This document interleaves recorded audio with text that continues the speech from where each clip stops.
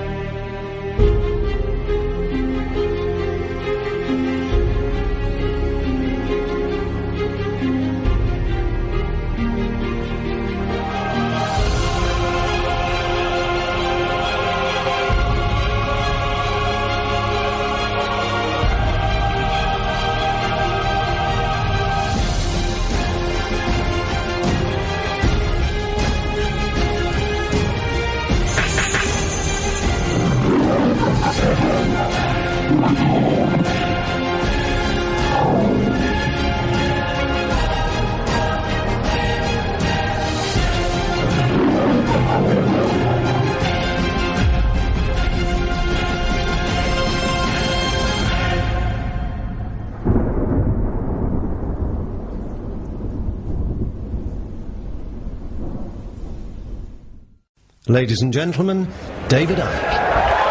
Thank you. Thank you. Thank you. Thank you. Whoa. Thank you. Thank you.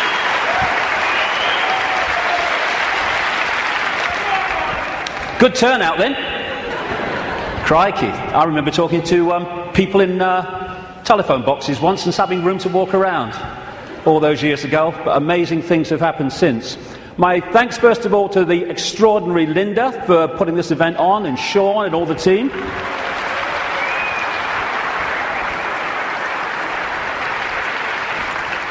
And my God, it's 20 years since my head blew off.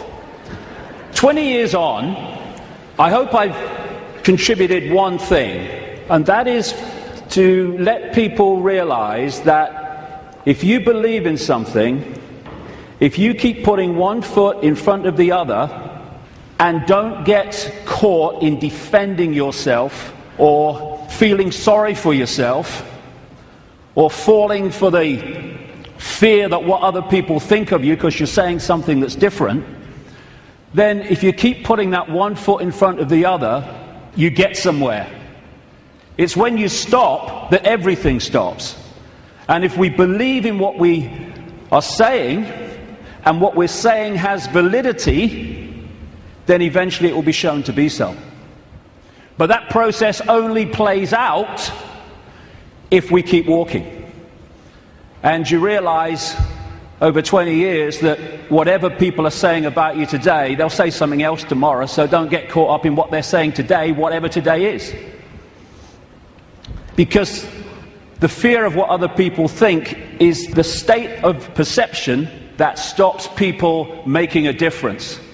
Because you can only make a difference in a world of uniformity if you operate outside that uniformity, and that's always going to get you laughter, it's always going to get you ridicule and condemnation. And we either want to make a difference and we take that on and say whatever, or we don't, in which case nothing changes. And when I look back at this last 20 years, I can see very clearly in my life what happens to all of us. You come into the world, and then you go through a series of experiences, and they seem to be random. They don't seem to be connected. Well, this is happening now, and that's happening then, and this is happening today. But when you look back, you see how it's been a journey of connected, often fantastically synchronistic experiences that are leading us in a certain direction. If we choose to go. If we don't choose to go, then we just run on the spot, which is where most of humanity is because of the way the system is structured. So when I look at the different aspects of my life, I see the chain of events that's led to now. I mean, this was me when I came into the world. I was bloody happy to be here, I was. Mum, Earth's a shitty place, I want to go home. And I felt like that as a kid, to be honest. But then my life unfolded, and I became a professional footballer. Have you seen them teeth? When I saw that bloody picture, I've seen them teeth. Last time I saw a set of teeth like that, it was winning the Grand National. But the football side of it, which just seemed to be, I want to be a footballer. Actually, because I ended up playing professional football with rheumatoid arthritis, not recommended by the way, I had an iron will to keep going whatever. And my goodness me, that came in quite handy a few years later. Then I went into television. What a bloody poser, look at him. I don't know, you should curl my hair then, you know. And thank you. It's been a long time since anyone did that to me. In fact, that's the first time, I think. And what that did was show me the inside of the media, shite, and also gave me a public profile which was going to lead to something later that wouldn't be ignored, although at the time I wish it was being ignored.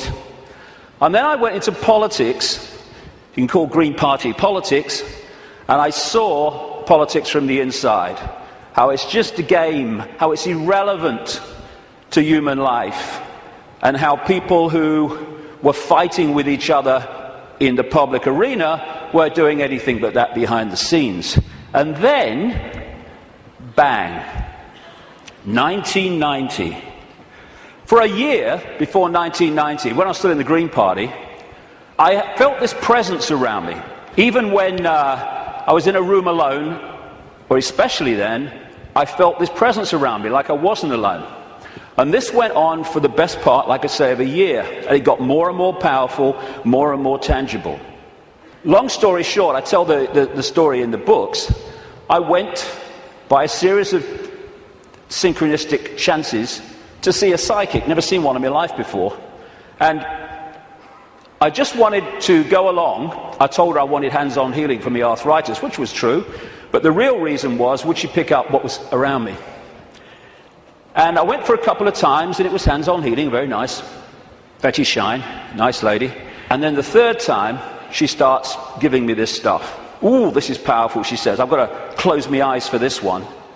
And in 1990, out came all this stuff. I'm presenting the snooker at the time. You know, I'm with the BBC still, and out came all this stuff. I was going to go out on a world stage.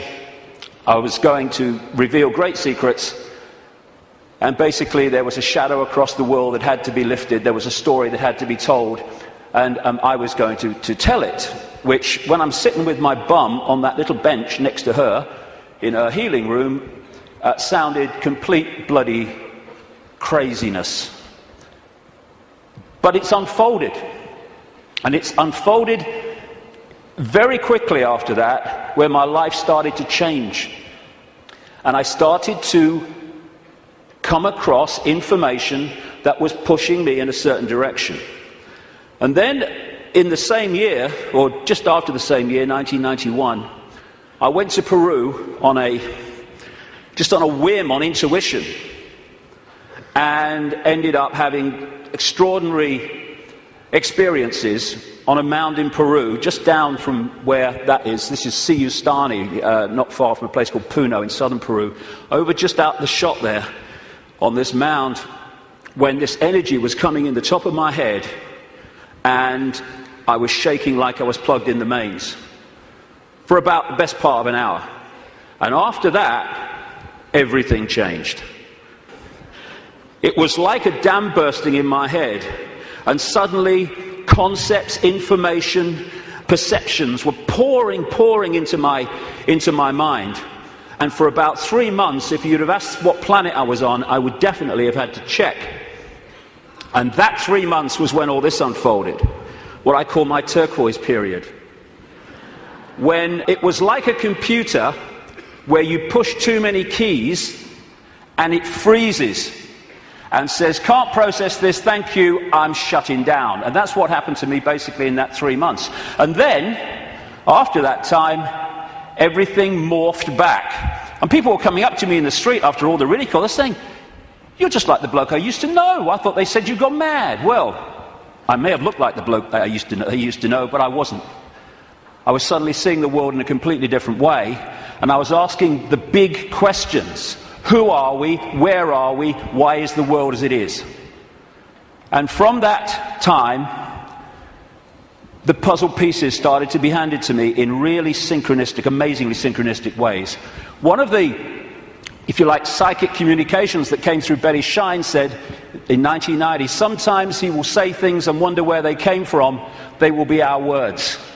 Another one said knowledge will be put into his mind, and at other times he will be led to knowledge. Well, all I can say after 20 years of experience since that time is that that famous advert in Britain, it does exactly what it says on the tin, is precisely what has unfolded since then. And that's how the information for all the books and everything has come. Another one was, arduous seeking is not necessary. The path is already mapped out. You only have to follow the clues. Again, it says, or it does what it says on the tin. Exactly that has happened. And it's this process of having insights and then 5 sense information, names, dates, places, documents, people coming to support that insight. That is what has been unfolding for 20 years. That's where the information has come from in the books. And it's been like some force has been handing me puzzle pieces in virtually the order easiest to understand them. And when you put the puzzle pieces together, the world looks very, very different when you connect the dots. Because what the system wants to do, right across society, is get people to focus on dots, individual dots, a religion, family, job, football team, whatever. There's nothing wrong with focus as long as you hold peripheral vision and you can see how your focus connects out into other things. That's not what the system wants. It wants that focus so you don't have peripheral vision. And as you're trying to go through the maze we call life, the control system has set up endless ways to divert us, confuse us, and to keep us from the understanding that would set us free. And that's what I want to talk about in the first section today. The idea is to keep humanity constantly bewildered, so we don't know where we are, who we are, what even reality is. But when you connect the dots, and so many of them, as we'll see today, have on the face of it no connection to some of the others, when you connect the dots, the light goes on, and suddenly the picture forms. And what I'm going to do today, I can't fill in endless detail to support what I'm saying. That's in the books.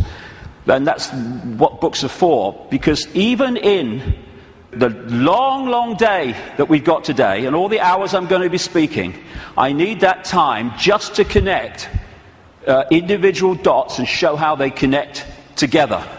Because that will make the world we live in phenomenally different to the one that sold us from cradle to grave. The elephant in the living room appears when you connect the dots. When you connect enough, the elephant it's so blatant. But when the dots are unconnected, there's no elephant there, because you can't see it. And that elephant in the living room is that there is a multi-level conspiracy, and it is multi-level, to enslave humanity in like a global concentration camp. The trick is to make sure the slaves don't realize they're slaves, so they don't do anything about their slavery. Although as this moves and moves towards its goal, that is becoming more obvious. When I first started on this journey 20 years ago, the first few years, all the information coming to me in the, like I say, incredible synchronicity of meeting people, seeing documents, coming across information, having experiences. That first few years were about what I call the 5 sense level of this conspiracy. The banking scams, the police state, the Orwellian surveillance, the big pharmaceutical cartel, attack on the human body and the human immune system, engineered wars. And then after a few years, I started to move through the synchronicity, just following the clues as it said at the start. I came across this reptilian connection to the families that are running our reality. And then the most important part, from about 2003, 2002, when the synchronicity started taking me in to the nature of reality itself. And until we understand at least the themes of what this illusion is, we can understand nothing else about the world as it is and the way that the control system works. And then, over the last year, that synchronicity and the puzzle pieces has taken me into, perhaps for many people, I understand it, the most extraordinary area, which is that the moon is not what we think it is. Now, can you imagine if you've come along today out of curiosity? We're a few minutes in, and your eyes are on Bill. He just said reptile. He couldn't have done. He did. I heard him. Well, we're going to get into some strange stuff, especially in the second section. Well, the first section's strange. We really are lunatics for reasons that I'll come to. So we're now at this fork in the road where we can go down one track and we can experience freedom in a way that we've never even understood what freedom is. We go down the other one, the one that the control system wants, then we're heading for a Orwellian fascist global state. It's unfolding as I speak.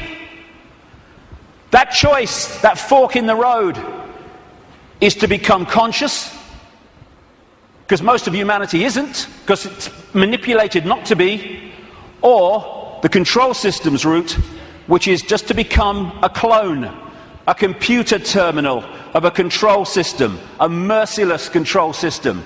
The choice is between this, not too far down the road if we allow it, and this.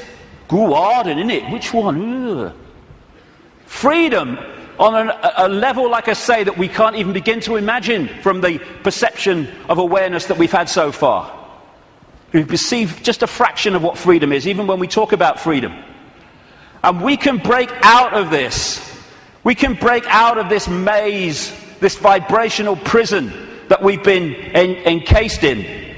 But to do that, as I said at the start, we have to stop doing what has put us in there.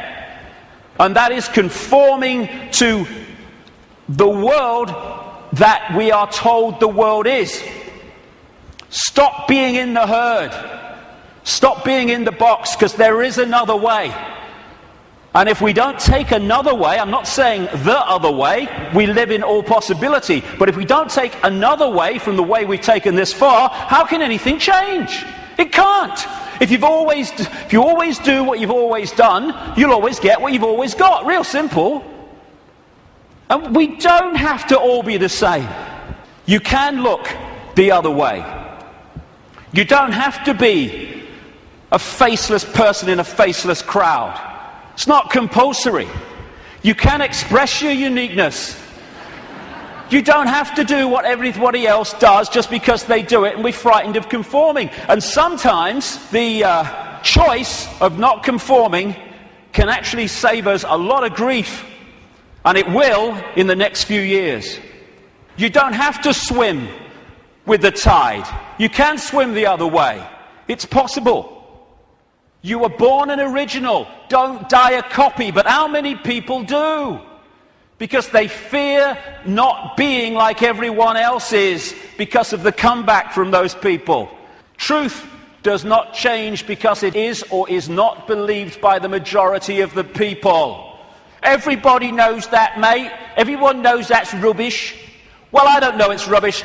That's one less than everyone. We've made a start. As Gandhi said, even if you're in a minority of one, the truth is still the truth. The multitude is always wrong. My goodness, how history has confirmed that. And this is the stadium on which it all plays out. The human mind. You cannot control billions of people physically. You can in certain small areas, yes, with your tanks and your bloody tasers and all that rubbish, but you can't do it to 7 billion. You have to control the way they perceive themselves and the world, and therefore through that make them behave the way you want them to. So if we're going to go down this route of freedom, first of all, we need to free our minds from the programming of a lifetime. Free our minds from the belief that what we're programmed to believe in schools is the truth about anything. It's not there to enlighten us. It's there to program us with a certain perception of reality which we carry through our lives, so we will be good little slaves based on who we think we are and what we think the world is. Free our minds from the diversions and the nonsense and, hey honey, she's after the car, quick. And while we're doing that, over here, the world is being orchestrated. Not for our benefit either. Free our minds from the belief that the mainstream media is interested in telling the people the truth of what's going on in the world. It's there to do the opposite. It's to tell us the version of reality the control system wants us to believe, so we will respond and react in the right way. Free our minds from the fake change people. I mean, crikey, is there a politician that's actually campaigning anymore that's not saying they stand for change? Change? Yes, I'll tell you what the change is. It's one guy claiming to be change, controlled by the same force that controlled the previous guy. Free our minds from the fake, fraudulent, false flag terrorist events created by the same control system that then tells you how the world must change to save us from the terrorism that they had covertly created. Free our minds from the front men for this control system, who are put up to frighten us into accepting changes in society, surveillance and control to save us from people who are front men for the very system that says, let me save you from him. Free our minds from the bullshit nonsense about human-caused global warming, which is nothing more than a way of introducing and justifying more and more controls and massive increases in taxation, making fortunes for people like him. Free our minds from the idea that Big Pharma, the pharmaceutical industry, is in any way interested in human health. It's not about human health, it's about Big Pharma wealth and more. Free our minds from the four-letter word that controls the world, fear, that traps us in these vibrational boxes called fear. And free our minds, more than anything else, from the idea that we are Charlie Jones or Ethel Smith. We're just Joe Public. We've got no power. The choice is to become conscious, to realize that Ethel Smith is an experience, not who we are, and choose not to be what the control system is fast trying to create. Since I started writing about this, in some detail 15, 16, 17 years ago about the control system. It's gone from its coming to daily experience. I think this is a symbolic picture myself. That plaque says, George Orwell lived here.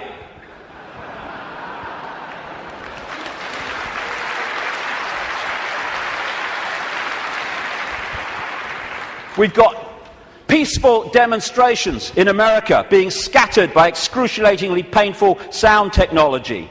The microchip agenda's moving on. The sky's full of chemtrails and all the stuff that's in them. The food we are given to eat, if we choose to eat it, is full of chemical cocktails that are destabilizing our ability to think straight and be emotionally stable. And they're targeting the children more than anyone because they're the ones who are supposed to live most of their lives in this control system. They bloody won't, as I'll get to later, but they're trying. And yet so many people are still saying, well, it looks all right to me. Looks all right to me. To have your head in the sand, you have to be on your knees. The two go together. Ain't it great? Ain't it great to be free? So the idea is to enslave us while people think they're free. And this is a real important area that keeps us from focusing on this and acting on this. Wishful thinking. Wishful thinking that says, well, I don't want it to be true, so I'm going to kid myself it's not. And if I can do that, then I don't have to do anything. Here's an example of wishful thinking I came across. Wishful thinking that this threat will make any difference to their husband's drinking. That's wishful thinking. When I first saw that, I immediately ordered a large one, personally. But that's wishful thinking. I wish it were different. I wish things were different. Well, we all do, but they're not. They are as they are, and I find myself saying this all the time now. It is what it is. And if you accept what it is, you can change what it is. If you're in denial of it, you're not going to change it because you're kidding yourself it doesn't exist. This control system is coming in. It's coming in fast at the moment. And we have to get it from talking about it to doing something about it. And it's crept up on us, step by step. While we're watching the game shows and celebrity world and sport and stuff. Nothing wrong with any of those things. But if you're there and you've not got the peripheral vision, they will keep you from seeing what's going on. And now the future is here. It's not sometime never. The future is here. And we've got to go from that to that pretty damn quick. And we can and we will. In many, many ways. As Martin Luther King said, the ultimate measure of a man is not where he stands in moments of comfort and convenience, but where he stands at times of challenge and controversy. And we are at a time of challenge and controversy, and we'll see what we're bloody made of, frankly. But the great news is, and I'm going to get into this big time in the last section, this is a time of fantastic awakening. Like I say, when I started on this journey consciously anyway, 20 years ago, the number of people that were in any way interested in this information, whether it's the nature of reality or the control system and its agenda, was tiny, tiny, tiny. It was a lonely road. Not anymore. A phenomenal awakenings happening all over the world as people start to expand their minds and open their minds to another possibility, to another world, to another sense of self. And what comes with that awakening, indeed what triggers it in so many ways, is when we decide to ask the big questions. Because only then can we get the big answers. Like, who are we? Where are we? What is reality? And that's what I'm going to focus on in this first section, because unless we at least understand the themes of what reality is, we cannot possibly understand what's happening in the world and how the control system really works and how deep the rabbit hole goes. Establishment science, education, media, that's what it does. I mean, have you seen these politicians in Britain now? You got Clegg in the Liberal Party, Liberal Democrats. You've got Cameron in the Conservatives, you're going to probably have one of the Miliband's, maybe David Miliband, leader of the other major party, and they're all standing on the same stodding postage stamp, all three of them. Same background, same basic perception of the world and politics, and that's exactly the same with science, education, and media. They all stand on this same postage stamp, and anyone wants to step off it and explore in other areas, stop him! Stop him! Ridicule, condemnation, stop his funding. And people say, well, if what you're saying is true, science would tell us. Yeah, okay. Like the media would tell us, right? Yeah, okay. What the control system doesn't want us to know is that this reality, in terms of its physicality, the one we think we're experiencing now, is an illusion. There is no physicality. There is no out there. Everything I'm looking at now out there is going on in here. I'll come to how that works. It is so simple. As the great American comedian Bill Hicks said, great man. All matter is merely energy condensed to a slow vibration. We're all one consciousness experiencing itself subjectively. There's no such thing as death. Life is only a dream, and we are the imagination of ourselves. And that's the control system's bottom line, manipulating our imagination of self. You can trick the brain into seeing things that aren't there. These are pictures of paintings, etc., on the flat surface, the flat road, the flat pavement. And yet you can trick the brain into reading them as three-dimensional. That's on a flat pavement. So's that. Is that a woman's face, or is it a flower and a butterfly? Very easy to trick the brain to decode reality in a certain way. For instance, is this a man and a hand, or is it a Mexican, a woman, a bush, and a dog? Depends how you decode it. And the control system, en masse, is manipulating 24/7 the way that we decode reality, so we decode it in line with what suits the control system. As Einstein said, reality is an illusion, albeit a persistent one. And the reason it's persistent is because we live in a virtual reality universe.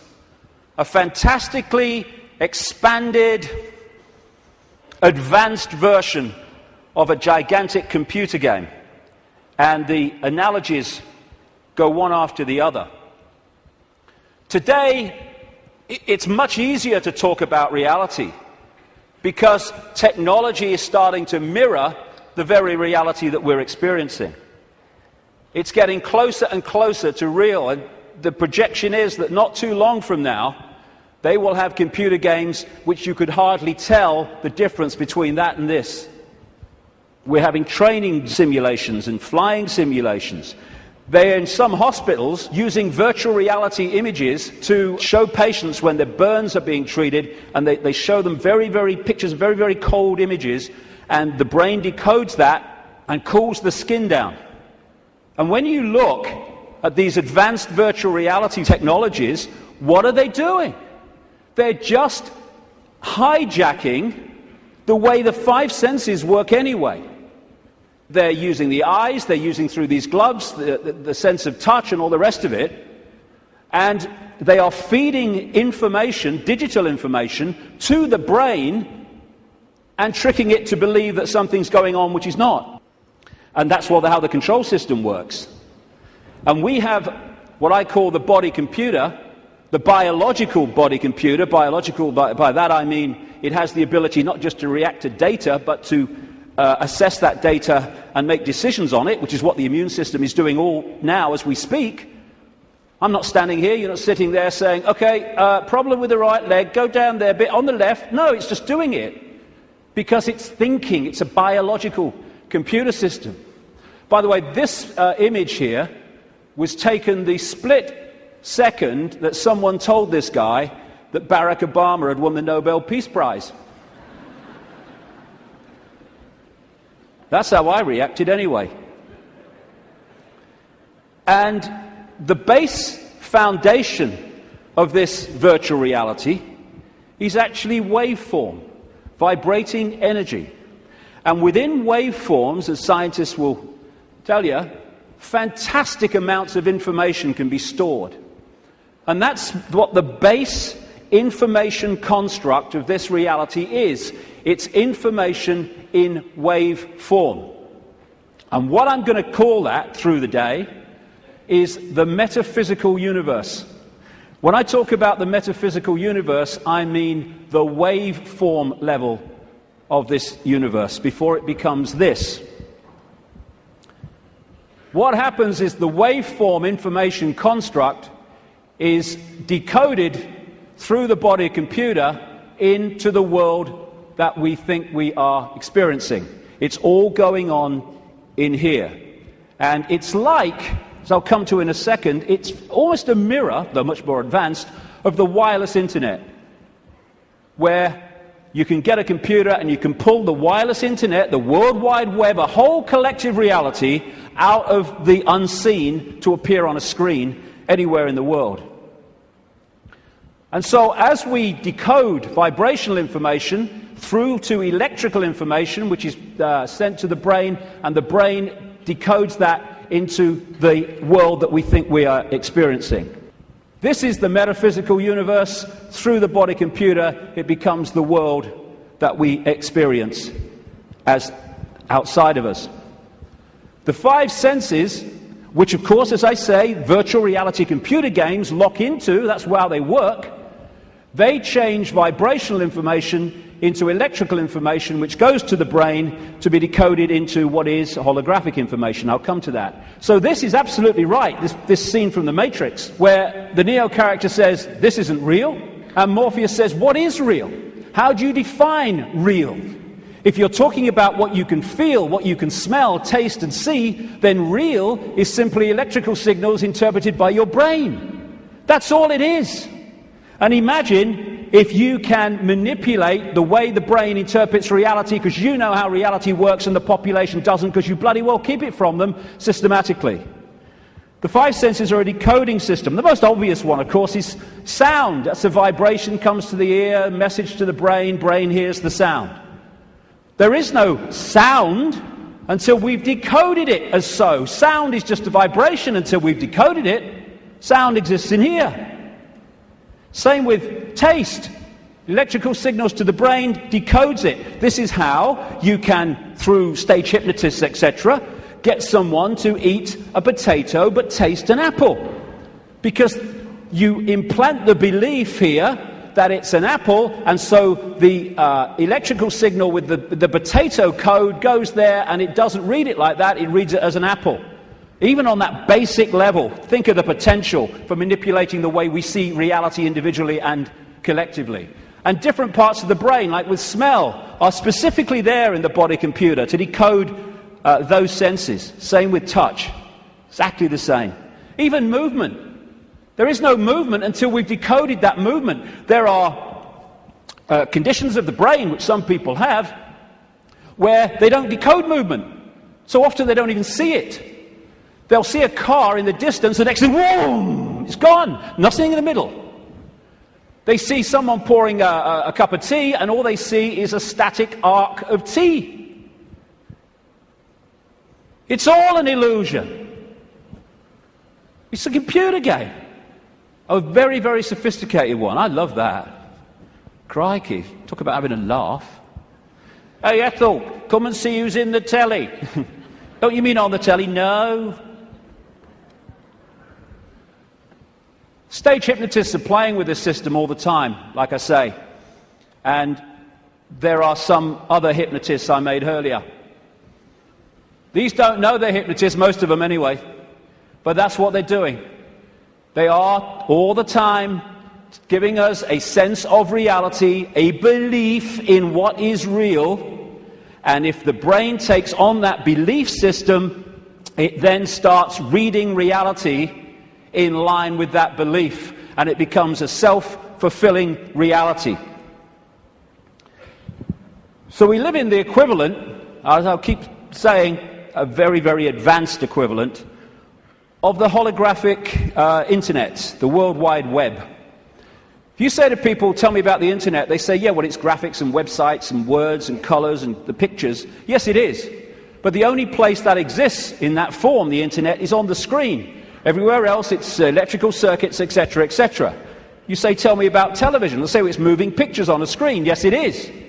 But the only place that television exists in that form is on the screen. Everywhere else, it's electrical circuits and, in some cases still, many cases still, broadcast frequencies. And we live in what I call the cosmic internet, where information in the energy around us, I'll come to where it comes from in a minute, is then pulled out of the unseen. Just as these guys sitting out in the open, no wires, no connections, they are pulling the unseen out onto the computer screen. And if you think of it, because people say, well, if you're creating your own reality in your head and all that stuff, why do we all see the same stage? Why do we all see the same car? Well, when you log on the internet in South Africa or Australia or London or America or anywhere, apart from places like China, you log on to the very same collective reality as everywhere else, everywhere in the world. You might choose to go to this website, and if you go to this website, the guy in South Africa could go to the same website that you're on and see the same thing, because it's a collective reality.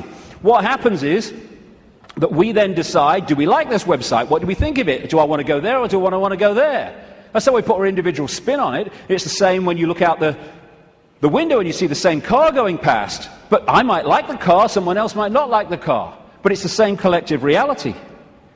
And the body computer is pulling this reality out of the unseen, just like those laptops. And so you've got in the Matrix movie that scene where he says, the Matrix is everywhere. It is all around us, even now in this very room. You can see it when you look out of your window or you turn on your television. You can feel it when you go to work, when you go to church, when you pay your taxes. It is the world that has been pulled over your eyes to blind you from the truth. What truth? That you are a slave, Neo. Like everyone else, you were born into bondage, born into a prison that you cannot smell or taste or touch, a prison for your mind. I'll get into the nature of that prison in the second section. So what is this universe? It's information. And it's information decoding information. Just as you put a computer disk in a computer, it's information. The information encoded in the computer then reads the information on the disk. That's what we're doing. And that way, we manifest this apparently out there reality. We too, the so-called human body, is energetic, non-physical in its base form. But when it comes through the decoding system, it becomes the world that we think we're experiencing outside of us. It seems to be outside of us. I'll grant you, my God, I look out here, it looks to be outside of me. But it's inside of us. We are creating it through the decoding system in our heads. Now, I'll go into this area in the new book. What I'm saying is that, well, I'm not saying this, scientists are now saying this. At the center of this galaxy is a massive black hole, and the increasing thinking is, and I would say it fits perfectly, is that there is a giant black hole at the center of every galaxy. What I'm saying is these black holes resonate the base information or the base vibrational frequency of this virtual reality universe. And they interact with what we call the suns. In this case, our sun in this solar system, but of course there's suns all over the place. I'm saying that this vibration triggers from the suns, depending on its vibrational state, because it changes, and that answers a lot of things, as I'll come to shortly. It triggers information of certain kinds being transmitted by the sun, suns in general, in the form of photons. Photons are the base unit of what we call light and other forms of electromagnetic radiation. They carry information. These photons being generated out of the suns, triggered by this vibrational base frequency coming from the black holes, create the cosmic wireless internet within our reality. And that's what we are decoding The Earth decodes it. It's photon energy, photon information that is passing through the Earth energy grid. It is photon information, what the Chinese in their acupuncture disciplines call qi. That qi is actually photon energy. It is information, which the body computer then is decoding into this collective reality. And just like on the internet, where you can see information and receive it, but you can also post information, so we're interacting with this virtual reality universe and changing it subtly as we put our unique spin on things. And we're creating that world that I keep talking about. Now, some scientists over the years have postulated that this physical world only exists when it's observed. I agree. Why? Because of this. When you put a computer disk into a computer, it does not read all the information on the disk at the same time. It reads that part that it is observing, whatever that laser's hitting at the time. All the other stuff is still in information form. It's not been transferred to the screen as pictures, etc. And we do the same. When we observe, decode, then we bring it into this reality. But without that, this is just the base vibrational metaphysical universe, which is the basis of all of it. Then no light gets in the brain. So how do we see light? How can I look at that light and see it? No light ever gets in the brain because the brain's decoding information into that light. So when you see things like in the Matrix movies, those lines like, there is no spoon. It is not the spoon that bends, it is only yourself. Exactly.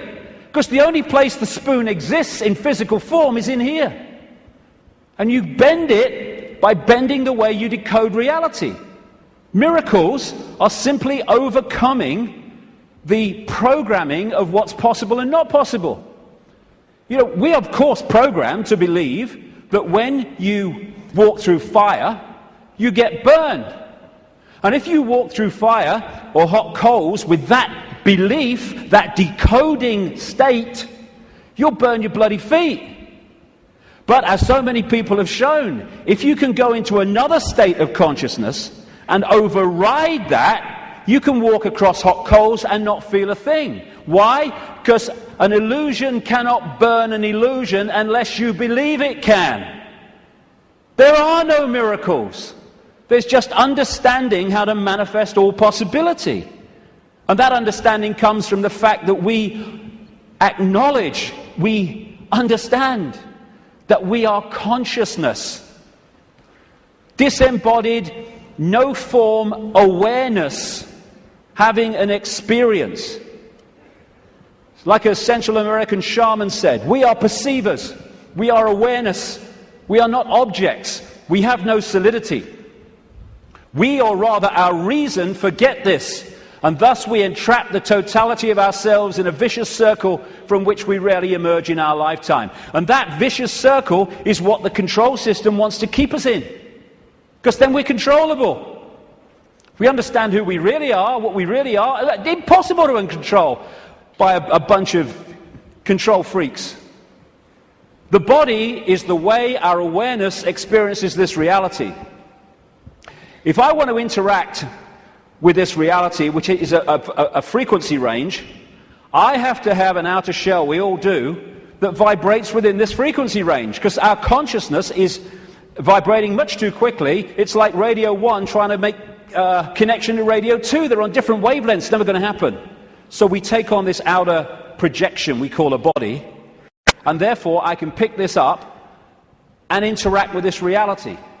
What the control system wants us to do is to believe that that projection, that vehicle to experience this reality, is who we are, because then we go from, I am all that is, has been, and ever will be, I'm Charlie Smith, I'm Ethel Jones, I've got no power. It's the whole bottom line of it. We say I'm going on the internet. We don't go on the internet. The computer goes on the internet, and we observe the internet through the computer. And our mind-body is the vehicle to experience this reality. That goes on the internet. Consciousness, the real us, observes, just like the World Wide Web, observes the internet through that vehicle. And like I say, the idea is to get us to think that we're that and not that. I had a vision when I was sitting in the bath a couple of years ago now, maybe. And I've asked my great friend, the brilliant Neil Haig, to knock this up from what I saw. I'm sitting in my bath, and I saw billowing energy, yellow, kind of white-yellow energy. And I took that immediately to be consciousness. Then an eye appeared in the energy, the consciousness, and then a telescope appeared. At the end of the telescope was this reality, the Earth, the solar system, whatever. The last movement was for the telescope to morph into a human body. And that was so profound in the sense of that's how it works. And because of the limitations of this focus, we see ourselves, if we don't stay in contact with that, in very limited terms. Death is just putting the telescope down. Well, I've had enough of that. Earth's a shitty place. Hello, all right, I'm back. You never went away. The computer's here. We are observing through the computer. And I want to make the difference, because this will go through the day, the difference between consciousness and what I call the mind. Everything is the same energy in the end, because it's just one unified awareness I call the infinite. But it takes different expressions. Consciousness is the ocean. All possibility, all that is, all awareness. And the mind is like a frozen, denser expression of that, and therefore has great, great limitations in terms of awareness and perception compared with that. And one of the reasons is to interact with this reality, which is much denser than consciousness, we have to have a denser conduit, which we call the mind-body. Therefore, it has to be more limited than consciousness itself. This guy, Ramana Maharshi, a man who lived in India and meditated for most of his life on a mountain in India. I've actually been there. Nice place. He said, mind is consciousness which is put on limitations. You are originally unlimited and perfect. Later you take on limitations and become the mind. Or as Einstein put it, a human being is a part of the whole called by us universe, a part limited in time and space. He experiences himself, his thoughts, his feeling, as something separated from the rest, a kind of optical delusion of his consciousness. And that optical delusion comes from looking through the lens, the telescope. And what it does, and I keep saying the control system is structured exactly to do this, it puts us in a false identity. One that doesn't think all possibility, it thinks limitation, I can't, that's not possible. And if you want to control people en masse, you want them in that mode. I'm not David Icke. David Icke's my experience. It's a name for the experience I'm having at the moment. I am all consciousness, all awareness. All that is, has been, and ever will be, and so is everyone else in this room, everyone else in all the realities of this infinite world that we live in. We are all possibility, and that's our base state. I don't care who you are, what you've done in your life, what regrets you have, how successful you've been. Your base state is all possibility. And I've only taken psychoactive drugs once, well, 1.5 times. The main one was in Peru when I took something called ayahuasca in 2003.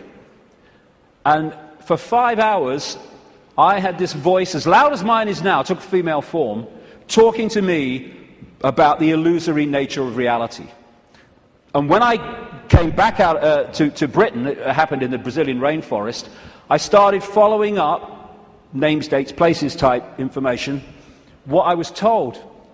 And it was extraordinarily accurate. It's amazing that mainstream science has sussed most of this, but doesn't realize it as, because all the disciplines don't talk to each other. When you connect the dots, you realize they've already established that this is an illusion. But that doesn't go down well, because it's too close to the truth. And how I experienced that state beyond this world, beyond vibration, was as stillness and silence. And that's what all possibility is, the stillness and the silence. There was a great line that voice said to me when it was explaining the nature of reality. It said, if it vibrates, it's illusion. If it vibrates, it's illusion, because our core level is stillness and silence. I experienced that. Amazing feeling. There are no negative emotions, there's no fear, there's no worry about not making the rent and all this stuff. They've all gone in that realm. And people think of nothing. All that is, has been, whatever can be. That's all potential, all knowing. And everywhere and nowhere. People think that's a paradox. You can't be everywhere and nowhere, but you can in all possibility. In all possibility, everything is possible. So everywhere is nowhere. Nowhere is everywhere. Everything and nothing. Again, not a paradox. All possibility is everything and nothing. And as I was saying, we think of nothing as nothing's there. There is nothing. But within the nothing, within the silence, is everything. Within the silence, for instance, is all possibility. And then when I start talking, I have pulled one possibility out of all possibility, which is manifest as vibration, my voice. And then I stop. It goes back into all possibility. We don't think that this building is defined by the nothing. We think it's defined by the something. But the something is only there, and this building is only in its form because of the no thing, apparently no thing, in between what we perceive as the something. The silence this is why when people are in silence, they go somewhere else. And so many people are frightened of the silence. Get in the car, whack the record on, get in home, put the telly on, noise, hold you in 5 sense reality. When people go into the silence, that's when they get their insights, because they're accessing other levels of themselves beyond the 5 senses. So out of the no thing comes the realm of form. This is something called cymatics. If you go on the internet, you can see it, videos of it, like YouTube. What they do is they put particles on a metal plate and they play sound across it. And it's incredible. It just forms into these amazing geometrical shapes just because of the sound. And when the sound stops, boom, it all goes back to all over the place. And then the sound changes and another form comes in. And these worlds of form, frequencies, vibrating frequencies, are created in this way, out of all possibility. And there are endless, infinite realms with different so-called laws of physics, different challenges, different experiences, all vibrating at different speeds and therefore able to share the same space. All of these different realms are sharing the same space that I'm sharing now, just as all the radio and television stations broadcasting to this city are sharing the space that I'm sharing now and the space that they're sharing with each other. So we live in a frequency range, and that frequency range is dictated by the range of frequencies that our body computers can decode. And it is extraordinarily tiny. We're virtually blind in terms of what exists. The vast majority of this universe is what scientists call dark energy or dark matter. And they call it dark not because it's pitch black, but because we cannot decode it. Therefore, it is not in our realm of experience. We have to work it out by its impact on things that we can see. And the electromagnetic spectrum is 0.005% of what is projected to exist in this universe. And visible light, which is the only frequency range that we can decode, is a fraction of the 0.005%. So this is it. Visible light. This is our world. And we look out and we think we can see everything. But we can't. We can see what we can decode. And therefore, we operate within a dimension, we might call it, and it's penetrated by other dimensions, which allows those other dimensions to interact with ours, which I'm going to get to in the second section, because that is fundamental to the control system. What we're doing is we are putting our focus of attention into this reality through the body computer, and therefore this seems to be the only world that exists. But the space we're occupying is teeming with life of endless varieties. So if we come into this world of mind and we hold a connection to consciousness, we are in this world physically, and we can experience this. We're going to go to the pub, yeah, let's have a beer with you, yeah. But we're not of this world in terms of the point of observation. We are in this world, but we're observing it from here. We can see things here that this can't see. And that's why the control system has to keep us here. And a structured society to make that happen. To keep us in bewilderment by being only able to decode and experience reality through the five senses. And once you are in the five senses, and you're not getting inspiration, insight, intuitive knowing from higher levels of your consciousness, where do you look to get a fix on who you are, where you are, and the world you're living in? There. And who controls that? The control system that controls the media, politics, education, science. The idea is isolate us in the five senses, isolate us in body-mind, and then program the body-mind to see the world that suits the control system. Time and space are just information within the metaphysical universe fabric, the vibrational fabric, which we then decode into what appears to be time and space. There is no time and space. When you put a disk in a computer, it's got information on it. You put it in the computer reads it. On the screen, you see time and space, or what appears to be time and space. But all it is information on the disk being read by the computer and being put on the screen. That's what we are doing all the time. Time's an illusion. And my goodness me, if we fall for that, then we totally get encompassed by time, that time exists. You can say it's 1 o'clock, I've got to meet someone at 1 o'clock, so you're there at the same time, and synchronize that, but all along you know that it's just a construct. It's not part of you this time. Because no time is where consciousness operates. And if we operate completely connected to time, then by that very nature we're going to disconnect from consciousness, which is on another level of perception. Our time is just crazy. You cross an invisible line in the ocean, you go into tomorrow, you go the other way, you go into yesterday. There is only the now. That's all there is. People say, no, there's the past and there's the future. Well, okay. When you think of the future, where are you? You're in the now. When you think of the past, memories, where are you? You're in the now. These are constructs. These are perceptions. They're not real. Only thing that's real is now. Everything happens in the now. And the only moment we can change anything is in the now. And if we get pulled into the past, all regret, I wish I had, oh, that woman in 1953, ooh.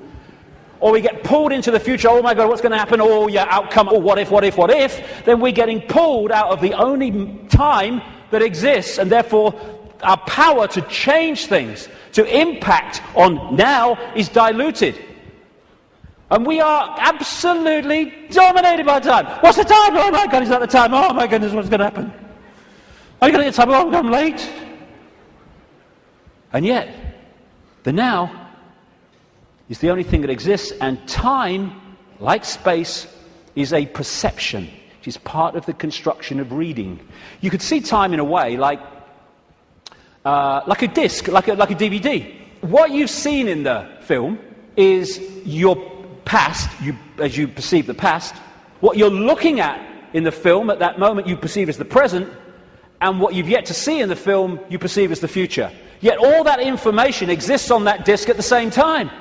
Whip back a bit, you've gone into the past. Whip forward, you've gone into the future. And I've been talking for years about the time loop, as I call it. wrote a book with that title. And it's not really a loop, but it does can express itself like that in the play-out world of so-called physical reality. And we go round and round and round, and it comes back to the start. And we think we're going forward, but because we're only in it for a certain section, we think we're going forward. If we stayed with it, it will come basically back to the start. It's like a place of experience, and depending on what we wish to experience, depends on what part of the loop that we decide to experience. Because, as I said earlier, this vibration, and by the way, this vibration coming out of the black holes vibrates in the now. It doesn't move through time. It carries the encoded information that we decode as time, but it vibrates in the now. But it doesn't vibrate just the same forever. It goes through a cycle, a vibrational cycle, changes. And as it changes, it elicits different information from the suns, which we then decode. And as we do so, the world moves on, experience moves on through different epochs. You look at the ancients around the world, and they invariably see time as secular. You have, of course, the famous yugas in Indian belief, Hindu belief, where the world goes through different cycles. You have a golden age when everything is expansive and everything's fully integrated and connected. And then you have other yugas which are suppressed, and you have control, and you do not have the expansive awareness that you had before. It's a different kind of experience. And so as this vibration changes, it takes this reality through a cycle and then comes back again. This is where all these yugas come in. And what happens is the left half of the brain particularly decodes this information, which is vibrating in the now. It decodes it into a sequence. It's what some brain scientists call the left brain a serial processor. And it's this sequence that it puts the information in that appears to be the passage of time from past to future. The quicker it decodes it, the quicker time seems to move, the slower it decodes it the reverse. This is why, as Einstein said, if you're in the company of a beautiful woman, time can pass very quickly, but if you're in a dentist chair, it can pass very slowly, because your brain is decoding reality in a different way, putting it into a sequence in a different way.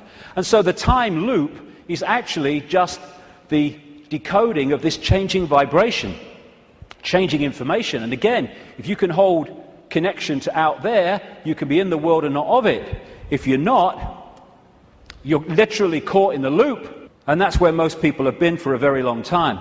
Now, as I say, the body is a biological computer, and I'll get through this part pretty quickly because I've been through this before in talks and stuff, but it's very important to keep connecting the dots. So, the body computer is our vehicle to experience this virtual reality, a consciousness to experience it. It's like, you want to go to experience another planet, you need an outer shell. As I said earlier, we need an outer shell vibrating within the frequency of this reality. And this is what makes racism so ludicrous, so insane, such a confirmation of ignorance. Because it's just a vehicle to experience this reality. And racism is the final confirmation that you are caught in five-sense reality and have not a clue of the nature of what we all are, racist and non-racist, and that is consciousness. Humans, we think we're humans. We're human. Humans are like a software program. We're not human. We're experiencing being a human. We are consciousness having that experience. As this article in the San Francisco Chronicle said, DNA is a universal software code. From bacteria to humans, the basic instructions for life are written with the same language. And there are four codes, A, C, G, and T, or in my case, G and T, G and T, G and T. I like that one. It's in my DNA. And how these codes are in relation to each other decides if the outer shell is a human, a mouse, a virus, anything. And it very much connects into those green codes on the computer screens in the Matrix movies. And the body computer, biological computer, has the ability to think and assess for itself, ticks every box when you go through it. The reason they're now talking about connecting the brain to desktop computers is because they are connecting two computers. One far more, infinitely more advanced, yes, but two computers. That's how it's possible. When the computer won't work, won't turn on, won't process, we say the computer's dead. You drop a computer from a top floor, it will smash and it will be dead. You drop a human computer, it will smash and be dead. Because that's all that happens at death. The computer dies. We don't bloody die. There is no death. We're consciousness, infinite consciousness. The computer goes into sleep mode just to tick over. We go into sleep mode just to tick over. We have antivirus technology in computers to seek out the viruses that are a danger to the computer's systems and what you might call health. We have a phenomenal antivirus system we call the human immune system, which does exactly the same. And when you have a virus system and a new virus comes up, they have to update it because it can't work out how to stop it, because it's not been programmed to. This is updated by reacting and then integrating that so that the next time that comes, it can deal with it. This is an enhanced photograph taken at the Necker Hospital in Paris when they put tracer dye into the acupuncture points and then photographed it. And the tracer dye went through these lines of energy in the body, the chi, the photons. And when you look at it, it's just like a motherboard. And interestingly, when this chi is passing around too slowly or too quickly, the body is ill in some way. And what acupuncture is about is using the needles and other techniques to balance out that flow of energy. And what happens when the information is passing around a desktop computer in less than optimal speed? You say, my bloody computer's slow today, and often it's slow because it has a virus. The brain is the central processing unit of the computer, which in a desktop is a microchip. It's the main processor of information. The DNA is the hard drive, and it's not just the DNA we see physically, because even DNA is just the decoded version of an energy field. We have an energy counterpart which we call the human aura. What we call cultures. I'm this culture, I'm a black South African, I'm a Hindu or whatever. These are different sub-softwares of the human software. This guy, William Sheridan, was in a New York hospital waiting for a heart transplant, and he joined an art therapy course. He was about as good as I am, and I'm a terrible, terrible artist. And this is what he was drawing. After his heart transplant, suddenly he went back on the art therapy course and started drawing much more sophisticated pictures. As a result of agreeing to promote organ donation, he managed to meet the donor's mother. He asked her the obvious question, did your son have an interest in art? And she said he wanted art materials rather than toys from the age of 18 months. He was crazy about art.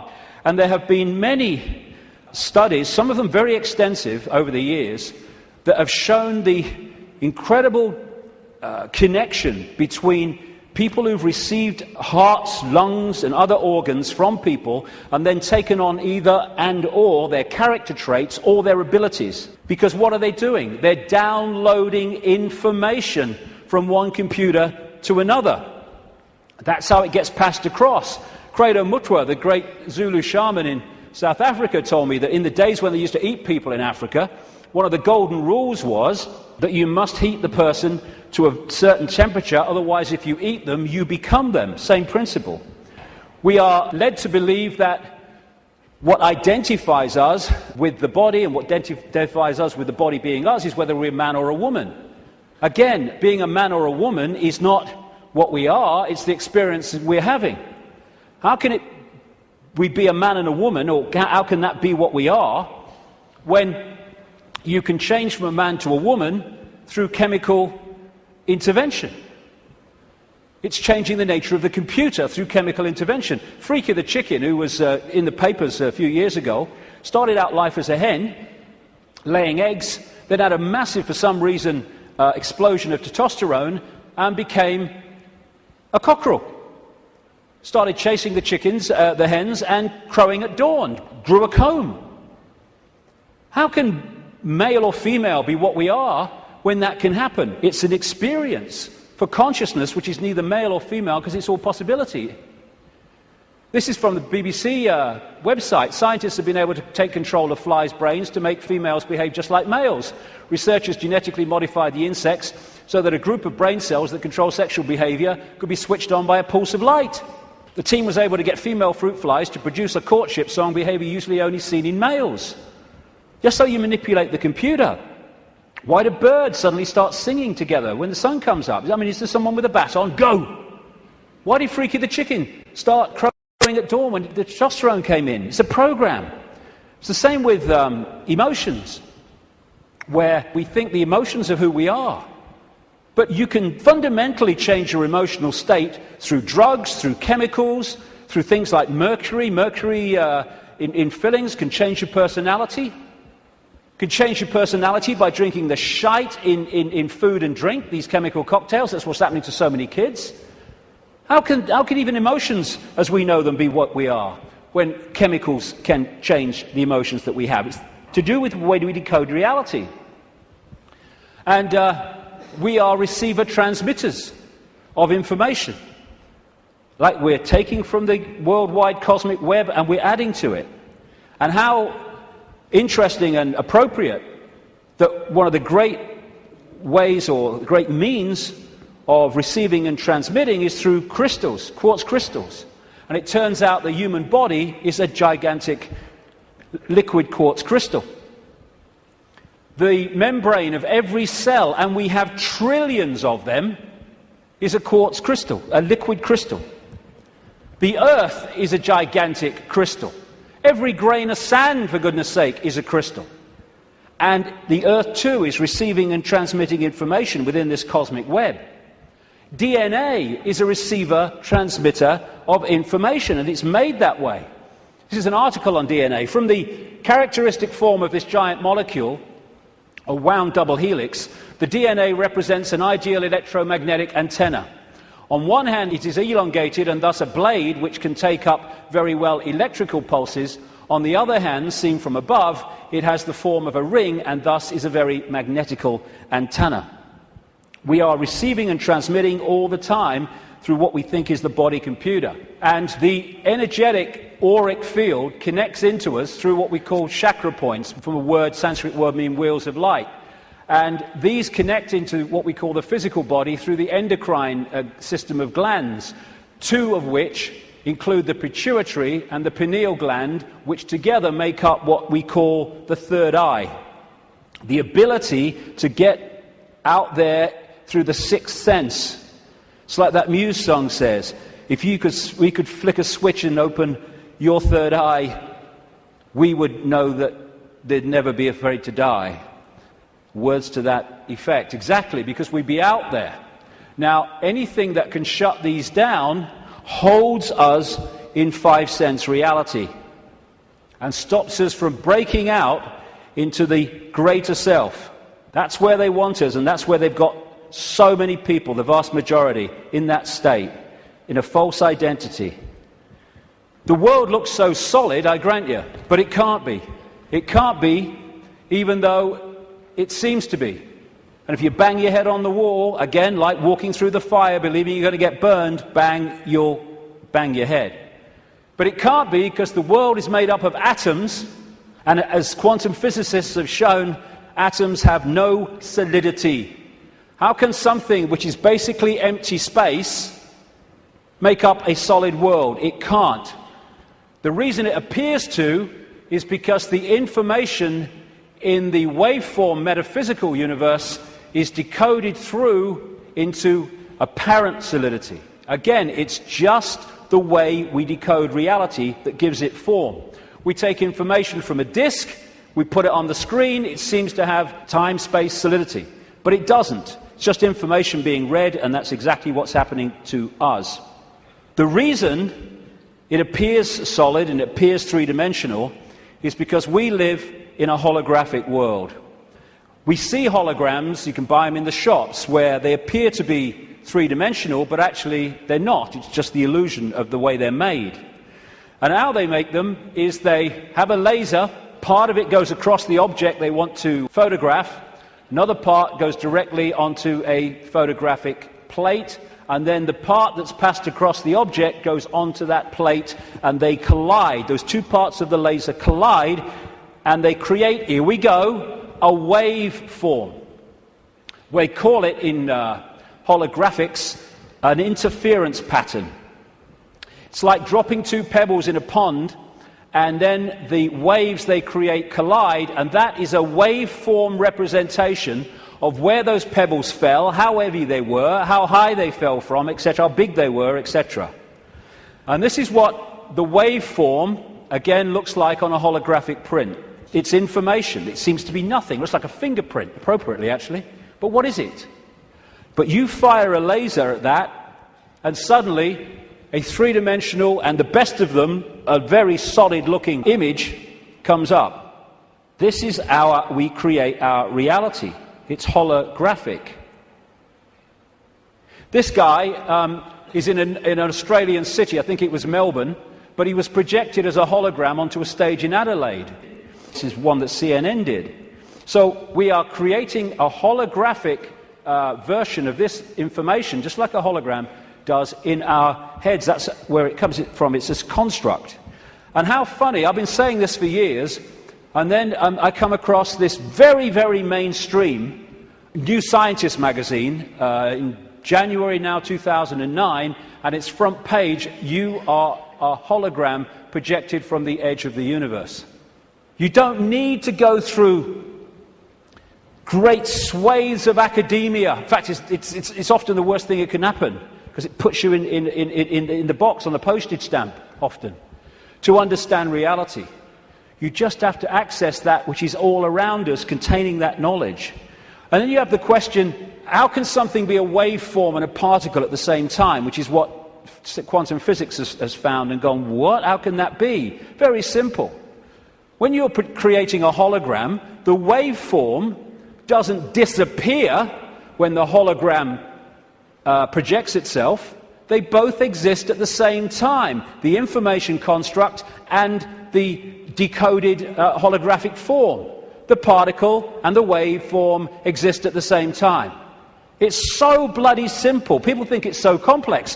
One of the great things about a hologram is that every part of the hologram is a smaller version of the whole. So if you cut a holographic print into four and put a laser onto the four pieces, you don't get a quarter-size version of the whole picture, or a quarter-size part of the whole picture.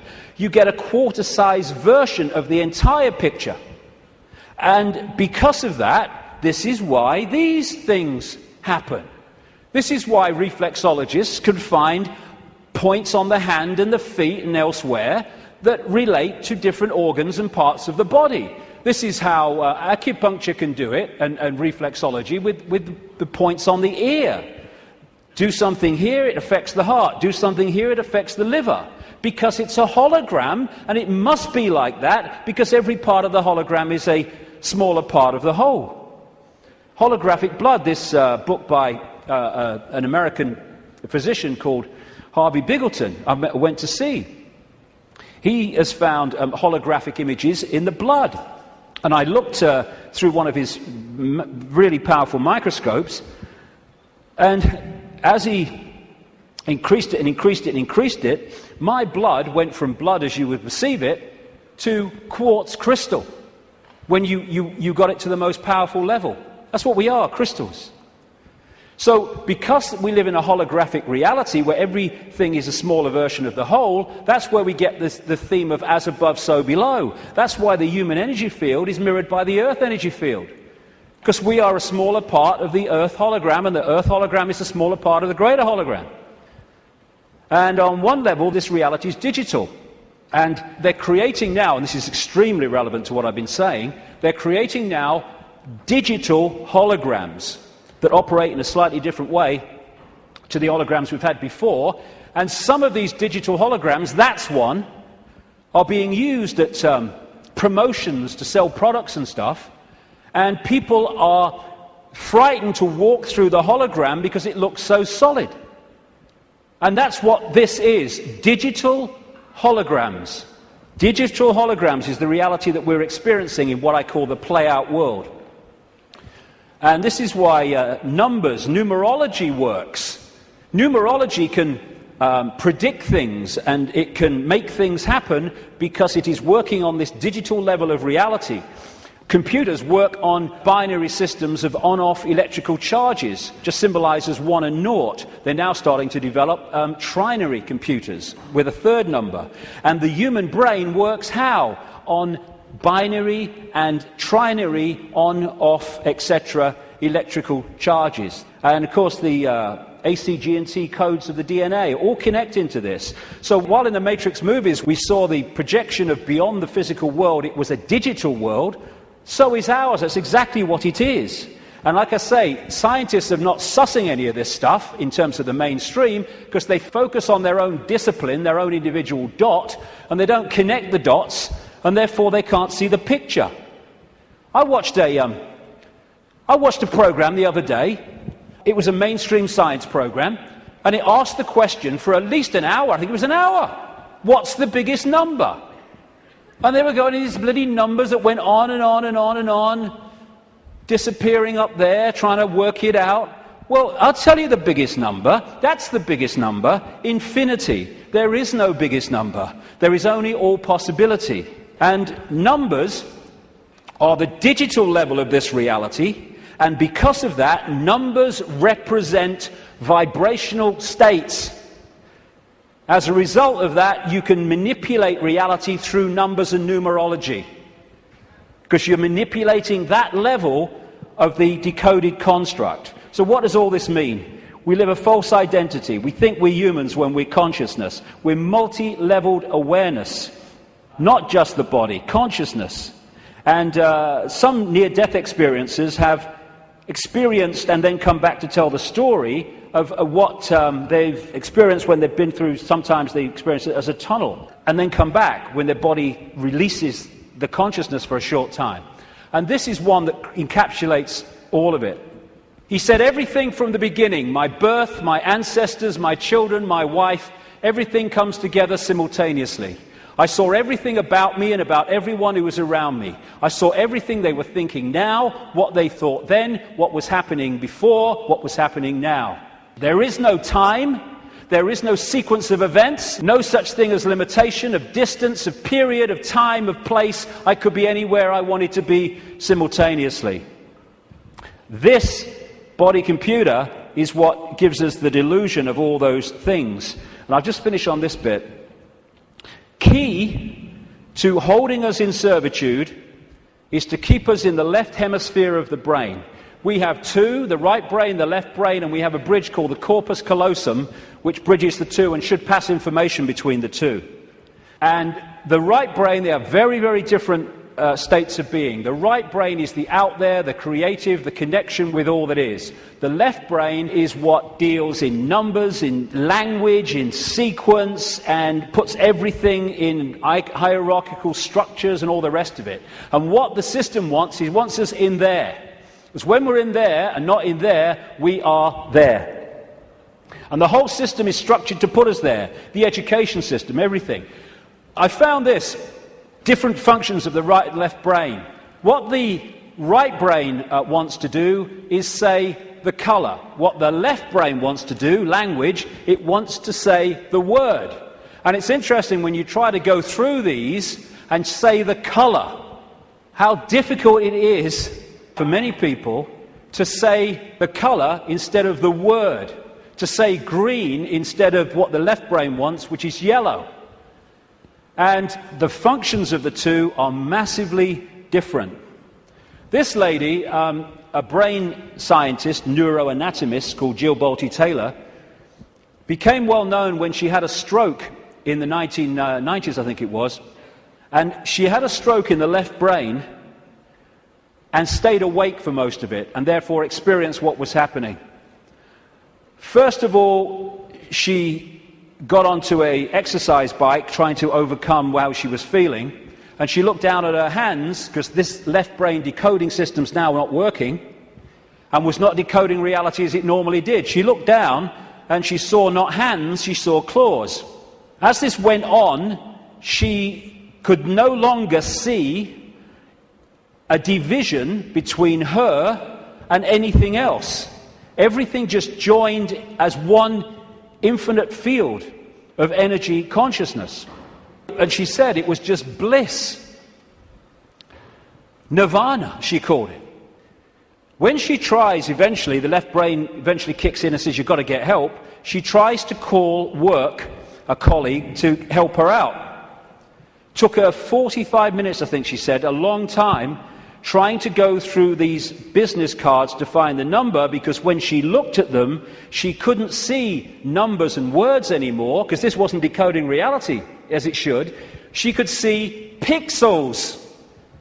She was seeing this reality one step back in its digital pixel state. Eventually, through following the squiggles, she says, she managed to ring the number. And when the guy, he must have said something on the other end, like, hello, all she heard, she said, when he picked the phone up, was woof, woof, woof, woof. And then she said, I tried to say to him, hey, this is Jill, I'm in trouble. And all she heard herself say was woof, woof, woof, woof. Because the vibration was not being decoded by the left brain, the language part, into words that we can understand. And what the system wants to do is to put these firewalls up, called education, science, politics, media, peer pressure, to keep the right brain out of it. And this is fundamental, because these things are all part of the defense mechanism, keeping us in left brain reality and out of right brain infinity. Now, some people, they call them autistic savants, like this man, Stephen Wiltshire. They access the right brain potential in ways that other people don't. And this is why they're capable of fantastic achievements. This guy, Stephen Wiltshire, was taken up in a helicopter over London by the BBC for half an hour with nothing except his eyes, and then came down and drew London from the air with incredible accuracy. Why? Because he was accessing that infinite potential that left brain people, most of people in the world, don't. This guy, Daniel Tammet, another autistic savant, has again achieved incredible things, because he was challenged once to learn Icelandic in a week, and it's an incredibly difficult language to learn. I mean, none of the media were using on their news reading, were using the real name of that volcano in Iceland, were they? Because they could bloody pronounce it. This guy went back on television a week later speaking Icelandic. And his Icelandic teacher said, he's not human. Yes, he is! It's the human that we once were and will be again. When this suppression of our potential and our infinite possibility is brought to an end, and this shite stops.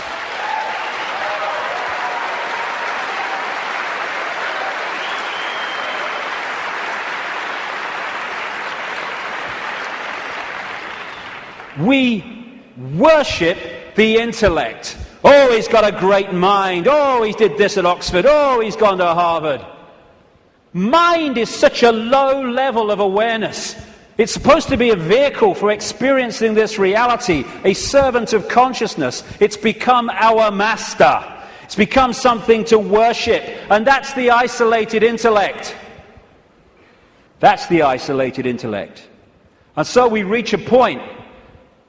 This fork in the road is, are we going to be consciousness or mind? Are we going to be all that is or little me? It's not really free your mind, it's free yourself from mind. That's why society is structured to completely engross us and swamp us in things to occupy our mind. Open your mind, become all that is. Infinite love is the only truth, everything else is illusion. What is infinite love? All possibility, infinite possibility. Choice between the head, thinking, intellect, and the heart, knowing, wider consciousness. Then we start to access this wider information and see the world from a completely different level. We then start to access, once we get out of mind, all these other realities that are there to be accessed and perceived and to glean insight and information from, that have been denied by being encloseted and enclosed in mind. As William Blake said, if the doors of perception were cleansed, everything would appear to man as it is, infinite. The control system's game is not to have that cleanse happen. René Descartes, the French mathematician and philosopher, defining who we are, said, "I think, therefore I am." I would update that on the body-computer level and say, "I compute, therefore I am." But beyond that, in the realms of consciousness, it is simply, "I am, therefore I am." I am all that is, has been, and ever will be. And this multi-leveled conspiracy is there to keep that knowledge from us, to hold us in little me mental states, so a tiny few can control billions. Without this knowledge, we cannot understand the conspiracy and how it works. And the question is, who's behind it? See, they're hiding already. Who's behind it? And that's what we'll get to in the next section, which will start in 10 minutes. Thank you very much. Thank you.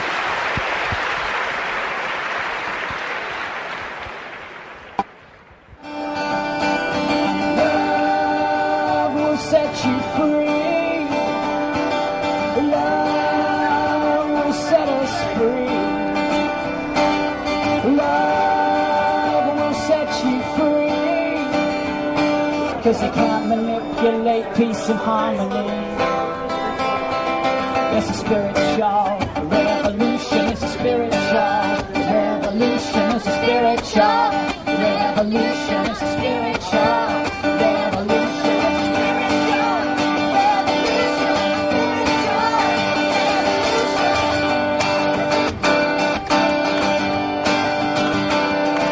It's a spiritual revolution.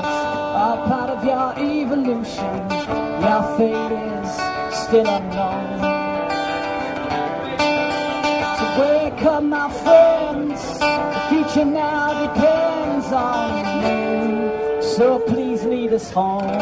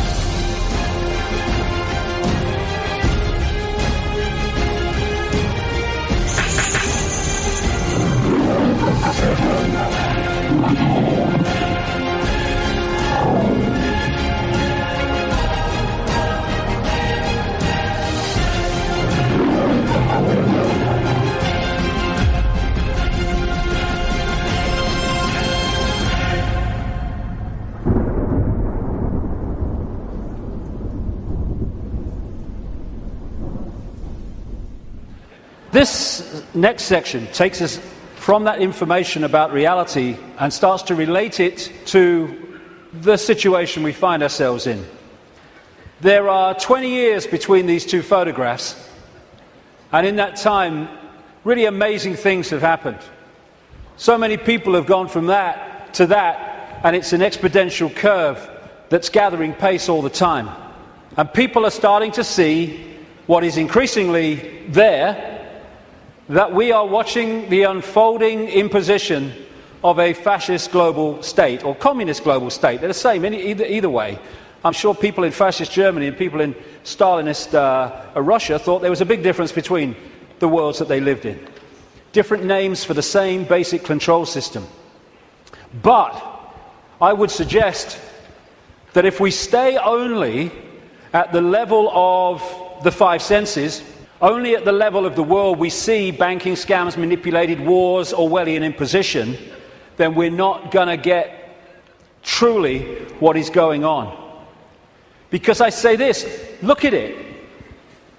This world has been changing and is changing so rapidly in terms of all different aspects of this control system, the way they manipulate education, manipulate wars, put in the people they want as presidents, give us all this shite through food and drink, control the media, manufacture the global warming scam, big pharma, and 9/11 and all that stuff.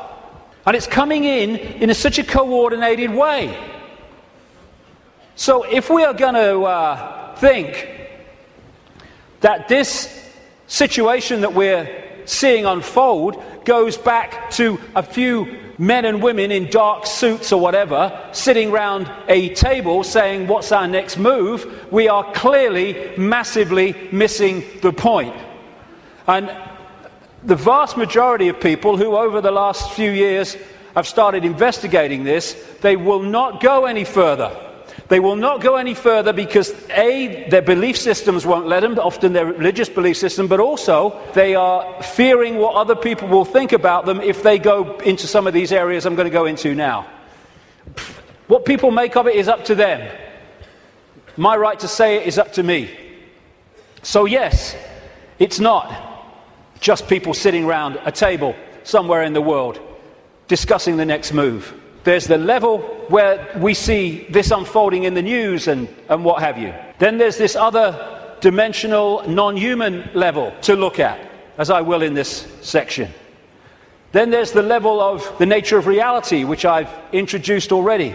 And then there's this whole stuff about the moon, which I'll get into in this section too. And the rabbit hole doesn't end there. It goes deeper and deeper and deeper. And the deeper you go into the rabbit hole, the more we understand what the game is, the more we can change the game. And it's all about the control and programming of perception.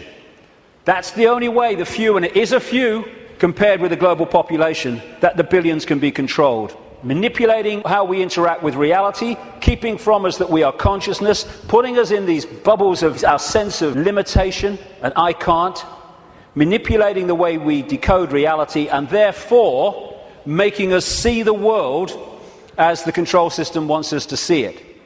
That's the basis of all of it going through the day, because that's the basis of all of it going through the whole conspiracy.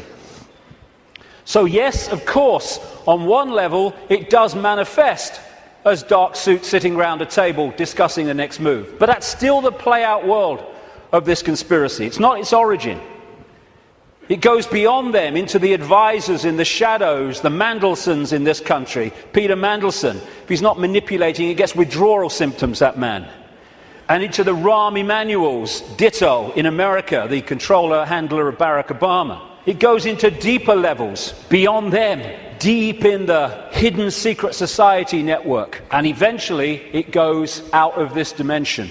And that's where this whole thing is really coming from. Beyond the frequency range of visible light. And it involves non-human entities. Some of them people call the greys. The main ones, I would say, and have been saying for a long, long time, take a reptilian form. They operate outside. They can come into visible light. But in terms of the reptilian part of this, they can't stay here for that long. So people say, why don't they just come and take over? Because they can't. Or they would. They can come for so long, but their vibrational difference, incompatibility, means they have to leave. They can't stay for long, although there are technological ways they can stay for longer. And they operate outside visible light, and they manipulate this reality through bloodlines, interbreeding bloodlines, that I'll come to. And we call them the Illuminati families. So, we operate with invisible light, but outside of that, sharing the same space, is infinite other worlds and realities. And if a so-called UFO comes into this reality, because it's coming into visible light from where we cannot decode, it just seems to appear out of flipping nowhere. Because what it's done, it hasn't actually come in, it's just changed its vibrational state to resonate with invisible light, and it's like, It came out of nowhere. And then how often do you see it? Honestly, mate, there was this bloody UFO and it disappeared just in front of my eyes. What are you on, mate? You on the pop or what? What it's done is increased its vibrational resonance to go beyond on visible light. Therefore, to the observer, it disappears. It doesn't disappear at all. It's left visible light. And this range of frequency we call our world is being manipulated from vibrational frequencies beyond it. And Satanism is a network within visible light that interacts with these reptilian entities in various ways I'll get to before the end of the day. Places or areas of the heavens that come up, Orion comes up again and again in relation to these reptilians. And in terms of non-human visitations, so does the Pleiades, so does, in terms of the reptilians, area of the heavens they call the Draco constellation, which appropriately, coming through the word derivations, brings us draconian. And of course, draconian laws are the Orwellian laws coming in. Very, very appropriate. Sirius is involved as well. So, I won't be able to get into this today. There's a lot more to know anyway, but so is what happened to Mars, is all involved in this story, how it became the devastated place it is but wasn't before. And when I talk about these areas of the heavens, I'm not necessarily talking about those places with invisible light, because just as we are multidimensional, so planets and stars, etc., are multidimensional. And just as a planet might be devastated within visible light, it's not necessarily devastated on other vibrational frequency levels of itself. Because the Earth, too, operates in visible light, but also multi-levels, like everything else. Another major part of this story is that when these reptilian entities started intervening, they manipulated human genetics through interbreeding. Not necessarily physical interbreeding through technological methods, and also changing human form by changing the messages, the information, I'll come to this before we finish this section, that the DNA is picking up. And through that, you can change a form by changing the information the DNA is picking up. And it's no accident that humans have massive, fundamental reptilian genetics. This part of the brain, which scientists call the R complex or the reptilian brain, will be very, very important as we go through this second part of the day, because it's fundamental to how human behavior and human perception is manipulated to see the world as we currently see it. This interbreeding is talked about and recorded all across the world in the ancient accounts. Of course, I guess because it's the Bible, the best known is this section from Genesis. There were giants in the earth in those days, and also after that, when the sons of God came unto the daughters of men, and they bare children to them. The same became mighty men, which were the old men of renown. But that's just the biblical version. Got a frog in my throat, the reptilian going. All across the ancient world, you see similar stories and accounts of this interbreeding. Something else goes parallel with the reptilian story. Again, not just in the Bible with the Garden of Eden and all that stuff, which of course the serpent was dominant, but across the ancient accounts. And that is the connection between the reptilian intervention and what we call the fall of man. And again, this is universal. And these themes will come together again and again as we go through this next part. The ancient accounts, again, and we're talking that part of the Yuga cycle, which they call the Golden Age, talk about the fact that there was a time when humans were so unbelievably different to how we are today. They were connected to higher levels of consciousness. They were in this world, but they were certainly not of it. They were capable of incredible feats, and they lived what we would call impossible lengths of time in terms of age. And then there was a sudden change, the fall of man, as it was called. What I call this is the schism. There was an energetic schism at the level of the metaphysical universe, the waveform-based information construct, and that, as it was decoded through into this holographic reality, obviously mirrored in the holographic play-out world the schism in the information construct. And this is a portrayal of that, a symbolic portrayal of that. Anything that happens here gets decoded through to there, and this is where the schism happened. It was like a distortion in the information. Thanks, mate. Cheers. You put the gin in, right? It was a distortion in the base information construct, and I'll be coming to how that happened. There were many consequences for this, and one of them was there wasn't just a schism in the energetic level of the world itself. There was a schism was passed through into human personalities. We became distorted also from the magnificence and harmony that we were before. And we went from that to this. And we're now at the point where we're coming out of that. And there was also genetic manipulation to stop us accessing ranges of frequency that we did before.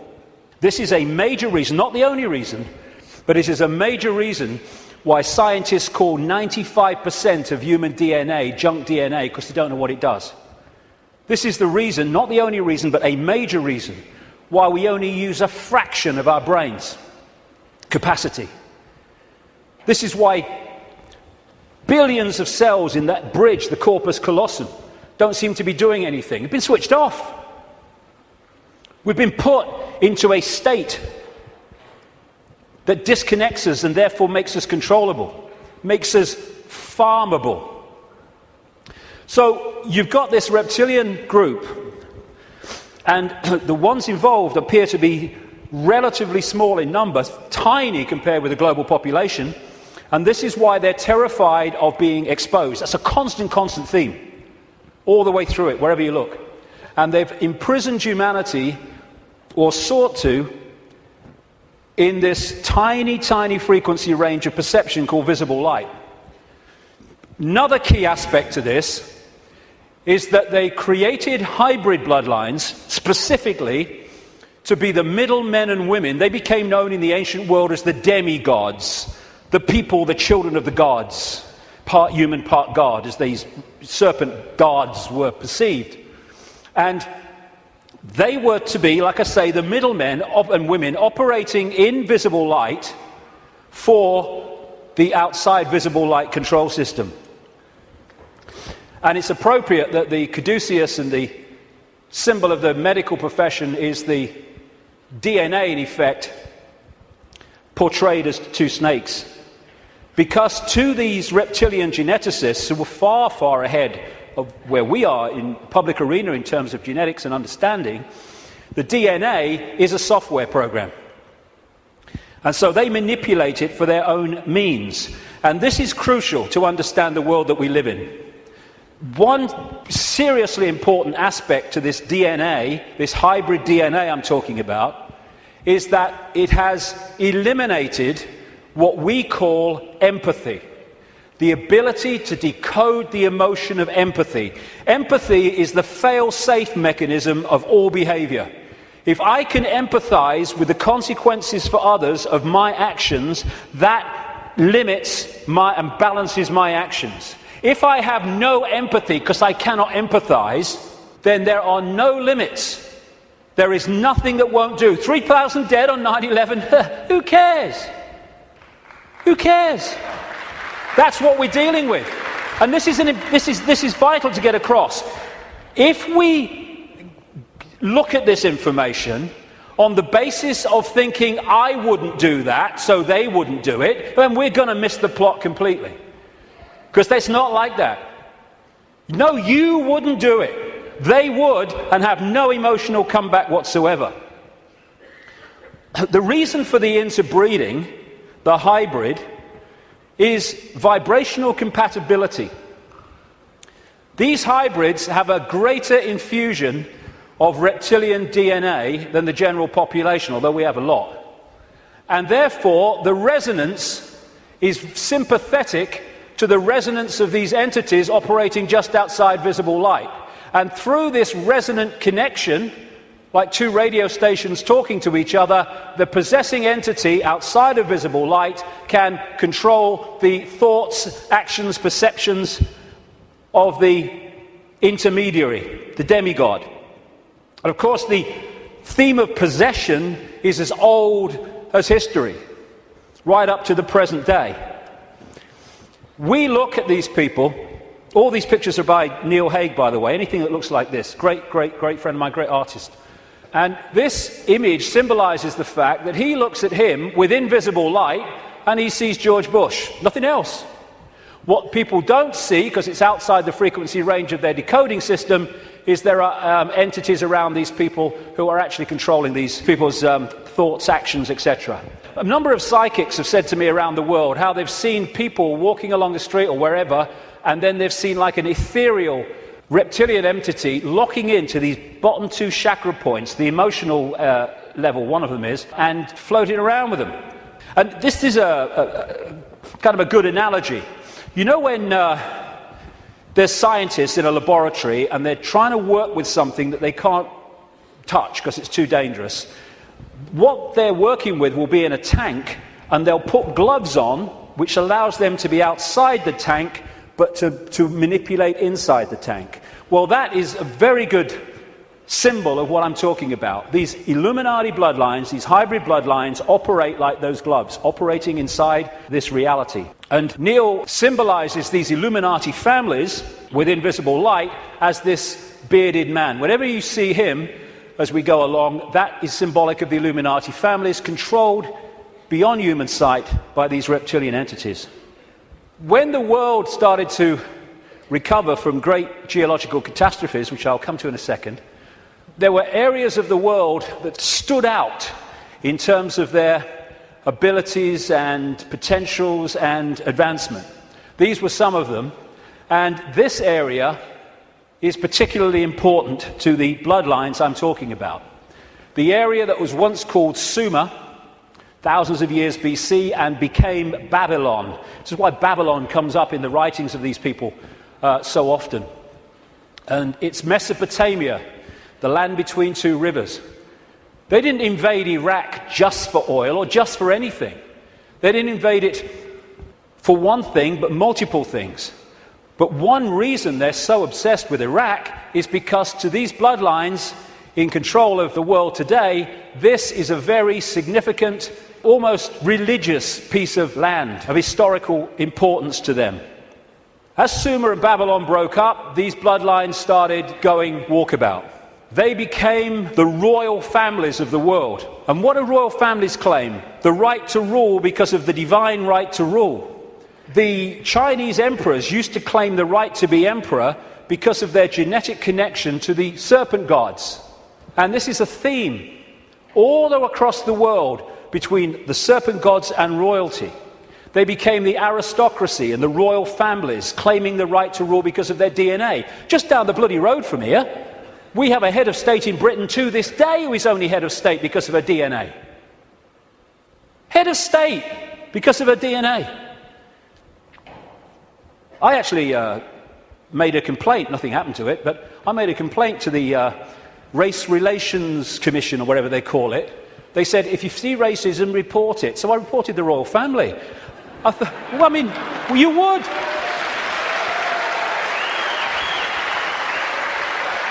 You would. Because they go, racism, we must stop racism. All these bloody politicians go, well, get down to Buckingham Palace then. You're saying you can only be head of state, not only if you're bloody white, effectively, but if you only come from the same bloody family. Ridiculous. Anyway, it's always been and it still is. And so these aristocratic and royal families moved on. Eventually, when the people started to rebel against overt royal control dictatorship, these families, some of them stayed in the royal families overtly, and there's still some around, like ours. But these families moved into politics, into banking, into business, and became the dark suit, but they still perceive themselves as royalty, as special because of this genetic connection to the serpent gods.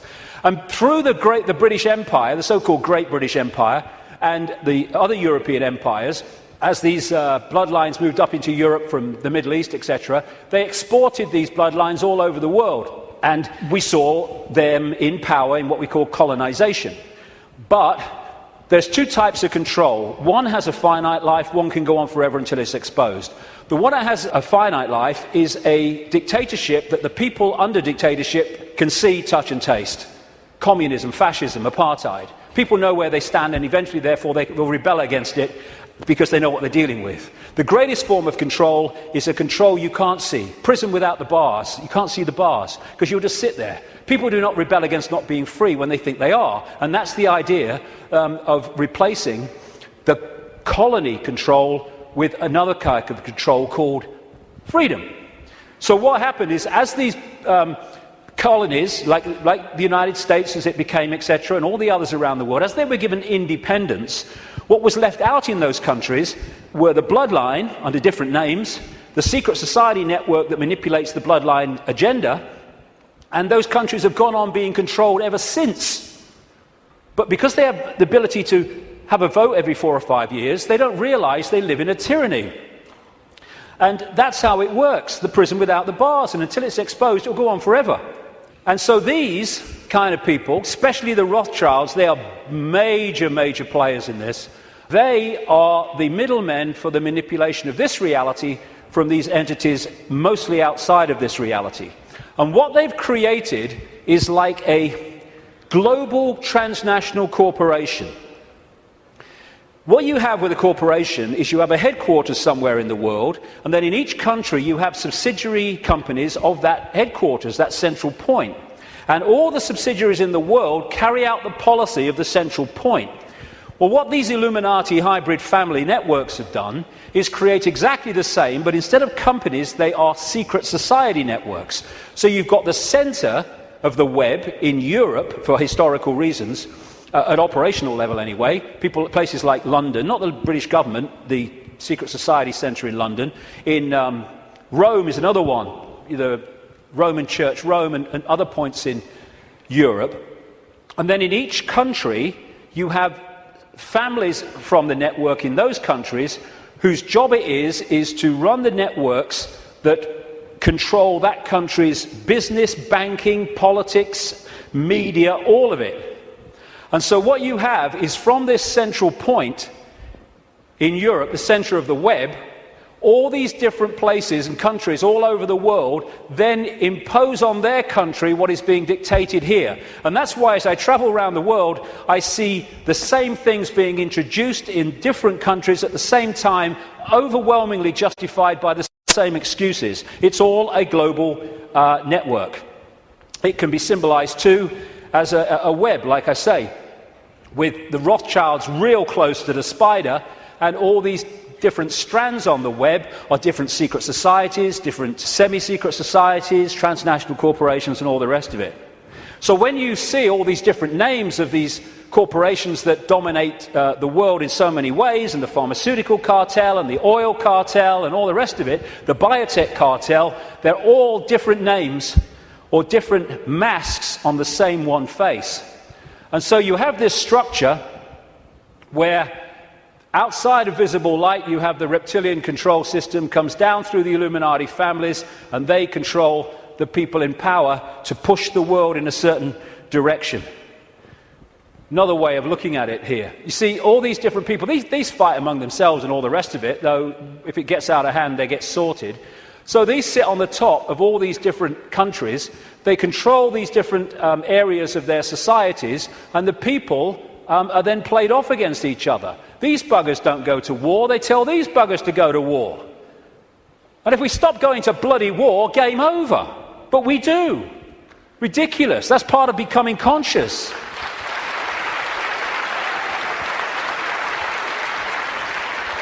So these people are just pawns in a game, in a way, genetic pawns in a game. They're just kind of shells to play out this agenda with invisible light. I mean, some batches are better than others, of course. So if you look at the principle of the Trojan horse, the symbol of the Trojan horse, coming into a society and not seeming to be what it is, though taking it over, and you put that on the face, well, you've pretty much got symbolically what we're talking about here. People send me pictures from around the world and stuff that they find on the internet and elsewhere, which have a kind of reptilian feel about them. I'm not saying these are reptilian eyes, it could be a trick of the light, but I've used it because it gives an indication of the number of people that have told me this all around the world, from all walks of life, how they've seen people shift from a human to a reptilian state, and especially the eyes are the first to go. They describe how the pupils become reptilian. And interestingly, a great friend of mine has an associate who, I don't agree with it, but he's been doing a research project to develop iris scan technology, and it led to him looking very deeply into 2,300 eyes. And he said he knew nothing about what I'm saying, probably never heard of me. And he said to my friend, the amazing thing was that about 4% appeared to be of reptilian type and appearance. And that is a recurring number, in my research anyway. 5% seem to be of this hybrid nature. So these people are reptilian hybrid human reptilians. And you look at the eyes, but behind the eyes are something else. I had an experience with this guy, Ted Heath. He was Prime Minister of Britain from 1970 to 74, took us into the European Union as it became. And it's a long story, I've told it before, but he looked at me in a dressing room in a television station, and as he looked at me, this is what his eyes did. His eyes went completely black, everything. And as I looked into his eyes, it must have been like that for, I don't know, maybe a minute, 2 minutes. And as I looked into his eyes, I said at the time, it was like looking into two black holes, because you couldn't make eye contact because there was no contact. And it was like, as I know now, looking through him into this other dimension where he was really controlled from. This man, Ted Heath, oh my goodness me. My goodness me, the children that guy has tortured and killed. And I've been saying this since 1998 in print, and he was alive for many, many, many, many years after that. And nothing happened. Why? Because it's true. And so these people are like hiding behind human form. And hey, I rest my case. I rest my case.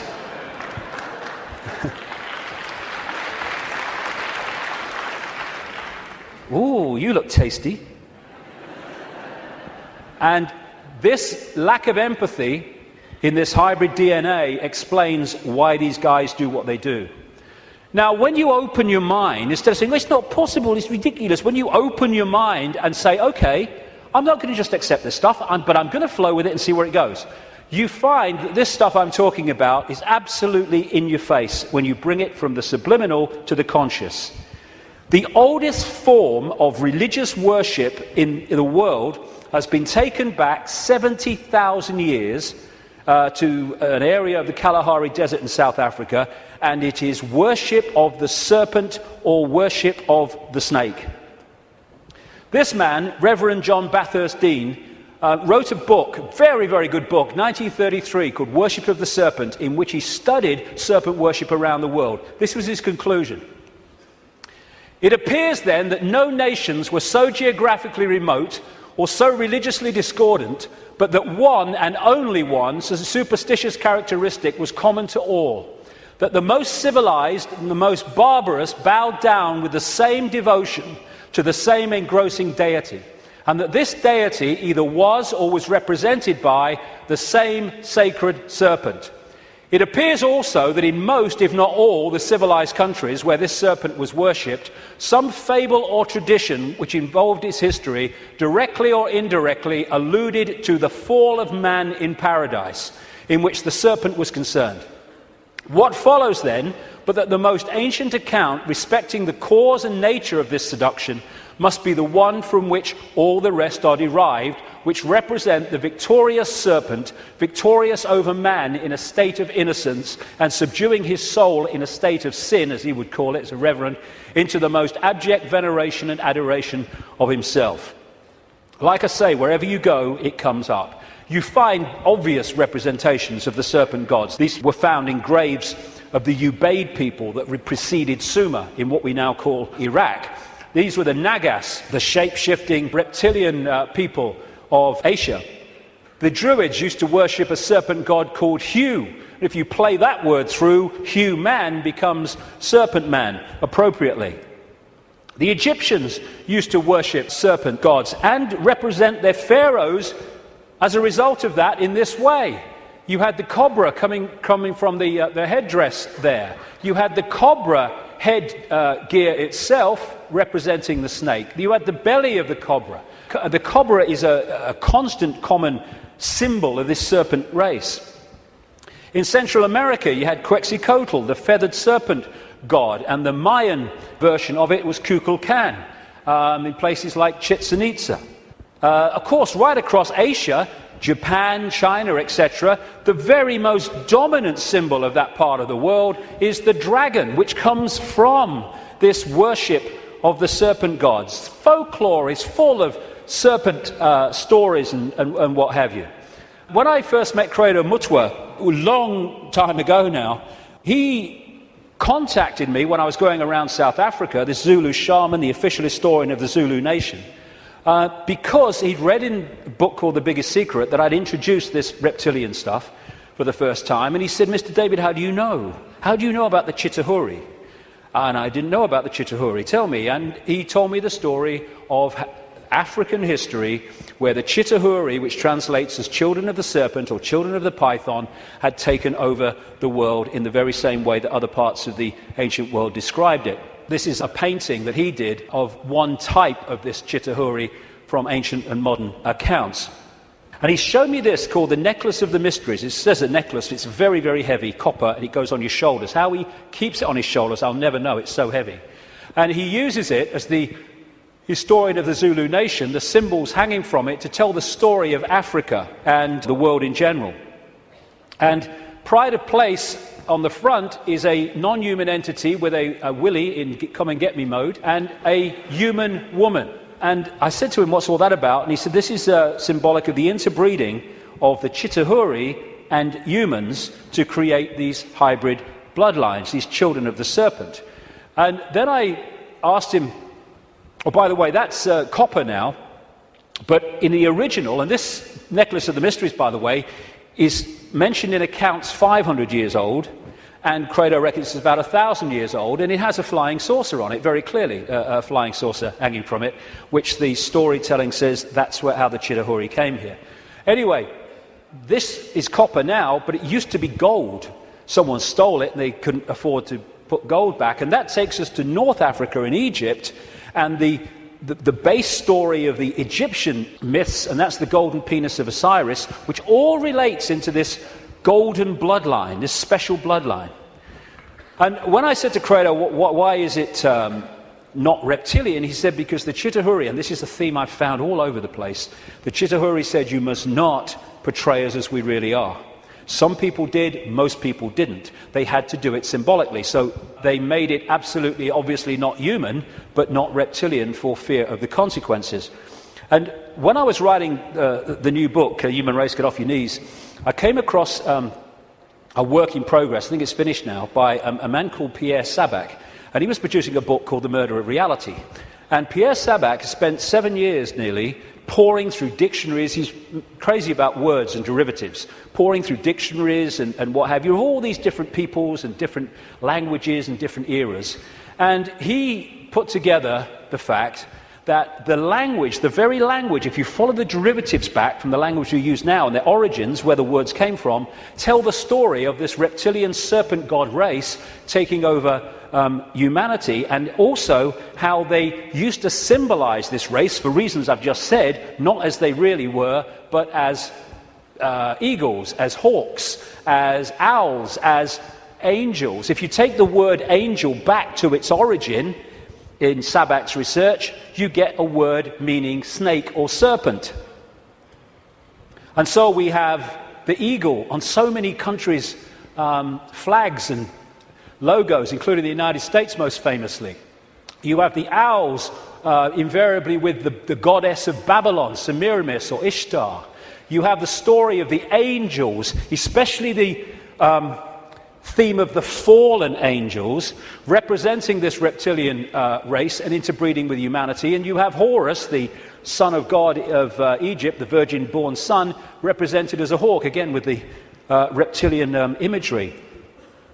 This seraphim, one of the hierarchy of angels in Christian and Hebrew Jewish belief, seraphim word means snake or serpent, if you take it back to its origin. You have the flying serpent disc, which is widely used in the ancient world. And another thing that they did was they symbolized the heavens as the upper ocean. We have the ocean that we have, obviously, and then you had the upper ocean, which was the heavens. And so they talked about the gods and the serpent gods coming in their heavenly boats through the upper ocean. And so you have a lot of marine symbolism, which doesn't relate to the sea, it relates to the upper ocean. And it's reading this. These bloodlines were known in the ancient world under different symbols and different codes, like children from heaven and earth, and children of the gods, children of the sky. And another big symbol of these gods, these serpent gods, were the Watchers. They were called the Watchers. This is widely found. And that's why there's an eye, as Credo Mutua confirmed, on that hand, on the necklace of the mysteries. That's the Watchers, that's the serpent gods. And that's why we have the eye on top of the pyramid, the all-seeing eye on the dollar bill, and why that is a massive Illuminati symbol in the secret society network. They are the gods overseeing the pyramid of control. One way that they often symbolized these hybrid bloodlines in the ancient world was as part human, down to the bottom of the torso, and then the legs, or the bottom part, being a snake. You come across this a great deal when you research this stuff. This is all symbolic of this half-human, half-snake symbolism. Over and over and over again you see it. And the cobra, like I say, is very much a common symbol of these serpent gods, as is fighting the serpent gods and battles with them. Even the word Messiah comes from Mesa, the Nile crocodile, which they use the oil from the Nile crocodile to anoint the pharaohs. And even today in the British coronation ceremony, they symbolize that as part of our own ceremony appropriately.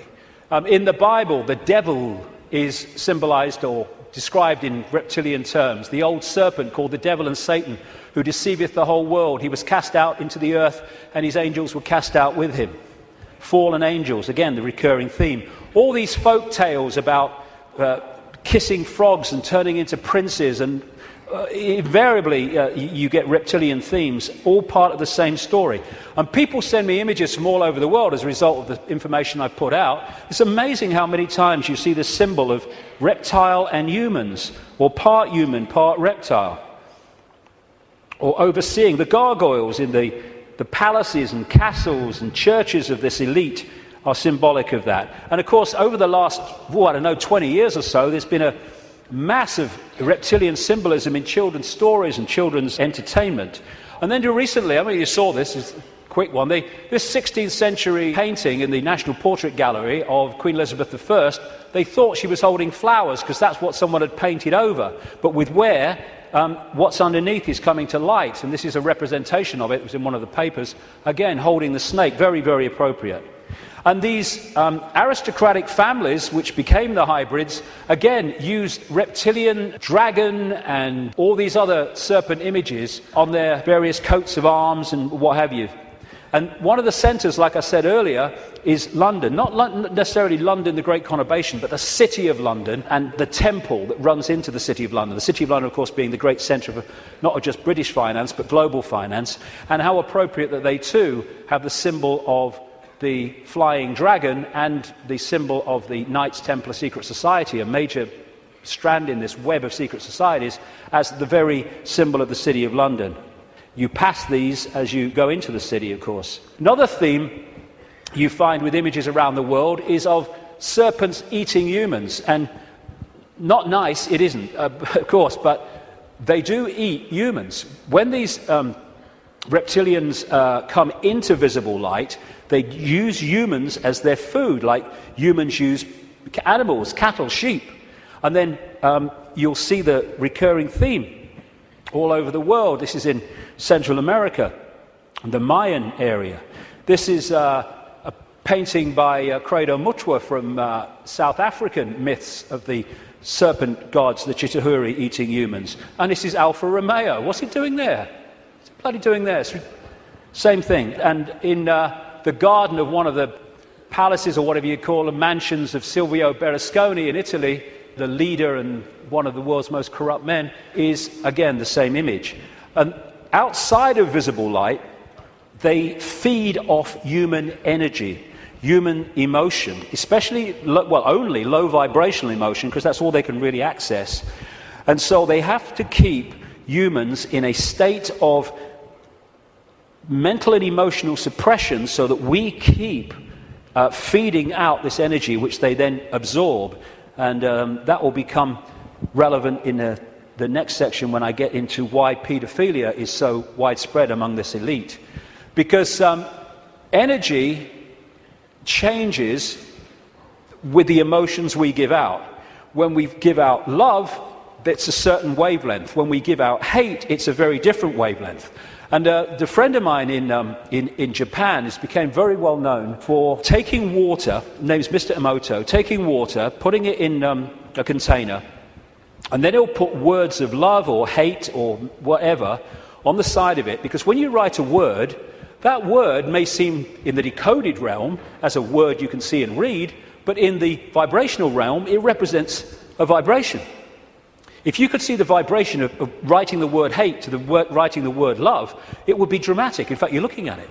Because what happens is, after he's put the word on the side of the water, he then freezes the water really, really fast. I've seen his laboratory where he does it. And then he photographs the crystals. This is the crystal from a water that had love and appreciation written on it. This is the crystal that had hate written on the side of the water. And he's done whole books about this stuff with all these pictures in it. And this is the energy that these entities absorb when they're outside of visible light, which is most of the time. And therefore, they have to keep us in a state that keeps producing that. All this vampire stuff, because they drink human blood with invisible light because it carries the human genetic code and allows them to hold their vibrational compatibility with this reality for longer before they have to get the hell out of it. That's why they drink so much blood. And then there's this thing about shape-shifting, where, I've had a lot of, laughter and ridicule, so what's bloody new about this? And people say, well, you can't go from a solid body to a solid body and back again. And I'm saying, do you know? I agree with you. Of course you can't. But that's not what's happening, because there is no solid body. It's all happening as a decoding system. There is no solidity. So what shape-shifting is you have a situation like this, and the front dominating from our perception of observation energy field is the human one. So we look at George Bush or somebody, and we see a human. But sometimes, especially at times of high emotion, this shift can happen where the reptilian field comes forward. And as it does so, becomes the dominant one, often briefly, the observer now starts decoding that. And then it shifts back, and you start decoding this. And to the observer, decoding that shift, creating the holographic reality in their head, which is where everything happens, to their observation, someone's gone from a human to a reptilian, and then back to human again. It's not, of course, shifting solidity. She's a hologram like we're all holograms, and they can shift. This is where shape-shifting happens, what we call physical shape-shifting, illusory, in our heads. So the road to tyranny began when these reptilians arrived. Before that, like I say, the world was very different. The golden age, the time when humans were just extraordinary before the suppression. And then came this energetic schism, this distortion in the information construct, which got played out into the holographic world as, on one level, as massive geological events, with volcanoes and storms and what have you. And of course, symbolized by Noah and the Great Flood, though there have been many of these, not just one. And Noah is simply a biblical version of much, much older stories that tell exactly the same story of how the Earth turned over, how there was a massive flood, tidal waves, what we would call today tsunamis, how there were great geological catastrophes and upheavals, and basically the world was, certainly the society that went before, was destroyed. It was a blank sheet of paper. And in this distortion, humans lost the power of the connection they had to higher levels of awareness. And this happened. We went from being part of the field, knowingly so, and to being taken over and suppressed by this reptilian race. Because once the blank sheet of paper was created by the geological catastrophe, and why that happened I'll come to not very long from now, the Earth started to settle down, and when it settled down, then everything started to be rebuilt, but in a very, very different, much lower level than it was before. And there was the genetic manipulation too. And in China, unlike most other countries, you can't access vast tracts of the internet because the computer system has been firewalled off to stop Chinese people accessing that area of the internet that the authorities don't want them to see. What happened as a part of this intervention, I kind of mentioned it a little earlier, is that human genetics were manipulated to do exactly the same to us, to firewall off us from the level of reality that we could access before. So we went into this prison called visible light that we've been in ever since, and particularly isolated in the left side of the brain so that we only perceive through the five senses, and we can only see structure and language and hierarchy and all that stuff, and our potential dramatically reduced. And this world came as a result of it. And it's dominated by controlling human perception, by suppressing our true self and dictating what we bring into holographic reality. Okay, now let's go really crazy. I've had enough of only being half crazy. Let's do the bloody lot, eh?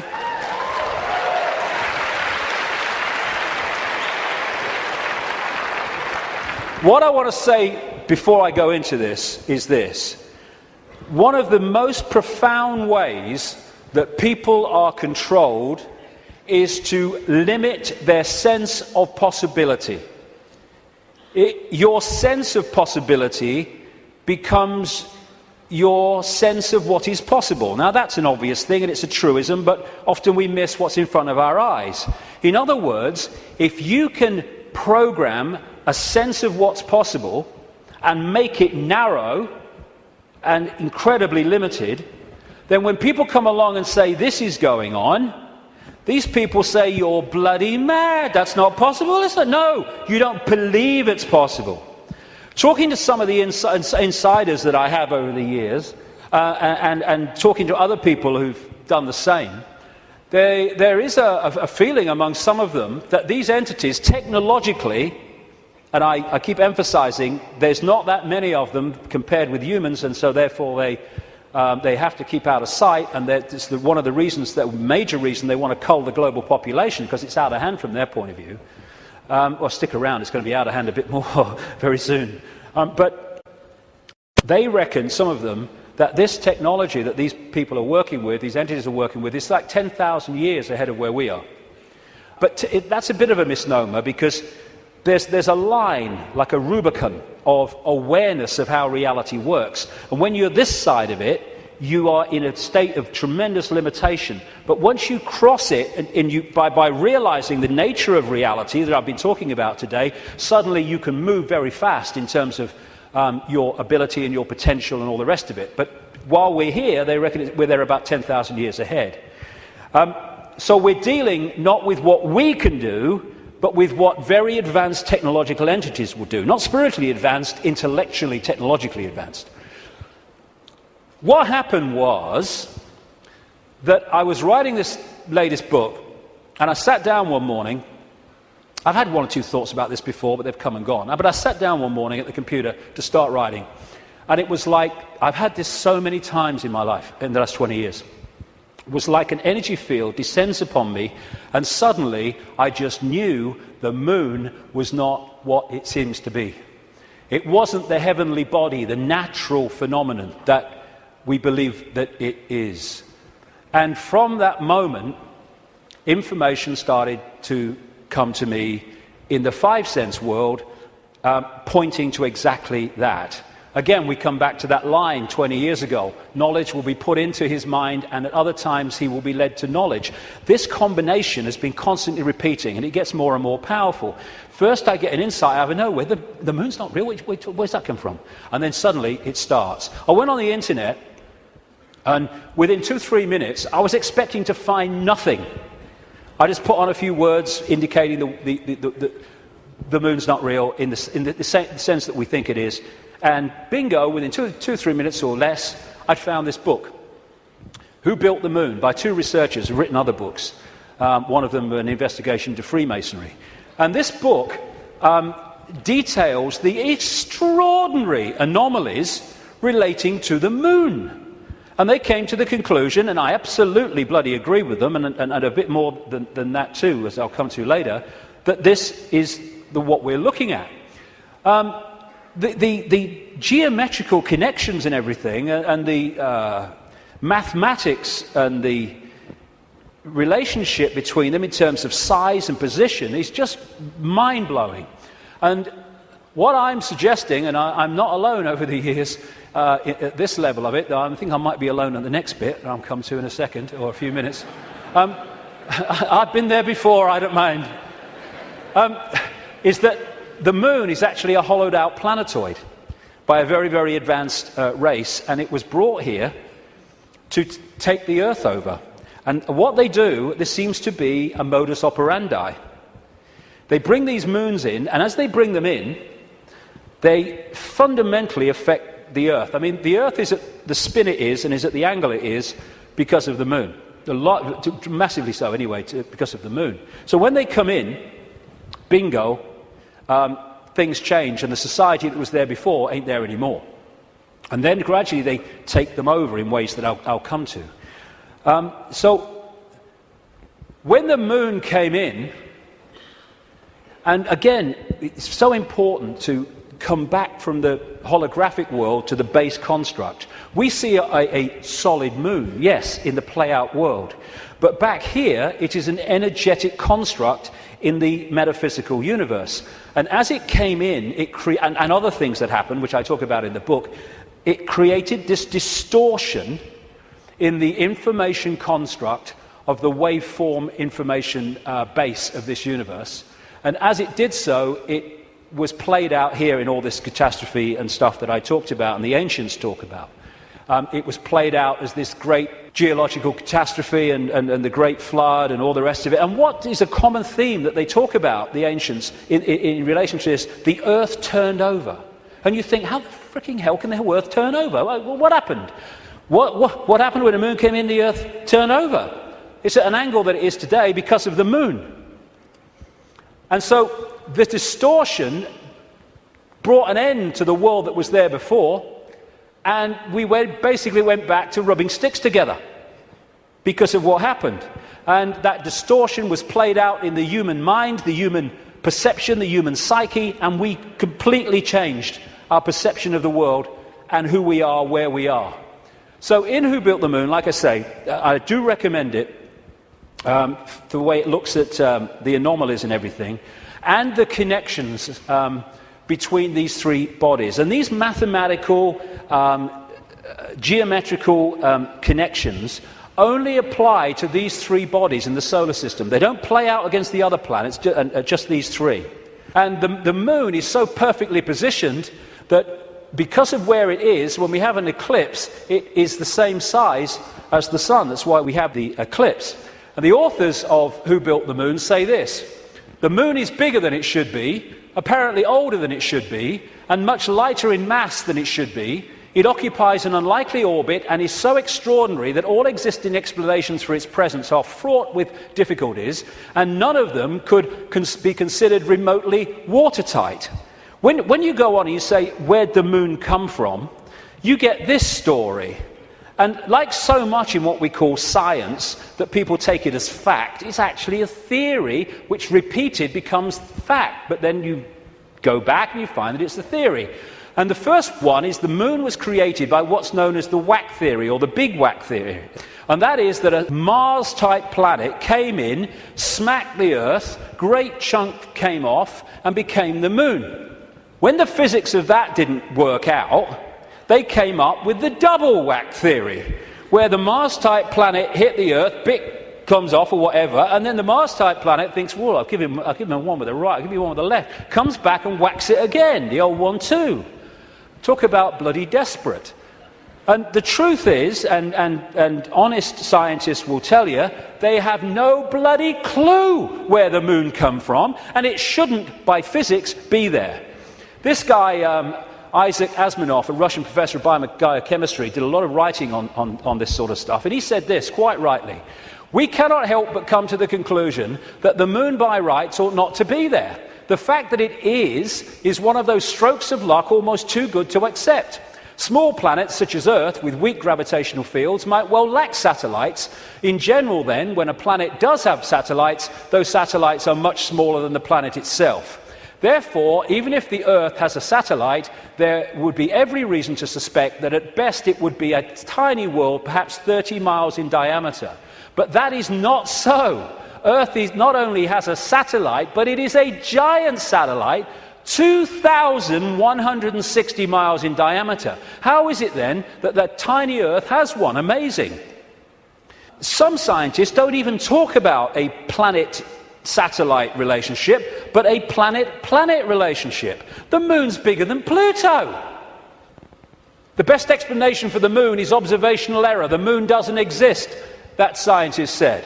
Another one from NASA: it seems easier to explain the non-existence of the moon than its existence. And then we get the hollow moon. This is what I'm saying, and others have said, is that it's a hollowed out planetoid. In November 1969, the moon was hit by a lunar module to the equivalent of 1 ton of TNT. The shock waves built up, and NASA scientists said the moon rang like a bell.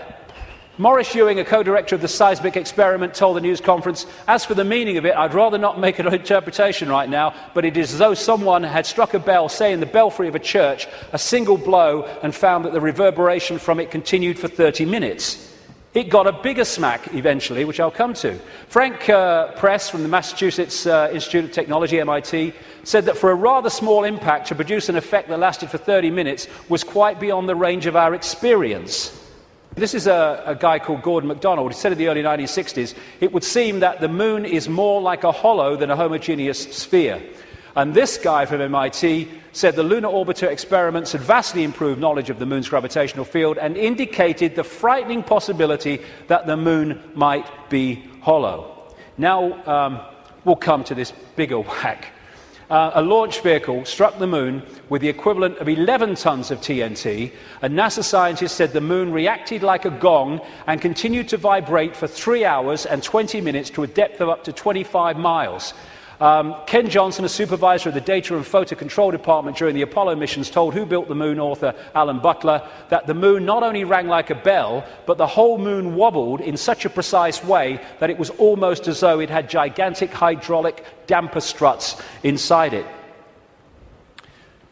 These two Russian scientists from the Soviet Academy of Scientists wrote an article in 1970 in Sputnik magazine in Russia, headed, "Is the Moon the Creation of an Alien Intelligence?" And all these years later, it indicates to the fact that they were right. What they point out, and others point out, is the outer surface of the Moon is extremely hard and contains minerals like titanium. Moon rocks have been found to contain processed metals, including brass and mica, and the elements uranium-236 and neptunium-237 that have never been found to occur naturally. Uranium-236 is a long-lived radioactive nuclear waste and is found in spent nuclear fuel and reprocessed uranium. Neptunium-237 is a radioactive metallic element and a byproduct of nuclear reactors and the production of plutonium. Some lunar rocks have been found to contain 10 times more titanium than titanium-rich rocks on Earth. Titanium is used in supersonic jets, deep-diving submarines and spacecraft. Dr. Harold Urey, the winner of the Nobel Prize for Chemistry, said he was terribly puzzled by the rocks from the moon and in particular their titanium content. He said the samples were mind-blowers and that he could not account for the titanium. The two Russian scientists said in their article, if a material had to be devised to protect a giant artificial satellite from the unfavorable effects of temperature, from the cosmic radiation and meteorite bombardment, the experts would probably have hit upon precisely these refractory metals. Refractory metals are incredibly resistant to heat and wear. In that case, is it not clear why lunar rock is such an extraordinarily poor heat conductor, a factor which so amazed the astronauts? Wasn't that what the designers of this super Sputnik of the Earth were after? From the engineer's point of view, this spaceship of ages long past, which we call the Moon, is superbly constructed. They say it's a hollowed-out planetoid, and they say if you're going to launch an artificial Sputnik, then it is advisable to make it hollow. At the same time, it would be naive to imagine that anyone capable of such a tremendous space project would be satisfied simply with some kind of giant empty chunk hurled into a near-Earth trajectory. It is more likely that what we have here is a very ancient spaceship, the interior of which was filled with fuel for the engines and materials and appliances for repair work, navigation instruments, observation equipment, and all manner of machinery. In other words, everything necessary to enable this caravel of the universe to serve as a Noah's Ark, appropriate, of intelligence, perhaps even as the home of a whole civilization, envisaging a prolonged thousands of millions of years existence and long wanderings through space, thousands of millions of miles.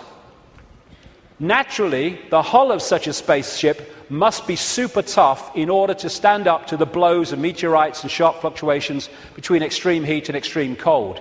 Probably the shell is a double-layered affair. The basis is a dark armouring of about 20 miles in thickness, and outside of it some kind of more loosely packed covering, a thinner layer averaging about 3 miles. In certain areas where the lunar seas and craters are, the upper layer is quite thin, in some cases non-existent. And as this scientist said, the moon is made inside out. In other words, what's on the outside should really be on the inside, and that supports the idea of a hollowed-out planetoid. So, when I started to put this together, and there's a lot more of this in the new book, I then called the oracle in South Africa, Credo Mutwa, and I found Zulu legends to be incredibly accurate with their symbolism. And this is the thing, symbolism.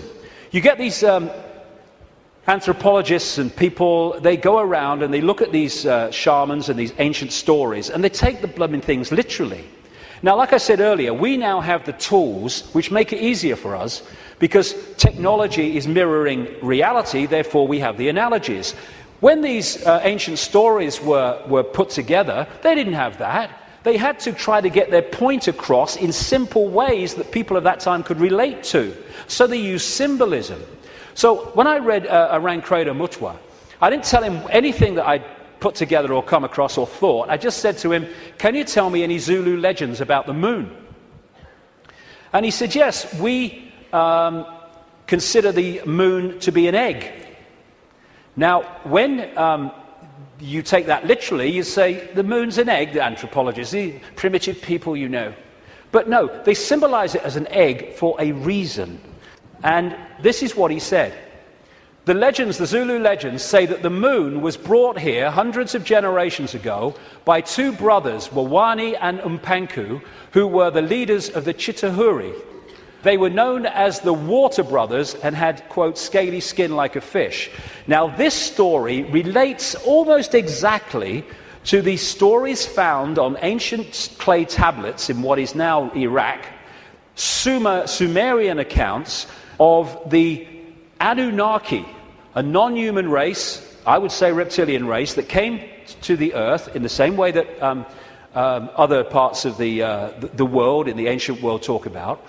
And the Anunnaki, according to these accounts, were led by two brothers called Enki and Enlil. And at least one of them, Enki, was symbolized under another name too as in relation to water, exactly the same as this. Zulu legends tell of how Wawani and Umpanku stole the moon in the form of an egg, and this is why they symbolize an egg, not because they're primitive, from the great fire dragon and emptied out the yolk until it was hollow. They then rolled the moon across the sky to the Earth and caused cataclysmic events on this planet. Zulu legends also say that the Chitauri threatened to move the moon if humans didn't do what they said because of the devastation that would cause. What the two scientists said about this 2-3 mile outer kind of protection followed by a 20-mile impregnable layer explains one of the anomalies of the moon, which the craters are pretty much of universal depth. Even though the scale of the impact and the size of the crater can be massively different, the depth is about the same, really, within a very short ratio. And that's, the scientists say, because it goes into the outer layer, the kind of buffer, but it can't go further than this inner protection layer that is impregnable. This guy, Don Wilson, wrote a book in the 70s called Our Mysterious Spaceship Moon.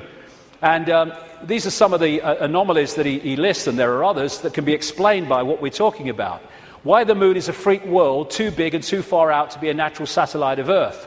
Why the moon has such shallow craters. Why some moon rocks are older than Earth and as old, at least, as the solar system.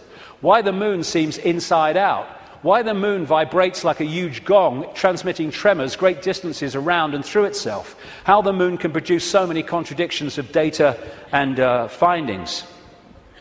And I think it was in 2001, there was a series of people who spoke at the National Press Club in Washington who were insiders of government projects and space projects, etc., who came out to give evidence on things that they saw and were covered up and have never come to light. And one of them was this man, Sergeant Carl Wolfe. He was a precision electronics photographic equipment engineer based at the Langley Air Force Base in Virginia. That's the CIA Air Force Base. One of the planes in 9/11 flew out of that and never got there, wasn't meant to.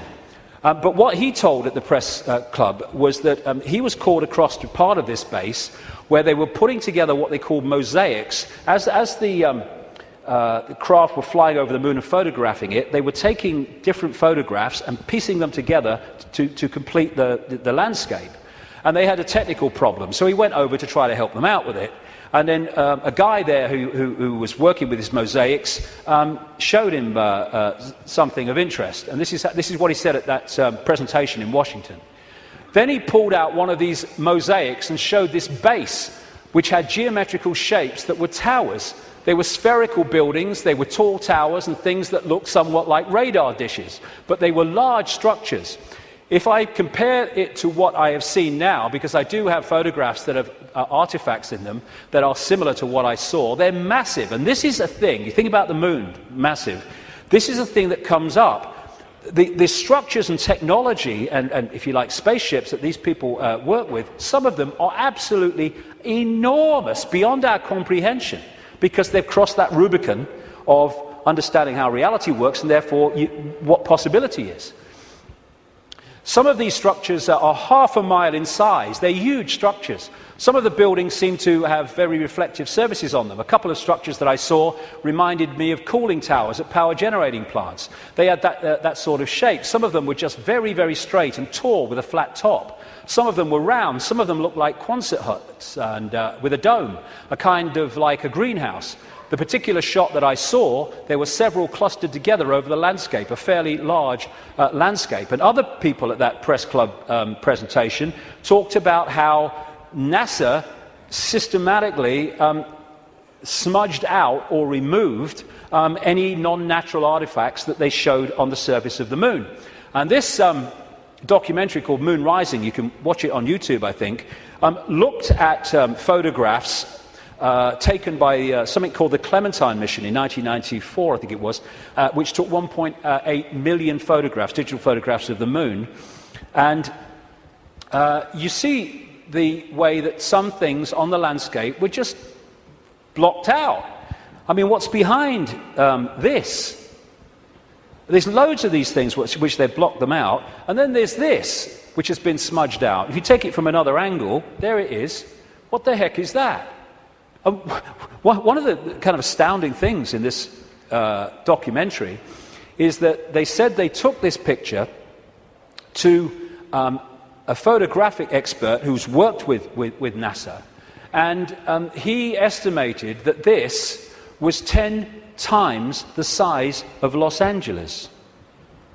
Because you're dealing with phenomenal understanding of how to create this technology because of the understanding of reality. And whatever it is, it certainly doesn't seem to be natural. You've got all these other things kind of smudged out, and you can only see even the smudging in close-up. And what I came across when I was putting this together is the Death Star in Star Wars. Now, George Lucas, as I've been saying in my books for years, is a massive insider in a galaxy far, far away. I don't think so. I don't think so. This is much closer to home. And, of course, in the Star Wars movies, the Death Star it looks very much, of course, like the moon, and it was constructed to move in on planets and take them over in the same bloody way that I'm talking about in relation to the moon, and there's more to know too. In many ways, this is so symbolic of what we're looking at here, and that's no accident with George Lucas involved. And interestingly, this is Mimas, a genuine moon of Saturn, and there's the Death Star. I found that quite interesting when you put them together. Anyway, there was also talk, and more recently there's been further talk in the last few weeks, that one of the moons of Mars, Phobos, is a hollowed-out asteroid. This guy said a long time ago, in '63, a chief of applied mathematics at NASA, that Phobos might be a colossal base orbiting Mars, and like I say, that's come back into the debate that it could be. And again, one of the Star Trek episodes was about a hollowed-out planetoid that became, in effect, a spacecraft, a world, and inside it. And so much of this science fiction that puts this stuff in our face as fiction ain't fiction at all. They're getting it from fact. So, like I say, there's not just incredible synchronicity in mathematics and size and position between these three bodies, but as the authors of Who Built the Moon point out, there's great synchronicity between things like Stonehenge and other megalithic structures and these three bodies, particularly the moon. And one of the things they point out is that the measurement, which a guy called Alexander Thom came up with, an engineer who studied all these sites in Britain and Europe, like Stonehenge, called the megalithic yard, which is a kind of a certain length. And he said that all these major, especially Stonehenge and things like that, broke down into these megalithic yard mathematics. And what the authors of this book are saying is that the moon breaks down to the same mathematics. This is what they say. This all seemed very odd. The megalithic structures that were built across Western Europe were frequently used to observe the movements of the sun and the moon. But how could the unit of measure upon which these structures were based be so beautifully integer to the circumference of these bodies as well as the Earth? Well, maybe because those that built Stonehenge and these megalithic structures in the ancient world, some of which we'd struggle to build now, were also those controlling the moon. And okay, this could be controversial, but, you know, I've been known to be. I think that these structures were put there to suppress the Earth's energy grid for reasons I'll come to in a moment, because we are interacting with this energy field all the time. And how do you control all the fish at once? You control the sea they're swimming in. And the way to control humanity and suppress humanity is to suppress the energy field and the energy and information available in that field that we can access. And these fantastic structures were not done by humans alone, let's say that. Now, this is where I am probably alone for the moment. I don't think I will be forever, but there you go.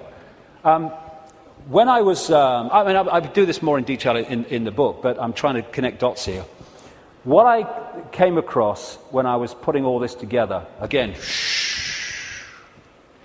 was something I've termed the moon matrix. The first section today is absolutely crucial to understanding how this can work. The moon matrix is a broadcast frequency coming from the moon, which has, in effect, hacked in to the human body computer and to the virtual reality universe in general, and has created a sub-reality within the wider virtual reality. Because, I keep saying it, but it's important. We see the moon as physical, but actually its base construct, like everything else in this reality, is waveform information. And I would say, and of course I think this is going to become more obvious as the years pass, I would say the moon is actually not just what we've talked about so far, but it's an interdimensional portal through which entities and energies can come out of one reality through into this one. It's their means of entry. Its position, so perfect, as you'll see if you read not just my new book, but Who Built the Moon, its position in relation to the moon and the sun is so perfect because that has an effect on creating this sub-reality. I'm saying that this frequency is broadcast from the moon and has created a sub-reality which we are constantly decoding, and that the genetic manipulation of humanity, so widely described by the ancients, was to take this body computer and tune it in, connect it to this frequency range I'm calling the moon matrix. This is Neil Haig's concept of moonopoly.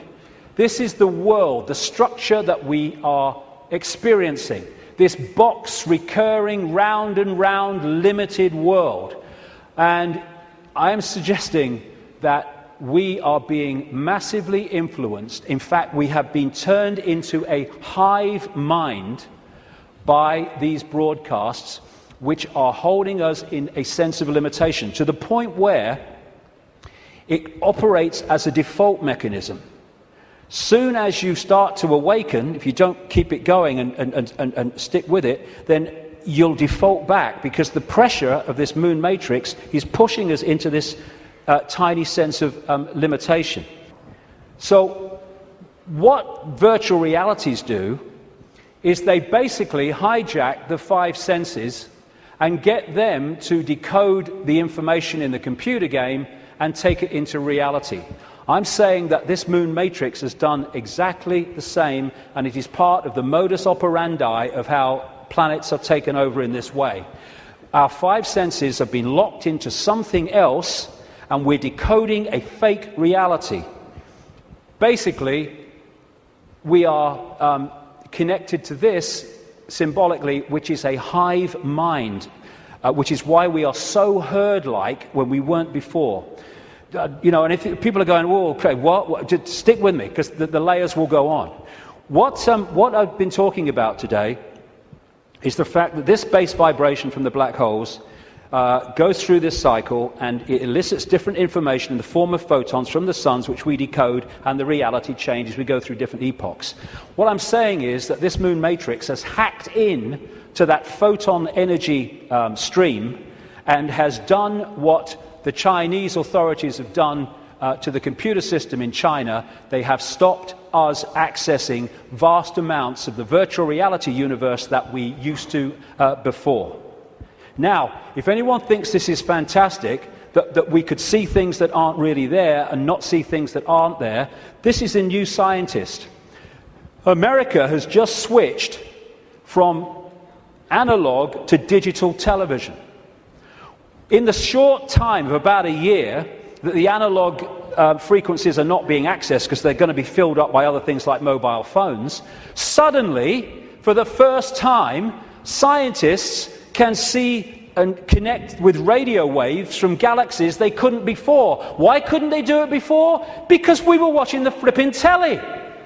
Prior to the switchover in America, naturally occurring radio waves at frequencies between 700 and 800 megahertz were obscured by analog TV signals, preventing astronomers from investigating the universe using this band. The freeing up of this bandwidth is a once-in-a-lifetime opportunity to see galaxies in this range. Now, you imagine what is capable by this high technology in blocking frequencies so we can't perceive what's there and we perceive things that aren't there.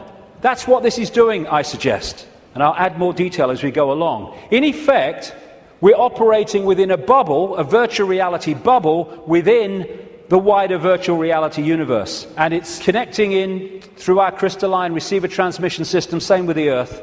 and creating this situation where we are decoding a world that may even not be there, who knows, but certainly is different to the world we think it is.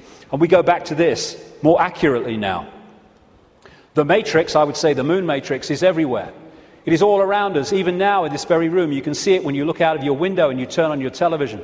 You can feel it when you go to work, when you go to church, when you pay your taxes. It is the world that has been pulled over your eyes to blind you from the truth. What truth? You are a slave, Neo. Like everyone else, you were born into bondage, born into a prison. You cannot smell, taste, or touch. A prison for your mind. I would say that prison for your mind is the moon matrix, which has put us in a vibrational prison that we can only break out of by becoming conscious and therefore vibrating beyond the walls of the moon matrix, which is a frequency range.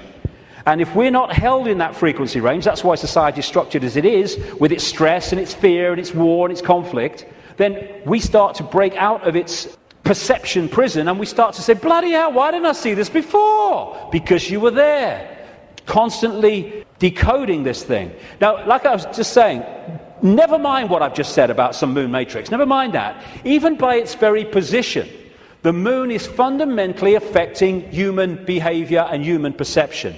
Because the moon is affecting the Earth tilt, the Earth spin, affecting the Earth oceans, therefore it's affecting us. We're 60-70% water, we must be affected by it. And also, and here we come back to the importance of the first section today, it's also fundamentally affecting the endocrine system, which connects us to the chakra system, which connects us to out there, part of which is the third eye. It affects the hormones that we secrete, which fundamentally affect human behavior, human health, human perception. Not with any matrix, just by being there.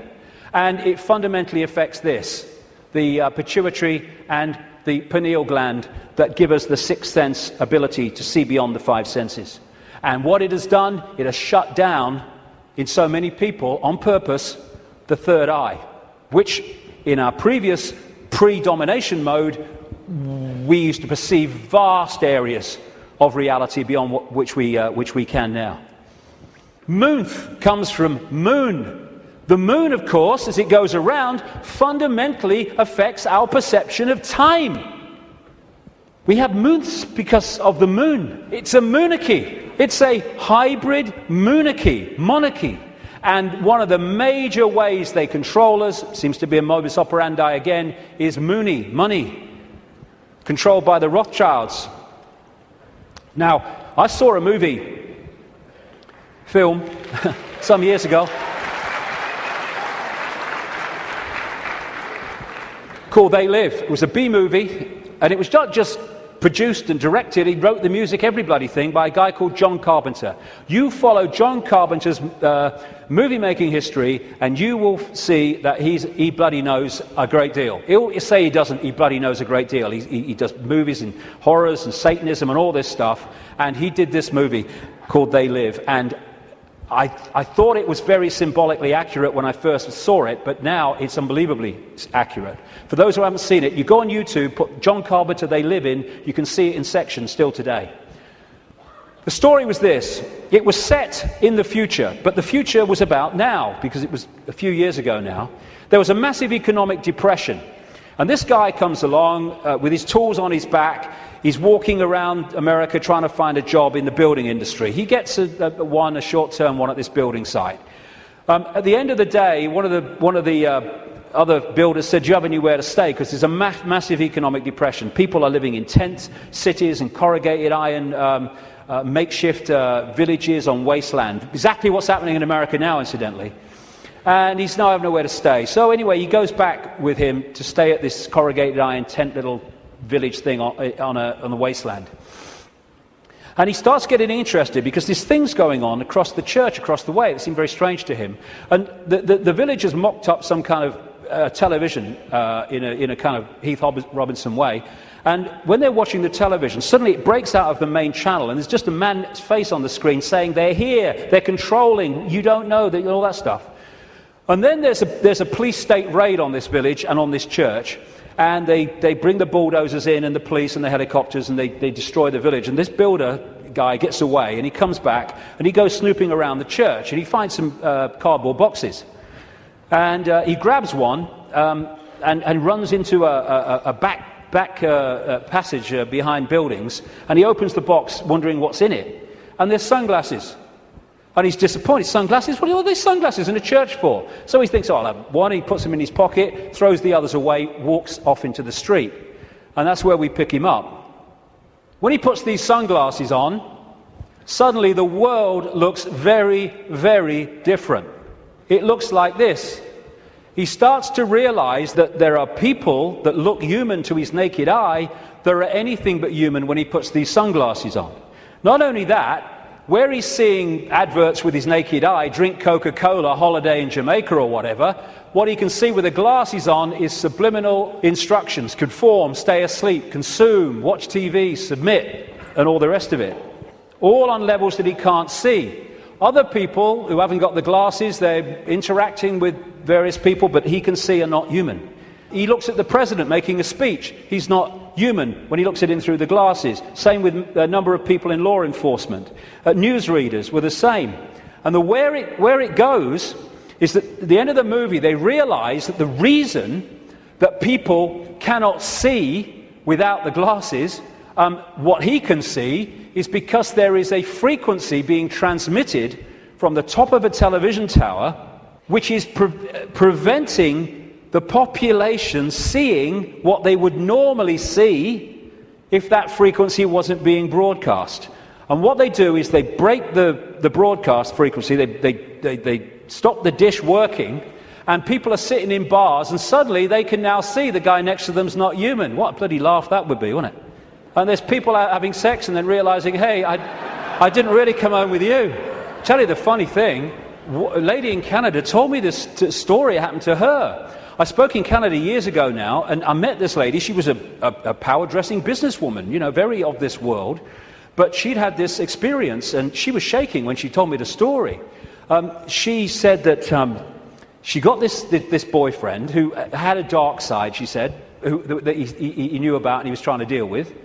And they come home, and they go into the bedroom, and there was a shelf at top of her bed, and standing there was the book, The Biggest Secret, which for the first time I introduced this reptilian thing.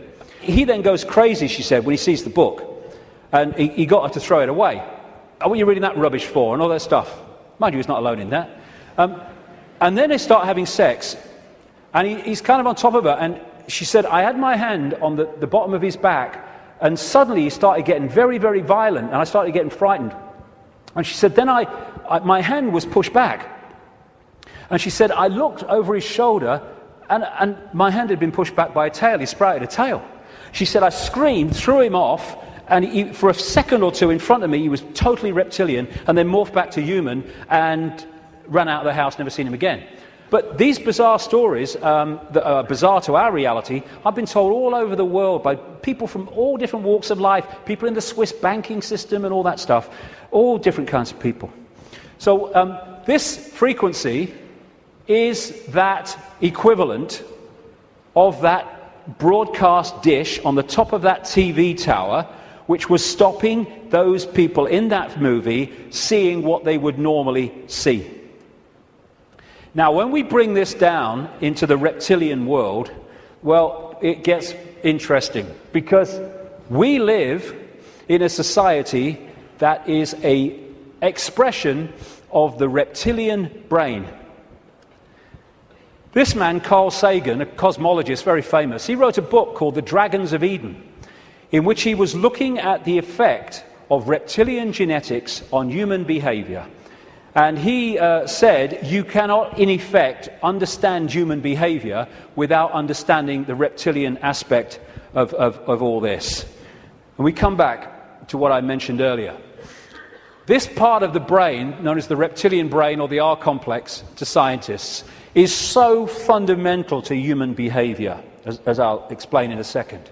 And I'm saying that this genetic manipulation that the ancients talk about all over the world by the serpent gods locked us in to the moon matrix through the reptilian brain, because it connects into the hive mind of the reptilian species in the moon.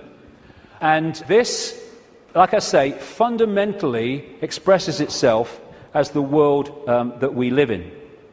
And I'll come to that more in a second.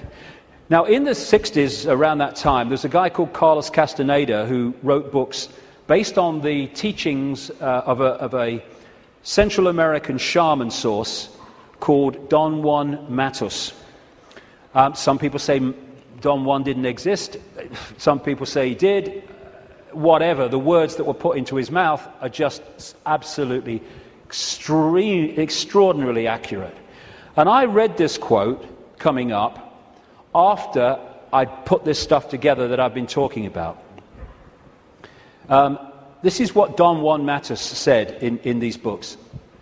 We have a predator that came from the depth of the cosmos and took over the rule of our lives. Human beings and its prisoners. The predator is our lord and master. It has rendered us docile, helpless. If we want to protest, it suppresses our protest. If we want to act independently, it demands that we don't do so. Indeed, we are held prisoner. They took us over because we are food to them, and they squeeze us mercilessly because we are their sustenance.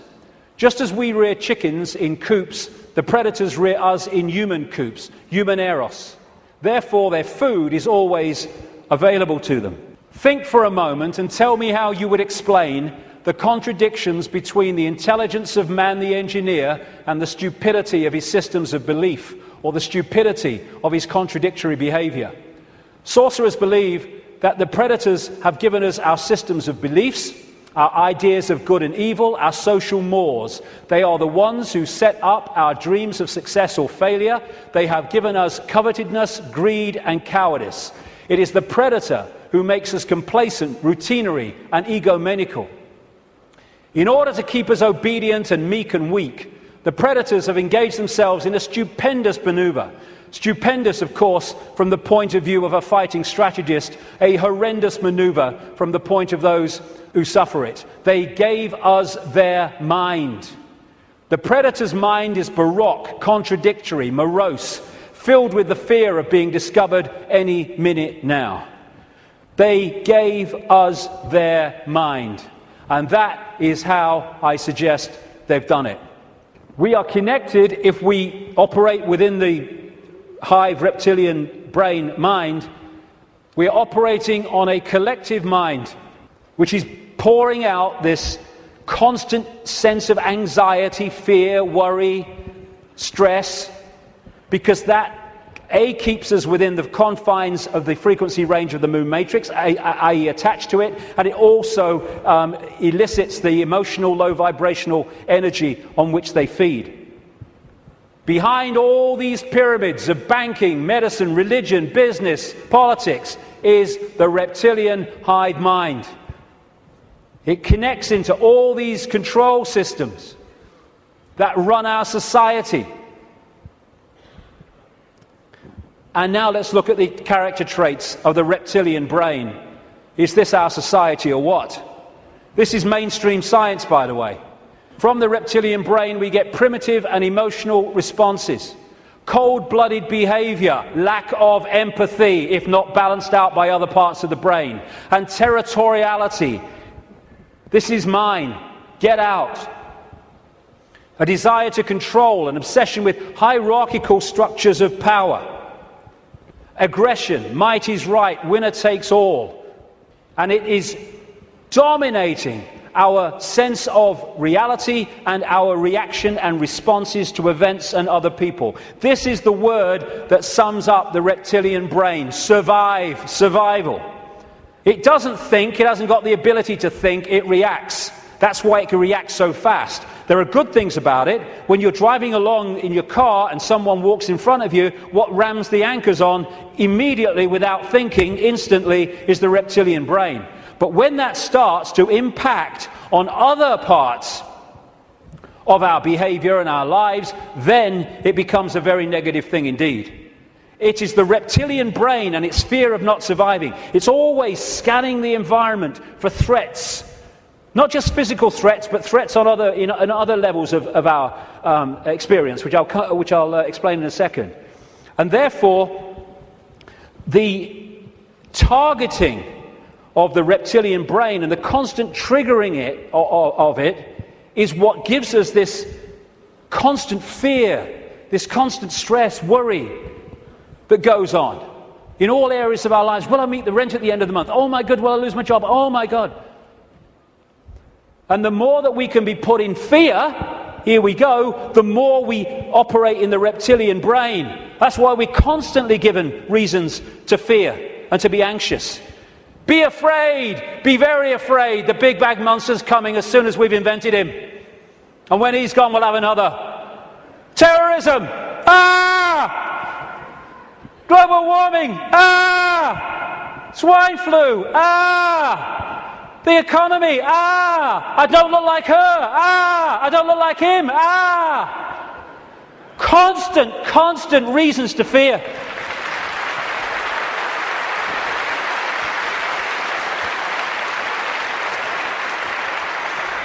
Locking us into the control system. And it's not just physical survival. It's survival of status, of power, of reputation, superiority, intellectual preeminence. Acquiescence to a hierarchy and authority is another aspect of the reptilian brain. I know my place. And you know, when you put information out that challenges the status quo view of scientists and academics, they react vehemently. Why? Because the reptilian brain's kicked in. Survival of their reputation, survival of their belief system. When you put out information that challenges people's religious beliefs, not you're saying you're wrong and all that stuff, you're just saying here's some information, which if it's true, that can't be right. They vehemently attack you. Why? Because the reptilian brain's kicked in, because the belief system is in danger of not surviving.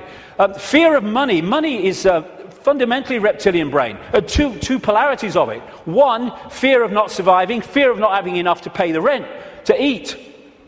And on the other hand, you can get so locked into the reptilian brain, and this is what the hybrid bloodlines do, that you equate survival with far more than is necessary to survive. So you get people, especially in these bloodline networks, who have got more money than they could spend in 100 lifetimes, but they get up with the sun every morning to go and earn bloody more. It's an obsession, it's an addiction, and it's connected to the reptilian brain, which fundamentally drives our perception of reality. Don Juan Matus again. I know that even now, though you never have suffered hunger, you have food anxiety, which is none other than the anxiety of the predator who fears that at any moment now its maneuver is going to be uncovered and food is going to be denied. Through the mind, which after all is their mind, the predators inject into the lives of human beings whatever is convenient for them, and they ensure in this manner a degree of security to act as a buffer against this fear. Sorcerers of ancient Mexico reasoned, here we go, that man must have been a complete being at one point, with stupendous insights, feats of awareness that are mythological legends nowadays. And then everything seems to disappear, and we now have a sedated man.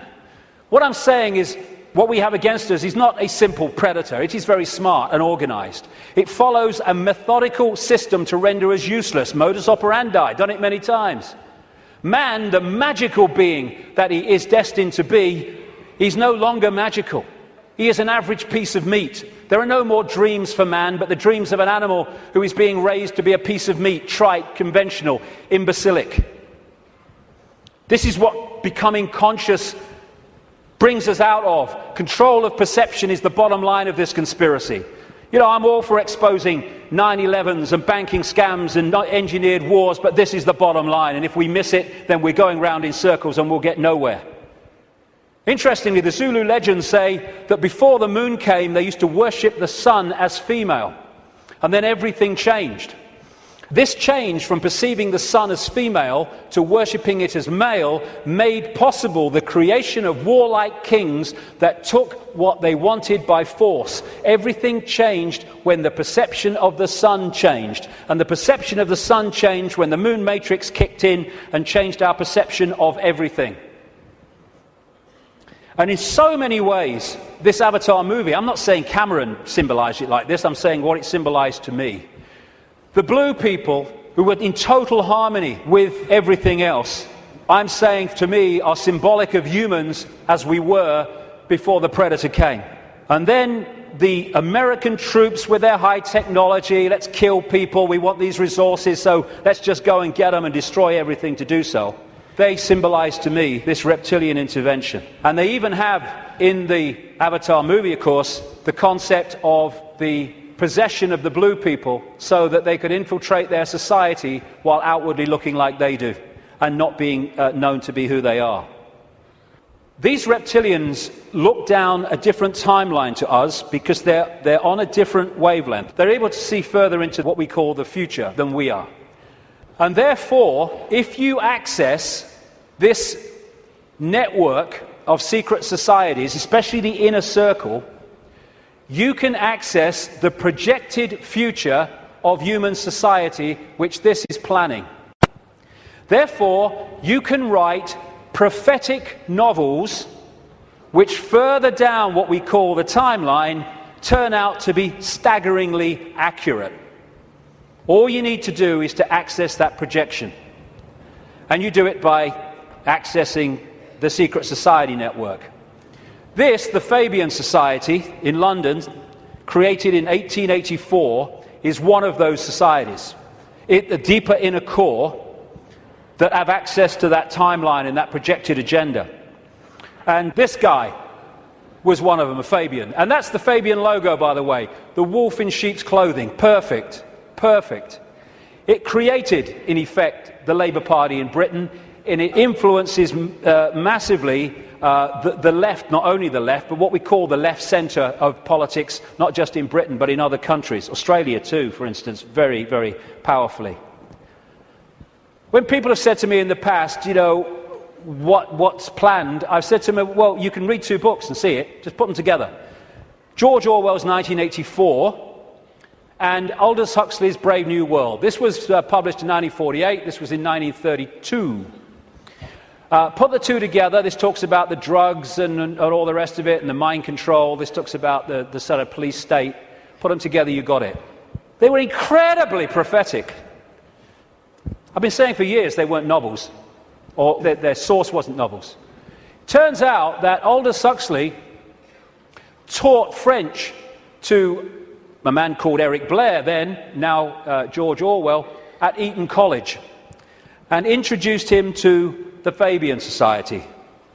And this was the knowledge base, plus no doubt others connected, where they got these concepts.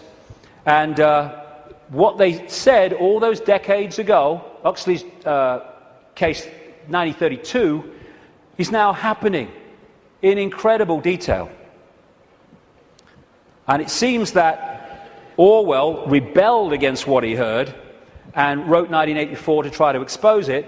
And some researchers suggest, they may well be right, that he called it 1984 when it was set kind of about now, because 1984 was the 100th anniversary of the creation of the Fabian Society. We've reached a point where these entities and their hybrid bloodlines, the Illuminati bloodlines, they think the takeover of humanity is almost complete. And when you look at it, it may seem to be that that's the case. They think the game is over. It's gone so far. They must be bloody joking. These people...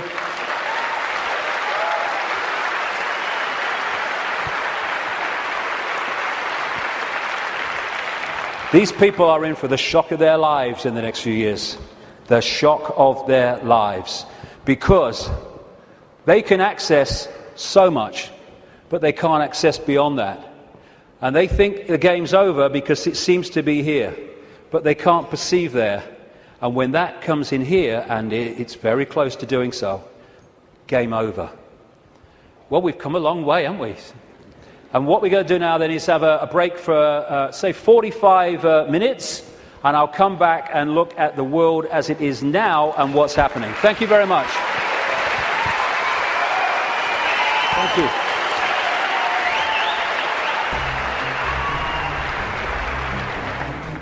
Very good so far, yeah. The reason I'm here basically is to find out exactly what's going on in the world and find out exactly what the hidden conspiracy there is that's going on today, basically. It's not just David Icke that's saying this stuff about the moon. There's Alex Collier, the Andromedan contactee, who says that the moon was towed here but from Ursa Minor, which is near the Alpha Draconis star system, by the reptilians. I don't think he's necessarily said anything that I haven't known already, but he's very eloquent, and he's put it together in such a beautiful package that it just makes it very easy for anyone to understand. I just like the way David puts things across. You know, he's not afraid. He's not afraid. He's got no fear in him whatsoever. Doesn't give one iota about what people think, and I think we can all learn from that, definitely. Ever since I was little, I've always thought that something was wrong. The way that society, because I believe that reality and the system that we live in are two completely different things. I've found it very difficult to concentrate in school because I was always told what to believe. It was very structured, and whenever I used to ask why, nobody could ever give me an answer. And it seems that David Icke seems to give those answers and opens up your perception to new possibilities. Some concepts of it I can agree with, definitely with the controlling aspect of it, because there's got, like, when you look at the controlling thing, there's got to be a way how they're really keeping us controlled. So I would say with that aspect of it, yeah, I do agree with it. I have read and I have seen many videos, and I think he's great because there is a lot of truth in everything he says, and there will be a lot of changes from now on. I admire what he's doing. I think he's got a lot of courage to step out and enlighten a lot of people about what's going on in the world that the majority of us don't really understand or know about. So he's, I give him a thumbs up, really.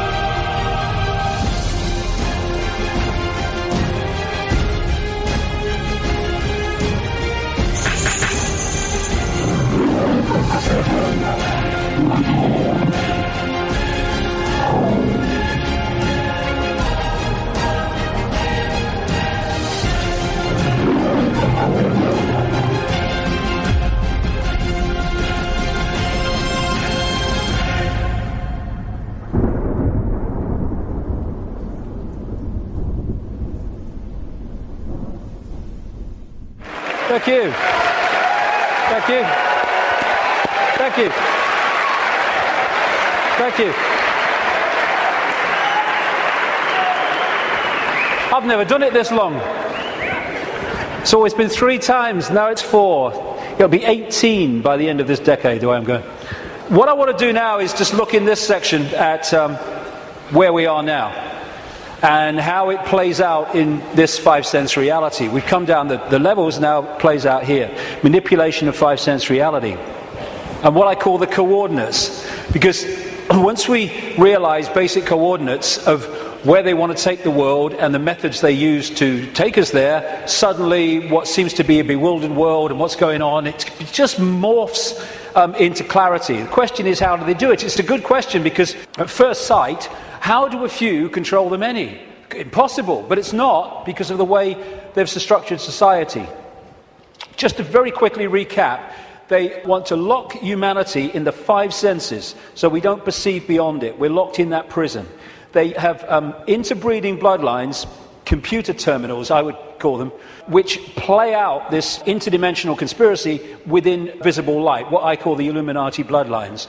And they've set up a structure whereby the bloodlines who answer to the reptilian control system then control the governments, the people in power in all the various institutions. And crucial all the way through is to structure society. I mean, you can symbolize it as a spider's web, or like this as a pyramid. The idea is to hoard advanced knowledge, the kind of stuff we've been hearing about today and more, in the upper levels of this structure.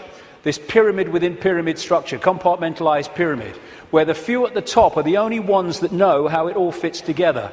And they keep the general population in ignorance of what they know, therefore they have the power, so they can manipulate the perception of the masses by keeping them in ignorance. This is why the education system is not about educating, it's about programming. And they place their people in so-called power. What we are told is at the top of the pyramid of power, presidents, prime ministers, and all these people, in the upper echelons of the pyramid, but nowhere near the top.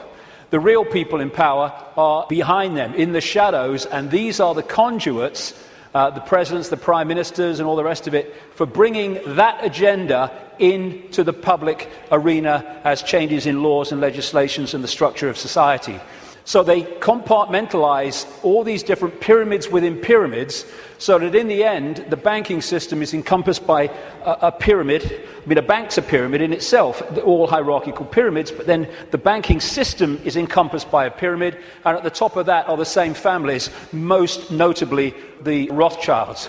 Same with the businesses. The transnational corporations are compartmentalized pyramids in and of themselves, but they go into a bigger pyramid which encompasses all the transnational corporations. So at that point, they are one corporation, just as at that point, all those banks are one bank. Same with politics, education, all these things. And people in this part of the pyramid here, they go to work, they're not trying to manipulate anybody, they're not trying to create a fascist Orwellian agenda and global state. They just want to go about their careers, earn money, go on holiday, provide for their families. But they don't know how their apparently innocent contribution individually connects with other apparently innocent contributions around the system. When you connect them together, you see it's anything but an innocent direction that it's taking the world. And that's how they keep what's going on in the hands of the few. This is Neil Haig's representation of that. This is the general population, and these are the kind of dark suit administrators of the system until you get up here to where the control system is. And most even here won't know that exists. Oh, I've just got this order from on high, I don't know where it's come from. Well, maybe we ought to bloody ask, instead of just doing it. And again, it can also be symbolized as the web, where these various strands, they're secret societies, semi-secret organizations, which go out and connect all these apparently unconnected countries, institutions, media organizations, banks, etc. And this Illuminati network, symbolized as the bearded man, spews out all these people who apparently appear to be random. To run for president needs cuckoo-land amounts of money. Where do they come from? It comes from here. Where does that money come from? And therefore, you have two people put up for president who are there because of the money provided by this network. Therefore, they've chosen not only who it's going to be, but they've sorted out what the policies are going to be in return for that money. And this is what they do. We think we're choosing our leaders. We're not. It's a myth.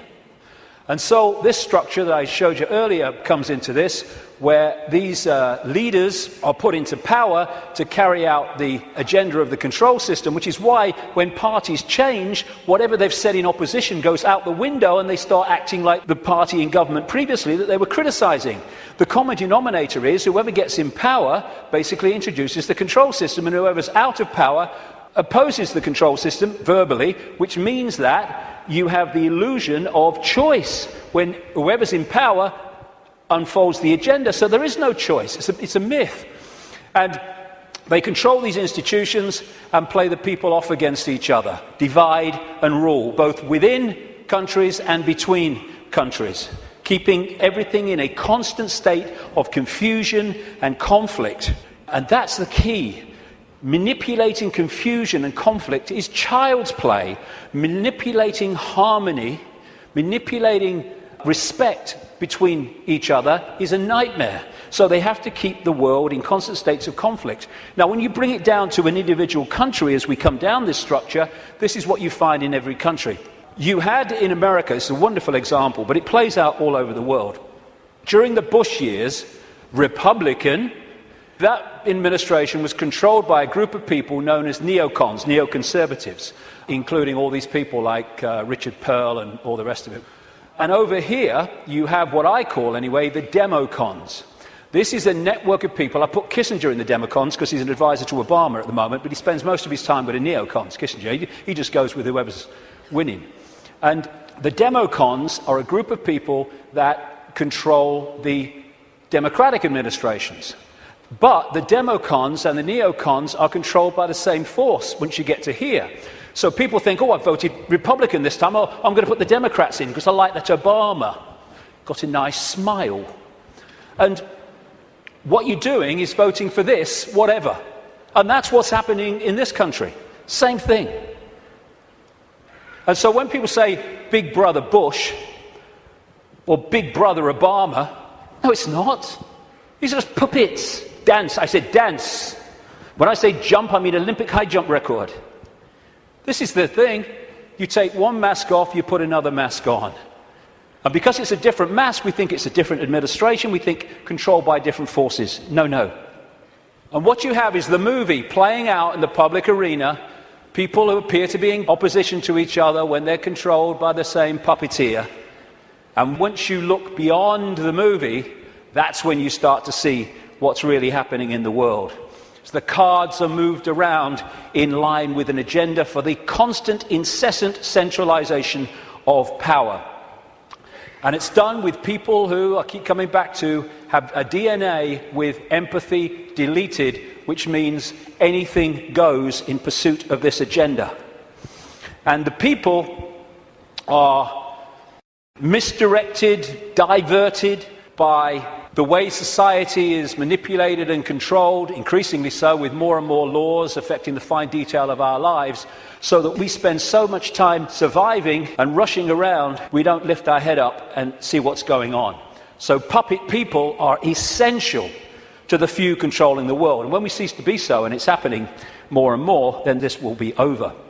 Humans have been put into this round and round and round circular lifestyle where 1 week leads into another week and another week, just a repeating cycle of action and work and sleep and eat and work and sleep and eat for so many people. And this is the structure that they're moving towards. Why? Because when you're the few and you want to control the many, you have to centralize decision making. The more diversity of decision-making there is, the less control any central point is going to have over it. So what you need to do is constantly centralize power, so control over more and more and more people goes into fewer and fewer hands. We started with a tribal situation a long time ago. The people in the tribe decided what was going to happen. We then brought, as part of this centralization, it's gone over at this whole period I'm talking about, the tribes came together into what we call nations. And now, a few people at the center of the nation are dictating to all the former tribes that make up that nation. We're now well into the next stage of that, which is bringing nations together under unions like the European Union, so a few people at the center are now dictating to all those nations, which are made up of all those tribes before. And the next stage of that, which they're already preparing for, is to take us into a world government that would dictate to these unions that are building up, like the European Union, the American Union that they want via the North American Union, the Pacific Union, evolved out of organizations like APEC, Asia-Pacific Economic Cooperation, and the African Union, already in place, evolved out of the Organization of African Unity and other bodies. And what they done in many of these unions is start them off as free trade zones, just for jobs, that's all it is, no worries. And then they've turned them into fully fledged dictatorships, which is what happened in the European Union. And the reason is that you've got to centralize power if you want to get more and more control in the hands of the few over more and more people. So coordinates. Some of these things I'm going to talk about in this section are quite controversial, but they need bloody saying, so sod it. Methods of manipulation. Coordinates 2. How do they manipulate this? One of the coordinates, one of the methods of manipulation, a massively important one to understand, is one I've dubbed problem, reaction, solution, where you want to change society in a way that if you do it openly, you'll get resistance, massive resistance from the population. So what you do is you create a problem covertly, you blame someone or something else for it, you pass that fake version of the event through the unquestioning, pathetic mainstream media to the people, unquestioned overwhelmingly and certainly uninvestigated, and you want the people to react to the manufactured problem with outrage, with fear, and you want them to say, do something.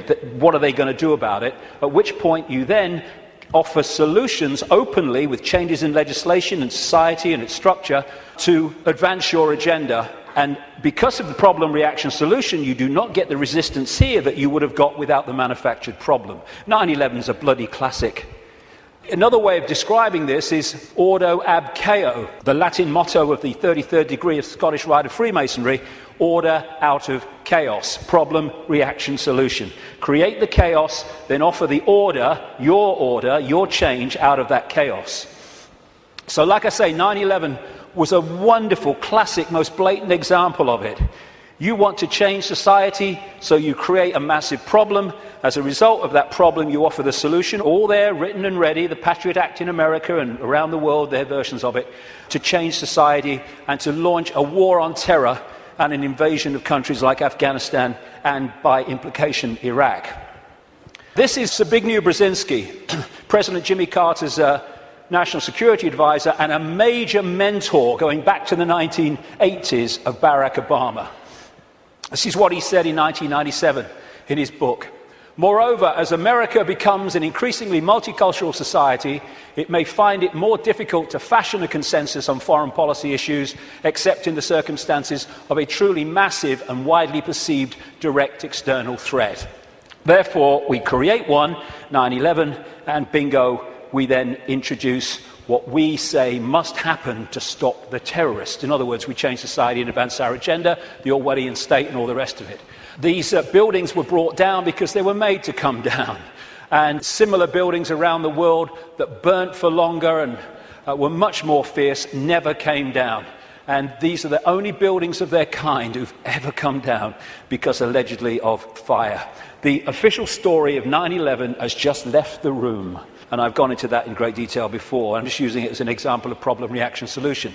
But when through the web you control the intelligence agencies, you control the governments, you control the media, and you control countries, and you control the manipulation of fake terrorists like Osama bin Laden, then you've got all the pieces you need to orchestrate the problem, reaction, solution, and to then use this to change society in the image that you have desired. And this is a classic. Adolf Hitler proposing the creation of the Gestapo in Nazi Germany. An evil exists that threatens every man, woman and child of this great nation. We must take steps to ensure our domestic security and protect our homeland.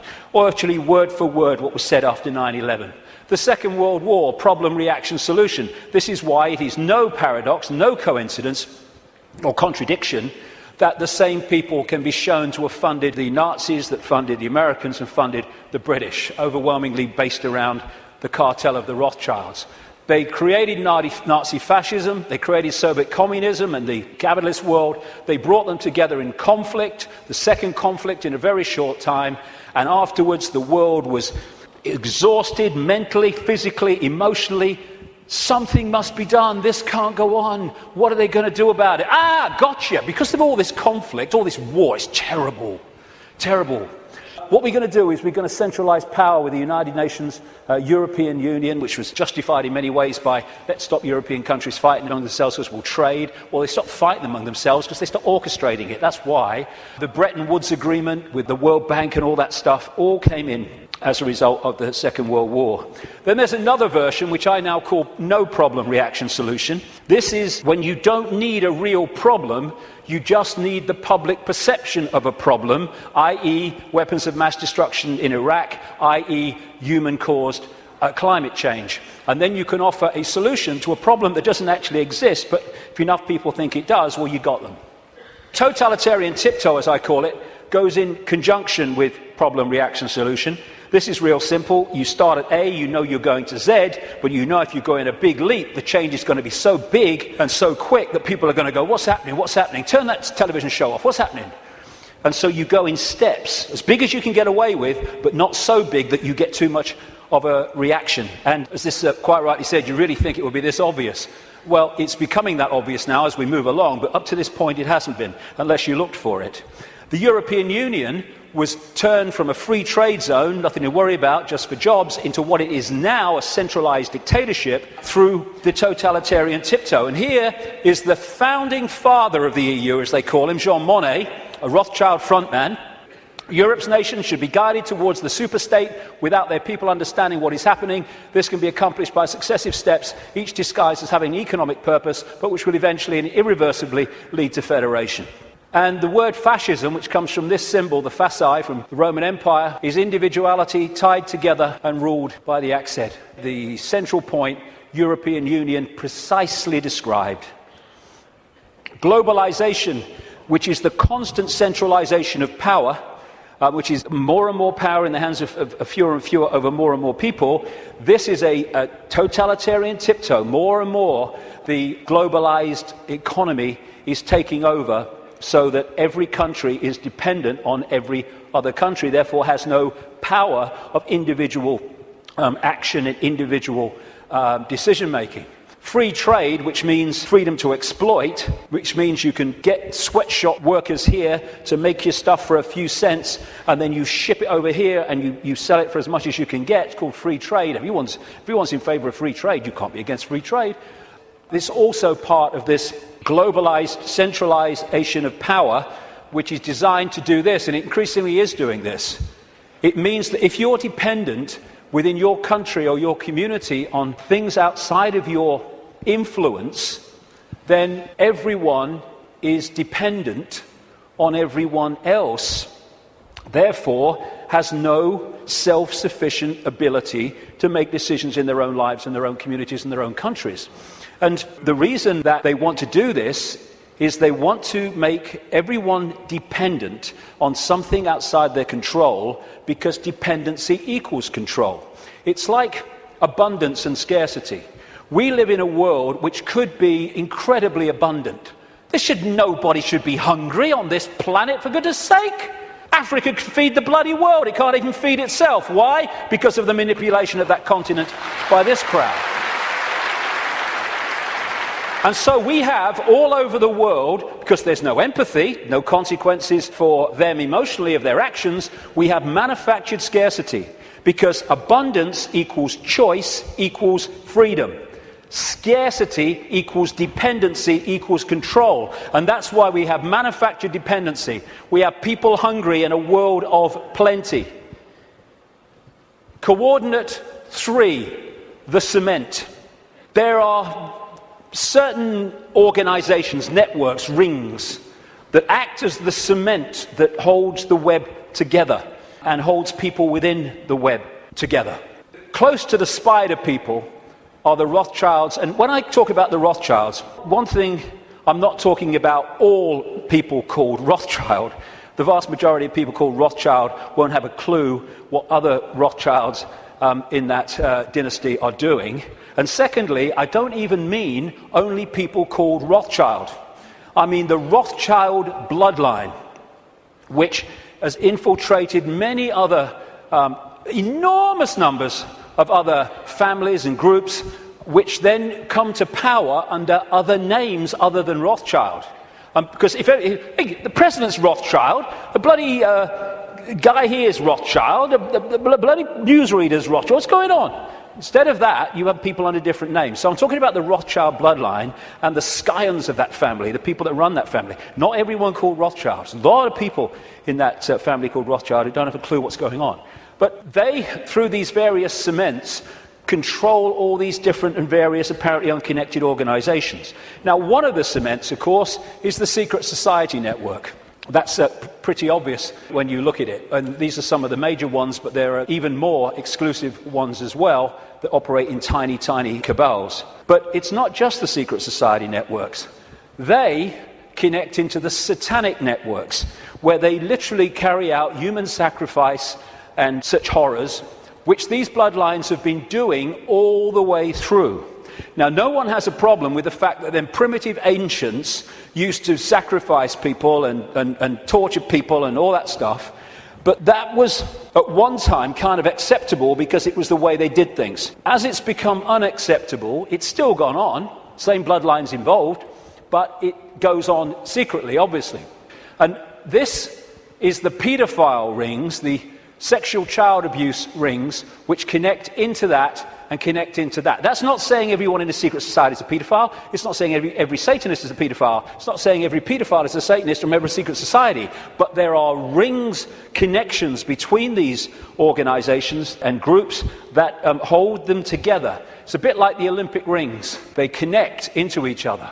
And you find, this is why, as I researched this over these last 20 years, when I have researched through people in power like politicians and bankers and even some media people and stuff like that, you know, after this time of researching this and the recurring themes, that when you get far enough into it, you're going to come across a secret society, but you're almost certainly going to come across either or both Satanism and child abuse, sexual abuse, paedophilia. And there's a reason why the ratio of such people is massive in the upper echelons of this control structure than it is in the general population. There's a blueprint which you find in every community and every country. It's a blueprint of how this works and how the Satanists and the pedophiles and the secret society people end up in positions of power and influence to direct this conspiracy. So the pedophilia and the secret societies and the Satanists operating in these interconnecting rings then infiltrate their people right across the web, which holds the whole thing together. Now, Satanism is staggeringly common compared with the public perception of it. And there's a number of reasons for it. First of all, they're sacrificing people literally to the gods, the serpent gods. When you see these ancient accounts all over the world of how they used to sacrifice people, young virgins often, and what does young virgins code for? Children, to the gods, because they put them through the sacrifice ritual and they build up the terror.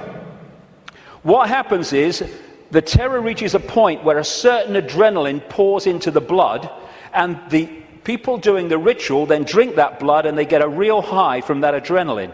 But as the sacrifice is going on, the victim is also releasing energy, very powerful, low vibrational energy, and the entities, or entity, whatever it is, just outside of visible light is feeding off that energy.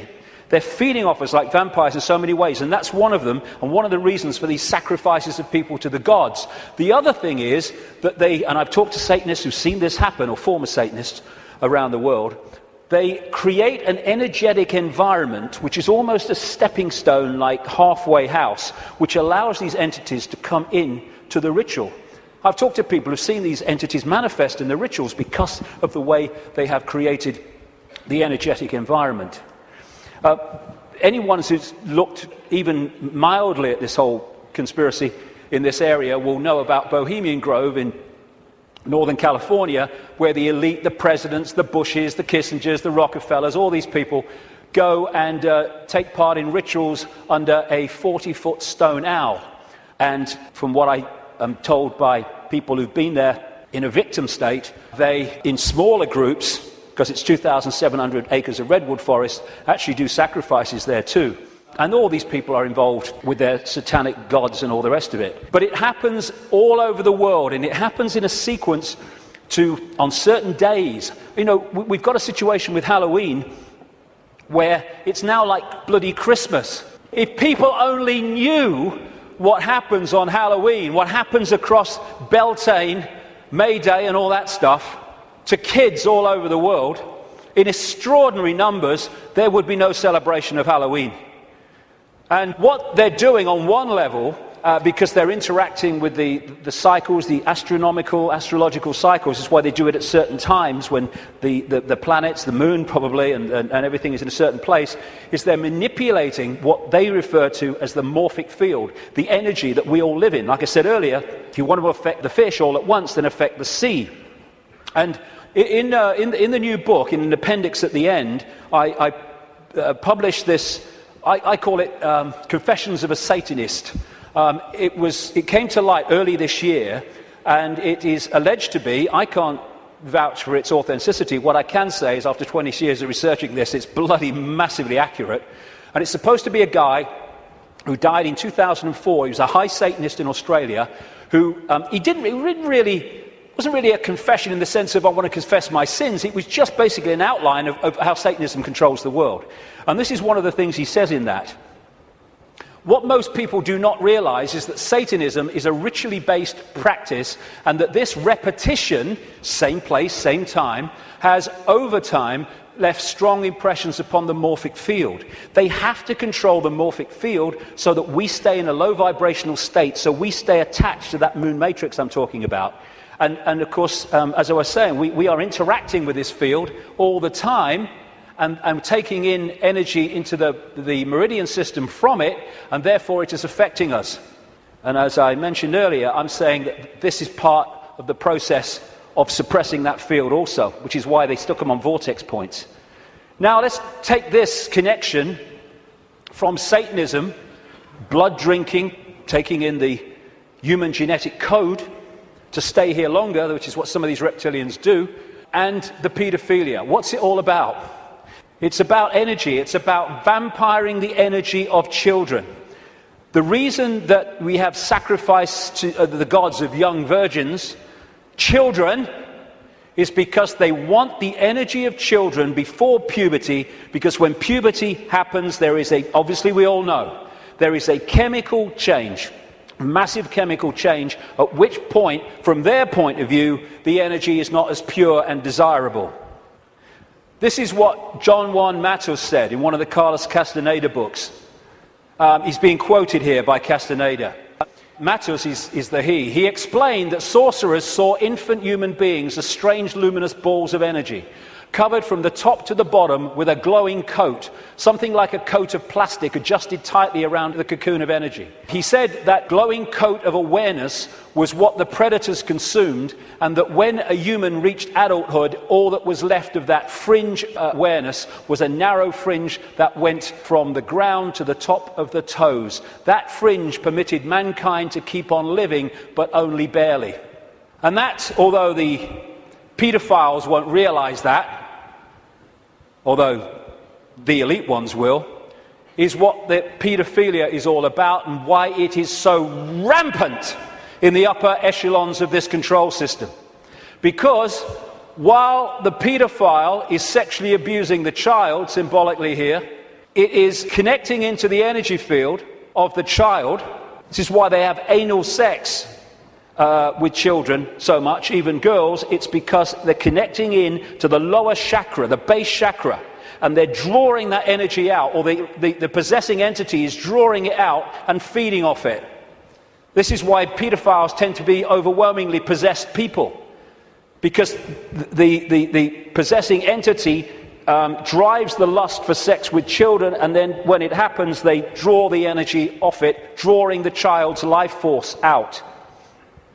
And politicians in this control system, again, this is why paedophilia is rampant among the political classes.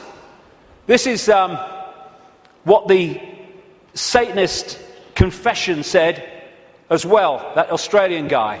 Politicians are introduced by a carefully graded set of criteria and situations that enable them to accept that their victims, children, will be our little secret.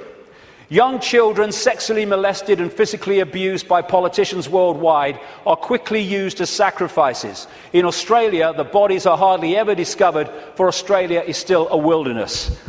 In countries that are not a wilderness, they control the mortuaries and the crematoria, where they get rid of children who they want rid of because of what's happened. And it is rampant.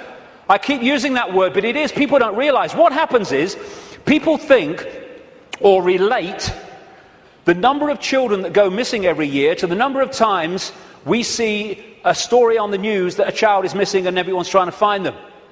That is the tiniest tip of the iceberg. Hundreds of thousands of children go missing in America every year. I've rung the states, because they don't have federal figures, tell you how many cars went missing federally, but not children. They said, you've got to ring the states. I rung a load of states years ago now. I said, how many children go missing every year? How many children went missing last year? And I added the figures up. What? Never seen this on the news, hundreds of thousands. Some of them are found, some of them have explanations. Not all, nothing like. And what happens is that you have the cover-up. There are so many stories where the story of this Satanism and this child abuse starts to come to light, and immediately the lid goes on because the system controls the various aspects that can keep the lid on. This is just one example. There's endless numbers around the world. The Franklin cover-up. It was an investigation by this guy, John W. DeCamp, who was former state senator in Nebraska, and he started investigating this guy, Lawrence King, a major Republican who sang the American national anthem in 1984 and 1988, I think it was, at the Republican convention. And he was investigating him for financial fraud through an organization called the Franklin Savings and Loans. But then he discovered that he's running a pedophile ring and providing children for the biggest names in America. And he wrote this book, The Franklin Cover-Up, Child Abuse, Satanism, again, they go together all the time, and murder in Nebraska. And what happened? Some of it got into this Washington Times, a mainstream newspaper, the connection to the Reagan-Bush administration, but most of it was totally covered up. I've been writing in my books now since 1998 that Father George Bush is a notorious paedophile, child torturer, child killer, and serial killer of adults as well. Said it on American radio. Still waiting for a response. And this is one example. A lady who became a friend of mine, Kathy O'Brien, who was in the American government mind control project since she was a kid. And met her many times. She still corresponds with me now and again. And I've met a daughter that she was talking about. Lovely, lovely girl. Totally shattered by these people. And that's one example of millions and millions that are going on around the world. And this is what she said in a book, Transformation of America. Kelly's bleeding rectum was but one of many physical indicators of George Bush's paedophile perversions. I have overheard him speak blatantly of his sexual abuse of her on many occasions. He used this and threats to her life to pull my strings and control me. The psychological ramifications of being raped by a paedophile president are mind-shattering enough. But reportedly, Bush further reinforced the traumas to Kelly's mind with sophisticated NASA electronic and drug mind control devices. Bush also instilled the "who you're gonna call and I'll be watching you" binds on Kelly, further reinforcing her state of helplessness. The systematic tortures and trauma that I endured as a child now seem trite by comparison. They're not. I know what she went through. To the brutal physical and psychological devastation that George Bush inflicted on my daughter. And that's just one of these people involving one of the victims of this. It's incredible, the scale of it, and it's going on in this country. And what happens? The wall goes up.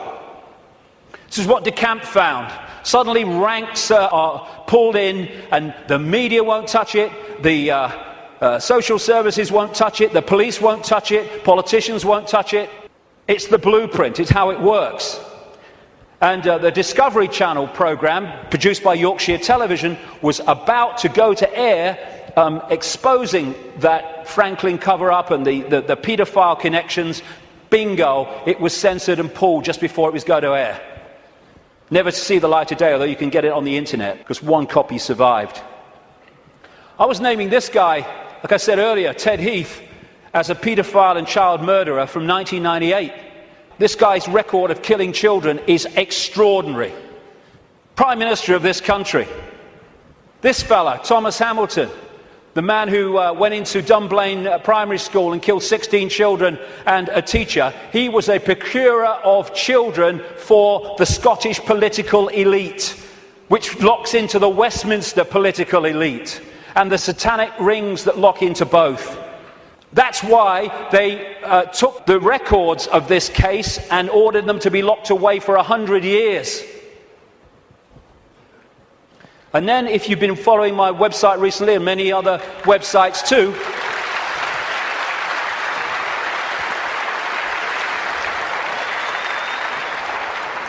Here you have the classic blueprint again. Everywhere you go, same blueprint. This girl, Holly Gregg, Down syndrome girl, her mother, Anne, and Robert Greene, a fantastic guy who's been helping them and committed so much of himself to this. When she started, Holly started saying what had happened to her, being raped and abused by the Scottish elite, suddenly the wall went up again. And Robert was arrested. He's been treated appallingly by the police, the Grampian police in Scotland. Grampian area of Scotland, by the way, notorious for Satanism. And he's now basically been told what he can't say, and he can't name people and all the rest of it. And he's, the case is ongoing. The media won't touch it, though maybe that might be changing, we hope. The Scottish law network or establishment will not investigate it. The police won't investigate it properly. Anne's brother, Holly's uncle, was blatantly murdered when he had seen Holly's father abusing her, and therefore had the ability to tell the truth and tell the story. He ended up murdered. And a cover story of suicide. When you see the story, suicide, are you kidding, was put together by the Grampian police. And Robert Greene is a man who, if there were more of his like in this world, then this world would be a very much better place.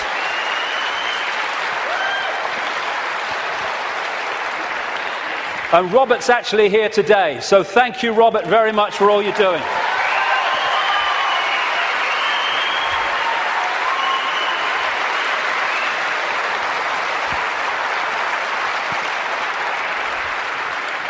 This is how they create the wall. You have again the pyramid system. Social services is a pyramid, a hierarchical pyramid. The police is, lawyers are, judges are, politicians are, the media are, all of it. The medical side, the doctors, the coroner's offices, they're all part of these structures. And up here, they all eventually fuse into the same group, the same ring of people, controlling force. And what they do is they put in these pyramids people in the positions of power who are in the ring, or in the club. You do not have to control everybody in social services to stop investigations or to enforce investigations to take children away for no good reason. You just have to control the level of social services that makes those decisions. And of course, once you're in a position in these pyramids where you are hiring and firing, what you do is you hire people of like mind, and after a period of time, then a lot of these people are in these organizations at different levels. You don't have to control every policeman. There's so many genuine policemen in this world, but they don't get into the positions of power overwhelmingly. The Geese guys do. And therefore, they dictate whether something's investigated or not, or whether someone is targeted to pin them with a charge that is completely unjustifiable. Same with the media. You control that. We're not covering that story. Politicians, oh no, I'm not talking about that. I'm not investigating that. Oh no. This is how it's done. This is David Berkowitz, the son of Sam, multiple killer in New York, who from prison after he was convicted said that he did it, yes, but he was part of a satanic ring that was with him. And he said this, quite rightly: Satanists are peculiar people. They aren't ignorant peasants or semi-literate natives. Rather, their ranks are filled with doctors, lawyers, businessmen, and basically highly responsible citizens. They are not a careless group who are apt to make mistakes, but they are secretive and bonded together, the cement, by a common need and desire to mete out havoc on society. It was Aleister Crowley who said, "I want blasphemy, murder, rape, revolution, anything bad." And now we're having, around the world, not least in this country, but America too and other countries, we're having the state stealing our children on the most extraordinary scale, with the most extraordinary excuses. There was one lady who came to light, not many do compared with the ones that are going on, because of the secret family courts where this stuff goes on in secret and can't be reported. Or they say, oh, it's to protect the children. No! It's to protect the paedophiles and the Satanists. That's what the secrecy is for.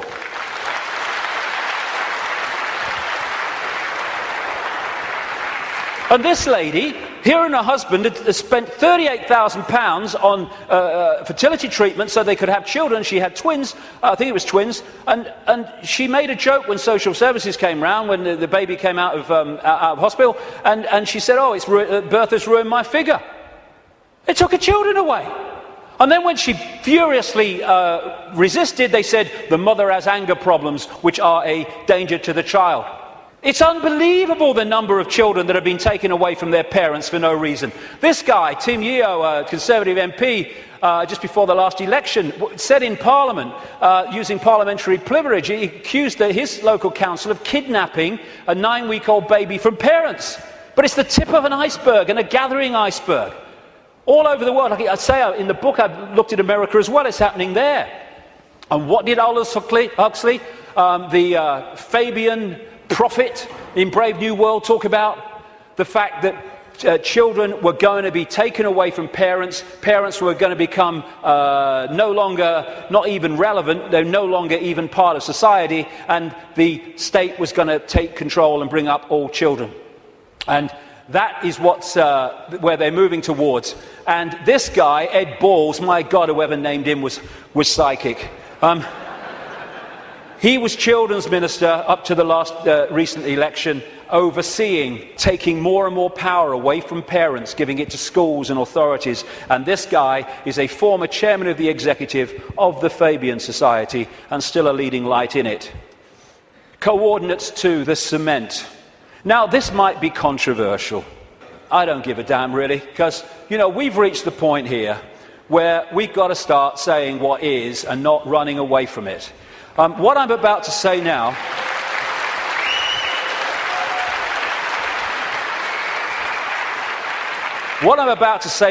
virtually no one else, there are some, and some that, some of them are characters I don't really would like to spend an evening with, to be honest, and some are. But most people, the overwhelming majority of people in what we call conspiracy research, won't touch this subject, right? Well, I'm going to bloody touch it because I'm sick of it. And I'm sick of people being frightened and intimidated into not touching it. Thank you.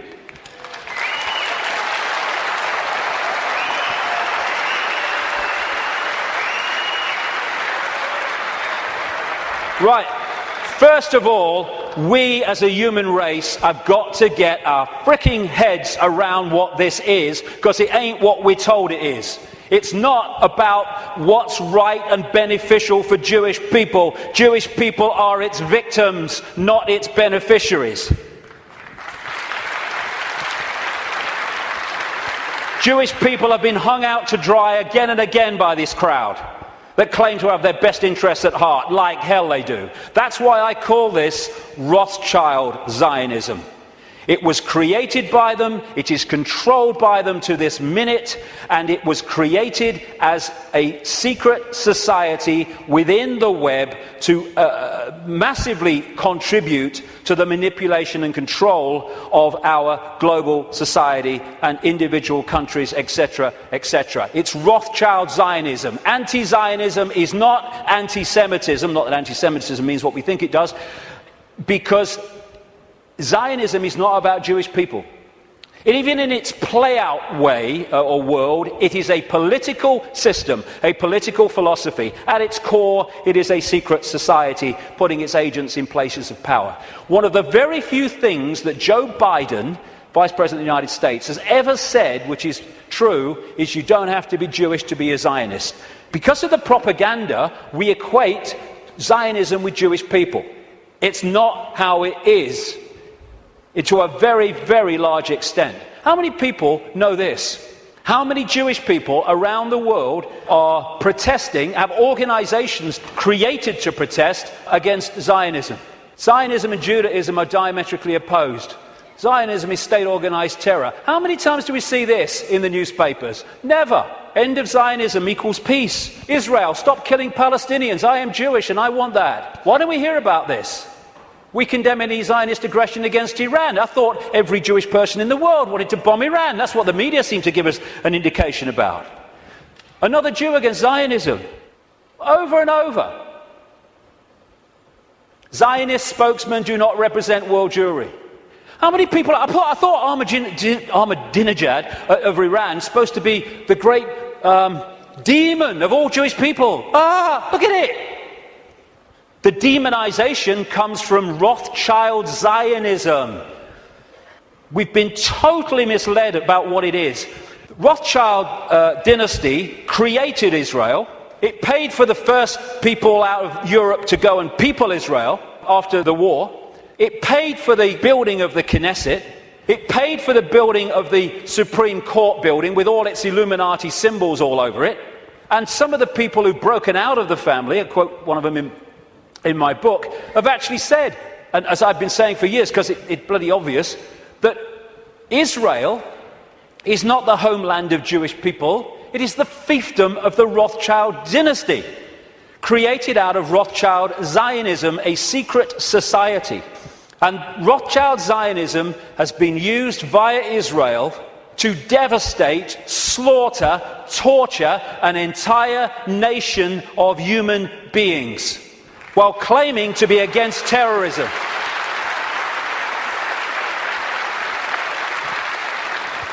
This is the dictionary definition of genocide: the systematic and widespread extermination or attempted extermination of an entire national, racial, religious or ethnic group.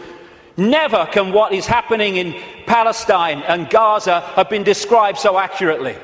More and more people killed through war, killed through bombing attacks, killed through shootings, killed through lack of food and adequate medical care.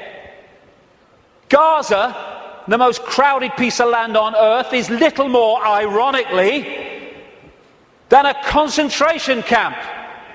And the world looks on. This is the face of Palestine.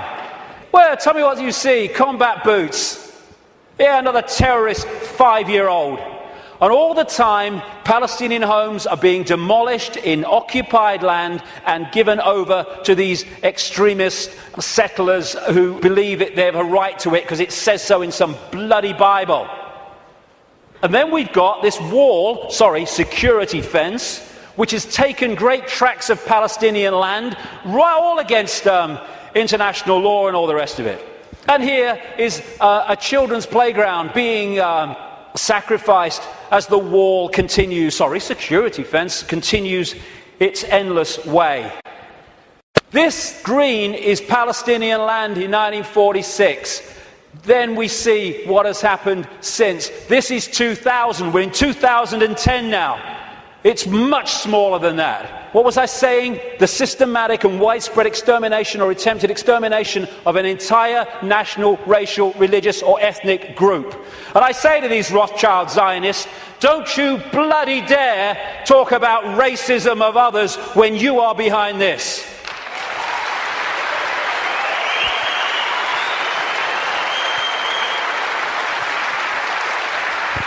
Israel is an apartheid society. Not just between Israelis and Palestinians, but through Israeli society. It's incredibly apartheid. The way they treat the black Jews from Ethiopia is absolutely grotesque. As is spokesman doing that, then talking about other people's racism. We've got to go for that. I mean, and people, Jewish people, have seen it. They can see what it is. There's some fantastic Jewish people in Israel who are resisting this. Young people who go to jail because they won't serve in the army because of what the army's doing to the Palestinians. Magnificent people. Never get talked about in the mainstream media, hardly. And no matter what is said about Israel, this is Israel's response. Why? Because Israel is the fiefdom of the Rothschild dynasty, which also controls the American administration, the British administration, and so Rothschild's one arm is not going to criticize Rothschild's other arm. In the Matrix movie, there's something called the Zion mainframe. Well, Zionism, Rothschild Zionism, is in so many ways a mainframe of this network. And it pervades all the way through. And it's not about, oh, these Jewish people here and these Jewish people there. It's Rothschild Zionists who are there, and they answer to the Rothschild dynasty. Therefore, they play out the agenda of the web in a coordinated way. Now, before I start this, a lot of names coming up. I'm going to go just through a bit of the American administration and a few other things, just to give you a feel for it, for people that haven't seen the extent of this. Before I start, one fact. Jewish people in America are less than 2% of the population. A significant number of them will not be Rothschild Zionists, and therefore the ratio of Rothschild Zionists is even smaller, significantly smaller than the 2%. Okay. Obama's immediate handler is a guy called Rahm Emanuel. He has served in the Israeli army. He's the White House Chief of Staff. He does whatever he says. His father, Emanuel's father, was a terrorist in the Irgun terrorist group that bombed Israel into existence in 1948. And this is the relationship between Rahm Emanuel, he's the kind of Peter Mandelson of America, and Obama. Hey, you want a Nobel Peace Prize? I can sort it, son. I can sort it, son. No problem. All pictures like that, by the way, are by a guy called David Dees, who's a political artist, brilliant, American, works out of Sweden. Uses images so powerfully to tell 1,000 words as they go. This guy is the second handler in the White House. His name's David Axelrod, Rothschild Zionist, and he was the man who orchestrated the entire election campaigns of Obama against Hillary Clinton and then against John McCain. The main funder and orchestrator of the funding, in terms of individuals, of Obama was a guy called George Soros, Rothschild Zionist, who manipulates countries and uses his networks and funding to create coups in countries where they want to change the regime change. And he bets on currencies like he bet on the pound years ago and makes a fortune out of the demise of the economy of other countries because he has no empathy. Henry Kissinger, massive Rothschild Zionist, has served that dynasty's agenda for 40 years, if not 50 years. And he's now an advisor to Obama, even though he's officially a Republican. The American economy, the American economic team, is led by Timothy Geithner, Treasury Secretary, Rothschild Zionist, and Larry Summers, Rothschild Zionist. The entire Obama budget is run by the budget director, Peter Orszag, Rothschild Zionist.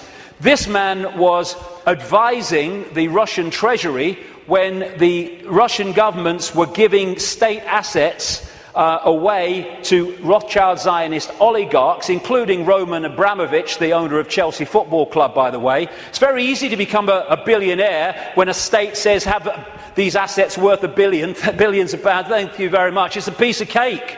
You could buy a football club if you want.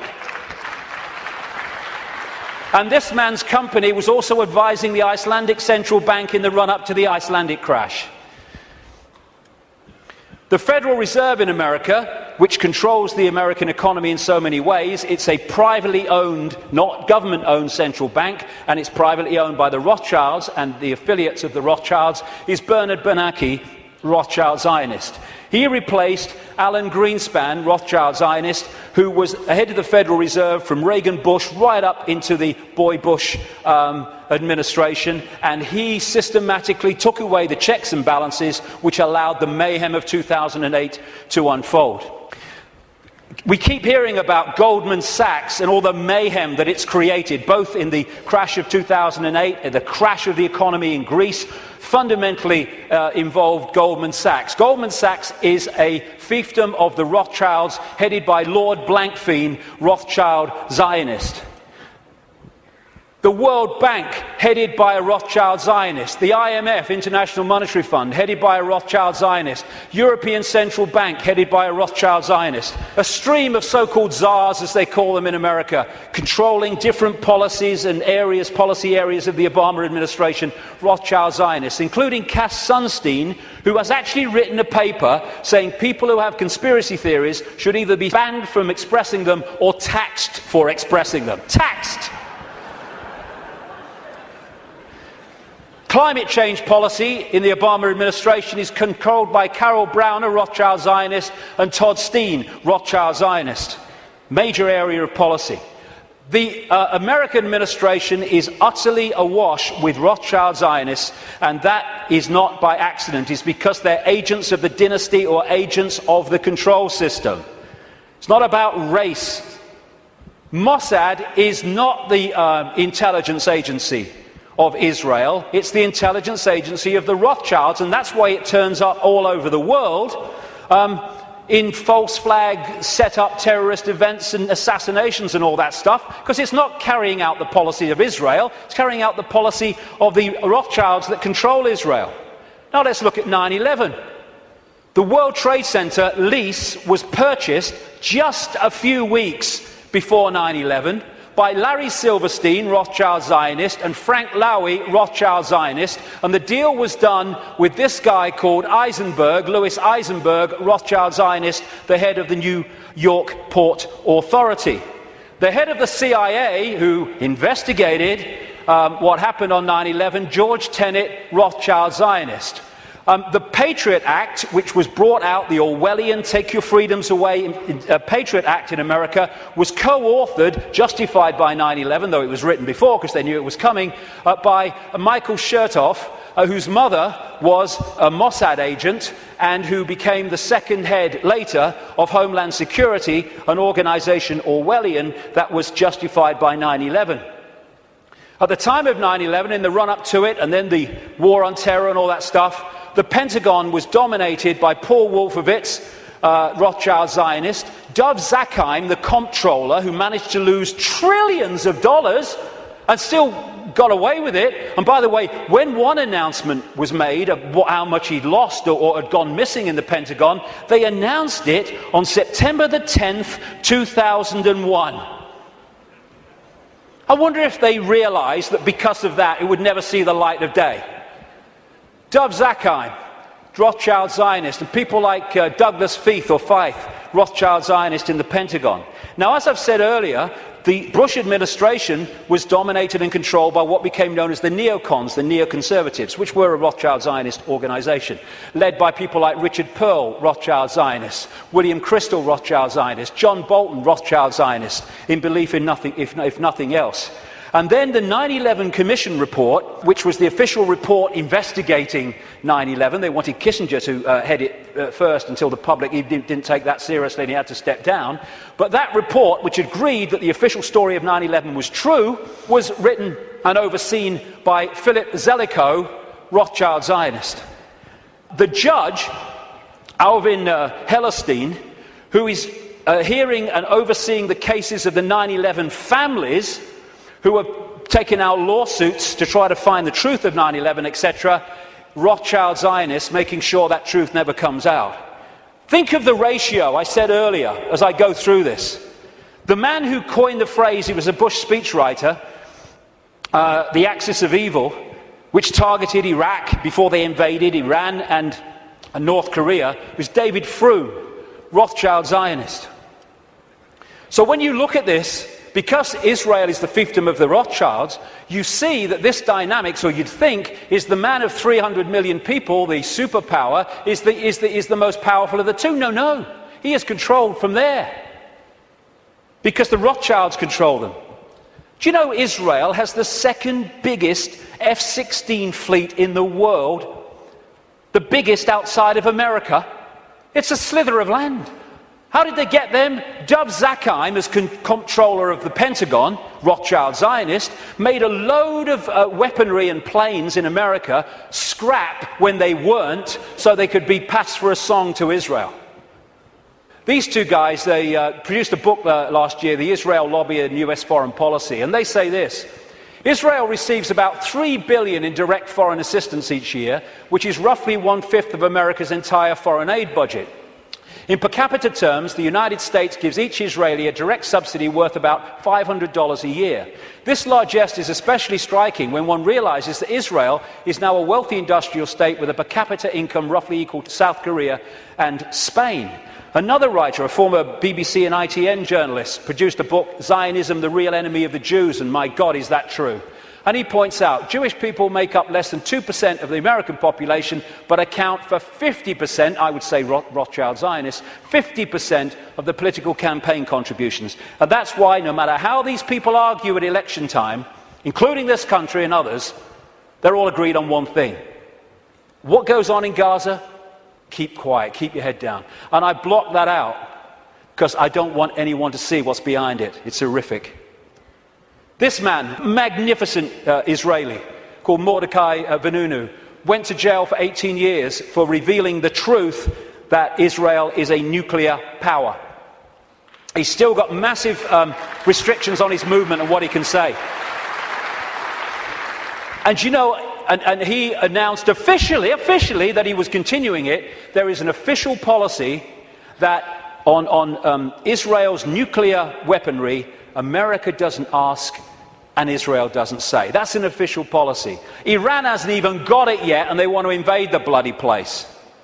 This lady, Kay Griggs, was married to a colonel in the United States Marine Corps, and as a result she was given a tour of the Middle East section of the State Department. There's a video on the internet where she tells of her experience.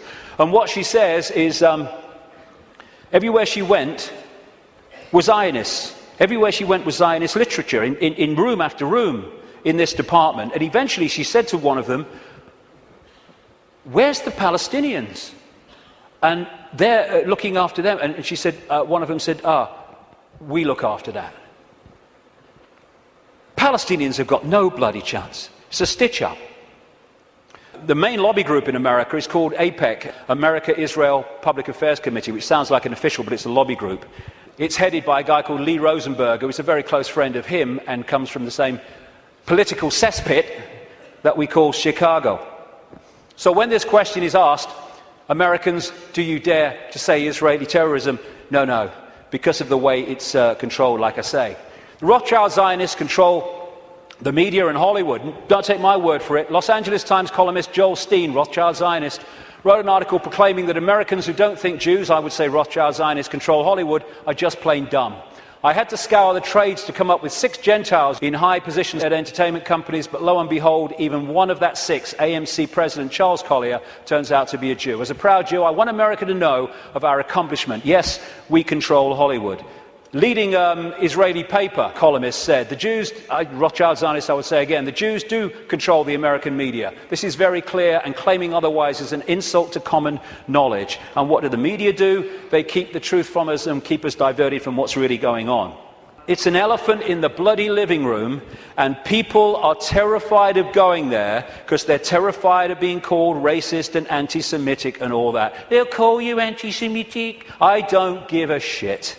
I don't give a shit.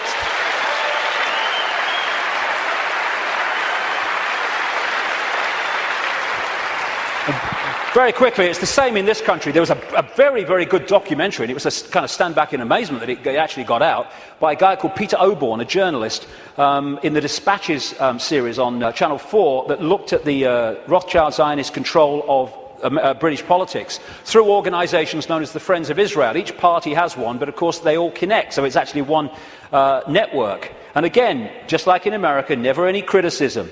The British government, under Tony Blair and much of it under Gordon Brown to the end, was controlled by Peter Mandelson, Rothschild Zionist. Note the hands. Rothschild Zionist. He even flaunts it, this guy. Goes on holiday with them. In all the papers with this leading light of the family, Jacob Rothschild. So many Rothschild Zionists end up in government here, like the possible leader of the Labour Party, David Miliband, Foreign Secretary before the election, Ed Miliband, Head of Climate Change and Environment, and this guy, Jack Straw, who's been in so many of the major offices since Blair came to power in 1997. The new Prime Minister of Britain, David Cameron, Rothschild Zionist. This guy, Tony Blair, was completely controlled by them, as Bush was, which is why they moved as one unit to do what the Rothschilds wanted, which was to invade Iraq and Afghanistan.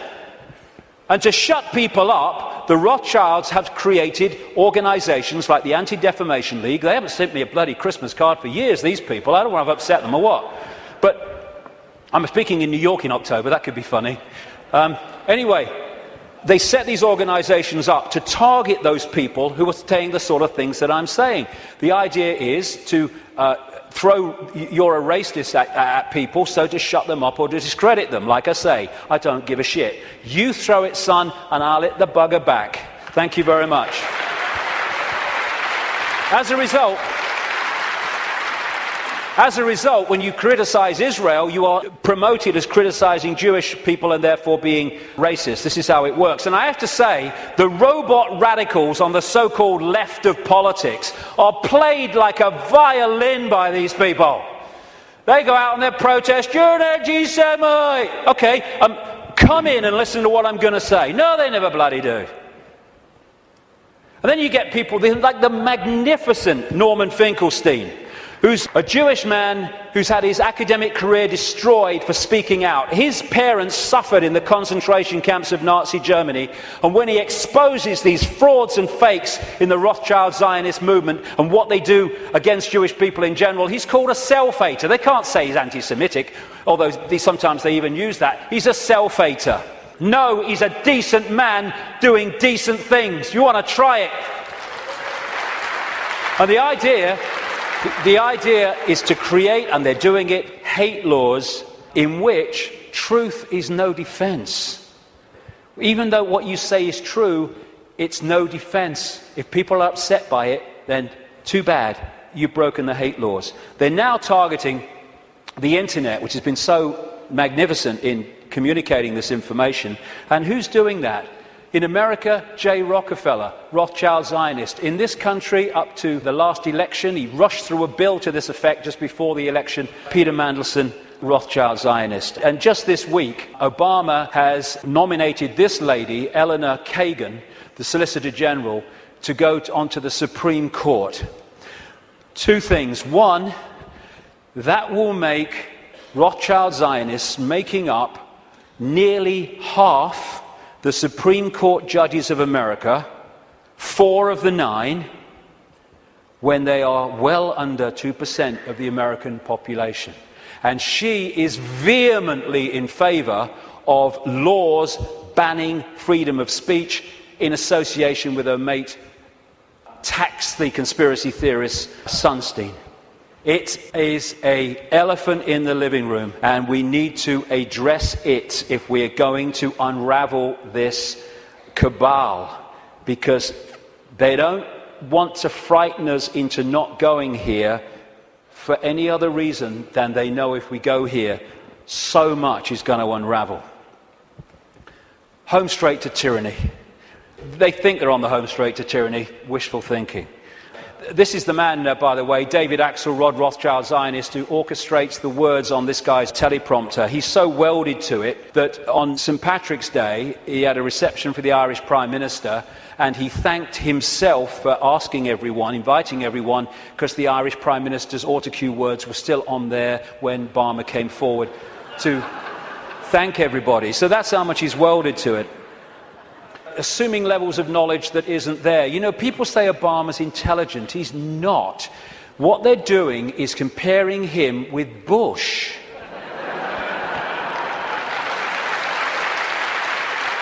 And slow horses look fast when they're running past trees. We have the secret agenda unfolding, and this is the movie. Bush is in the movie, now Obama's in the movie, but it's the same movie. And he's just there to change and Pied Piper the people, although his honeymoon period was encouragingly short. He's another Tony Blair. Will you lie first, Tony, or shall I? Oh, after you, Barack. Tony Blair. If there's ever a half-truth in a Blair speech, it's a typing error. The big change man, biggest contributors came from Wall Street, Goldman Sachs. His background is full of sleazy businessmen like Tony Rezko, who went to prison for fraud, who was a major funder of his political career. Why? Because he's one of the gang.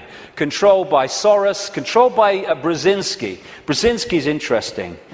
Brzezinski has been, like I say, his mentor since the 1980s. And this is what Brzezinski said in a book in 1970.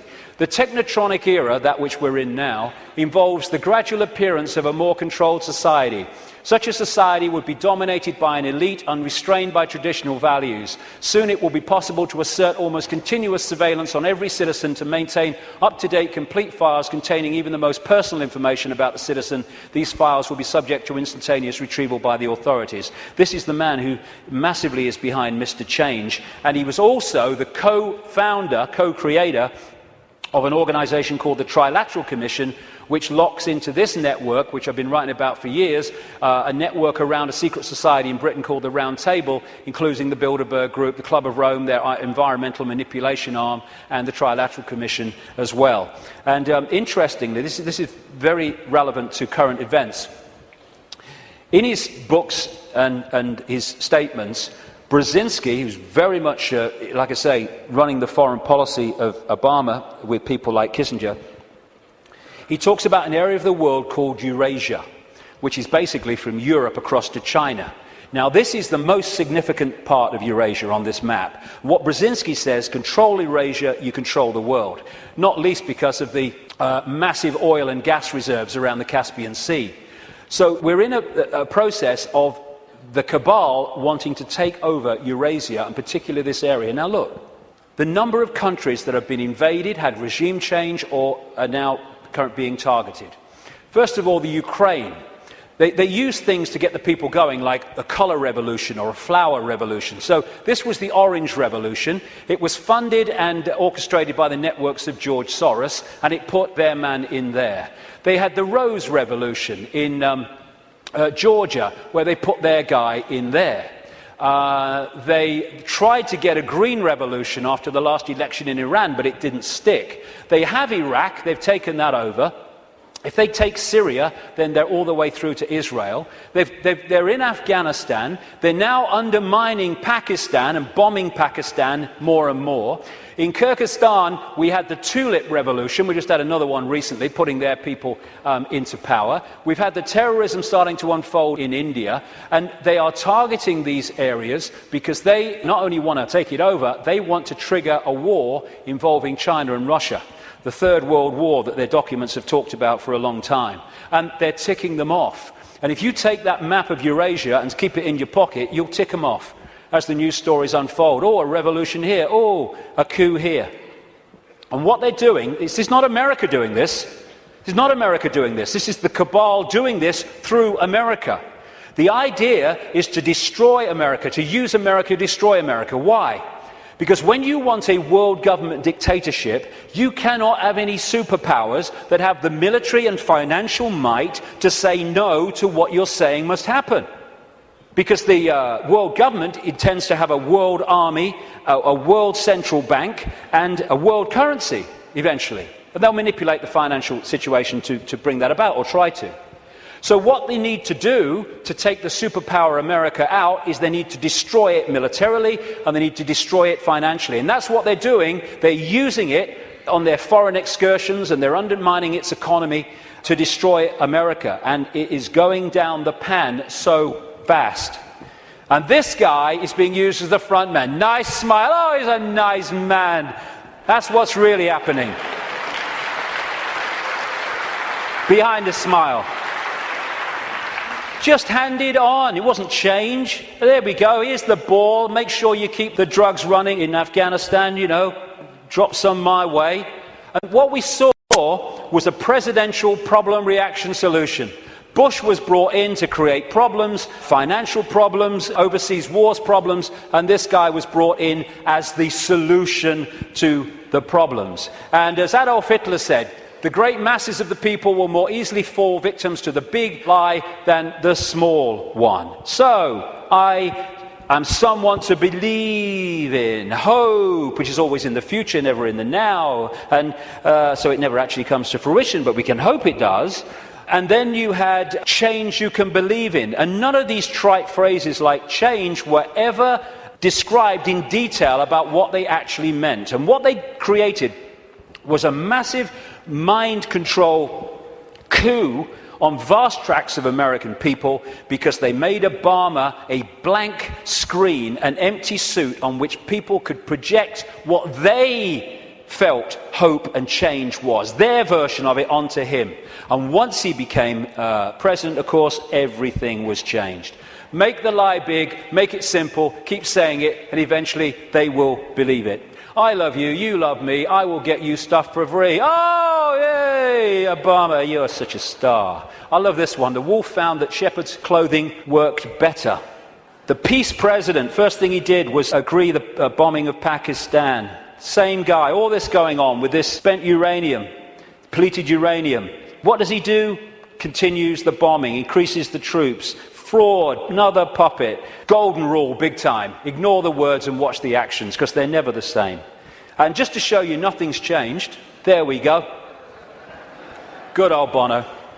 Nothing's changed, we're fine. So,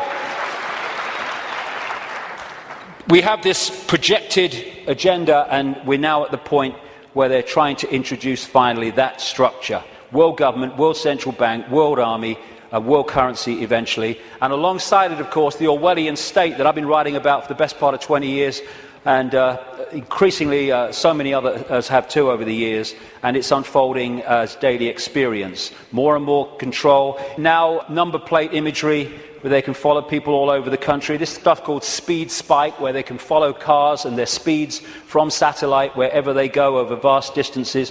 Then they've got this stuff they're bringing in, problem, reaction, solution, because some puppet stooge kid set his pants on fire, and now we must have this stuff. You know, I don't care about them seeing my body, serves them right, but it's going to bathe us all in bloody radiation. And of course, people who do care about their body being seen, it's going to, again, break them down. This is what it's about. It's a psychological warfare on the people. We're seeing police becoming more like soldiers. There are some good policemen, there are some sensible policemen, but my God, there's some morons. And they're giving them tasers as well. Bloody hell, 55,000 volts. And what is that about? People say, oh, it's terrible, it's bad for them, isn't it, that these people are dying from being hit by the taser? No, it's what they want. Because when people die of being hit by the taser, that means anything you say, officer, I'll do. It's what they want. It's part of the control system. And the sound to clear, peaceful protest, the microchip agenda goes on. One hospital now is replacing written tags on babies with barcoded ones. In the papers this week, it's all on the road. They now have barcodes that actually you can't see. The real ones, they would be there, but you wouldn't see them. Then there's the assault on the body computer to destabilize our ability to maximize our potential and get out there to higher levels of consciousness. That's what, in part, this is about. The chemtrails that crisscross the skies all over the world. All the chemical cocktails in food and drink, targeting children most of all. And this is an interesting thing. It's talking about problem, reaction, solution. The symptoms of the E numbers in sweets and food and everything, in terms of childhood behavior problems, mirror the alleged symptoms of attention deficit disorder. Mirror them. Why? Because they're causing them. And so what they do is have this shite.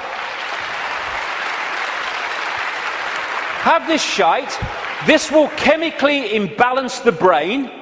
It will create behavior problems and attention problems, and then we'll give you fricking Ritalin to dose you in mind-changing drugs to meet the problem that we are causing here.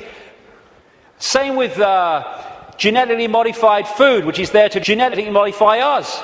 This is why they're more and more targeting organic farmers around the world and people growing their own food to overcome the chemical shite. This is why they're targeting small farmers so the great conglomerations can move in, like Monsanto and others. This is why they have this Codex Alimentarius, which was created by Nazis like Fritz Tamir, who came up with the work makes free sign across the entrance to Auschwitz. Him and some of his fellow Nazis who went to jail after Nuremberg, he was released well ahead of the end of his sentence because his mate intervened, called Nelson Rockefeller, 4 times mayor of New York, and they created these Nazis. Codex Alimentarius in the 60s means code, food book or food code, and now they're trying to impose global regulations which in effect will stop us getting the doses of food supplements and vitamins that make any difference, and also hand control over to the pharmaceutical cartel for it. Same with the attempt to get us vaccinated with all this shite through the Rothschild created and controlled World Health Organization. And because of the web, this center point can control the Monsantos, the food producers, the food standards agencies, which are supposed to oversee those people, the drug companies, the Food and Drug Administration in America is supposed to oversee them. They can orchestrate all of the stuff that I've just described and listed because of this web. And the overall thing is a war on the human immune system.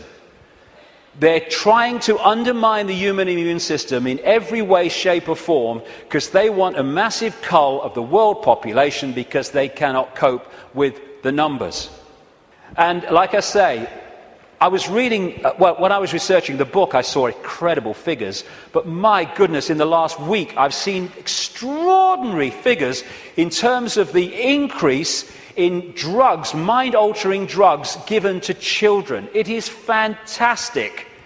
And it's being done systematically to dumb down young people and stop them expressing their true potential for consciousness, which they are. And all that is in here, how that was going to happen, written as a novel by this guy, Fabian Aldous Huxley.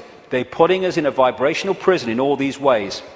The financial crash was orchestrated on purpose by deregulating, and it's possible to do that because the Rothschilds and their associated families and groups control the world financial system. They're moving trillions of dollars around, so they decide if the stock market goes up or it goes down. If they target the dollar, it will go down. If they target sterling, it will go down or whatever, because they have that ability, and Goldman Sachs is one of their main vehicles for all this stuff. And they can control the world financial system because, once again, they control the banks, they control the Federal Reserve System in America, they control the Bank of England, and they control governments, and they control the reporting of it. And this is the plan.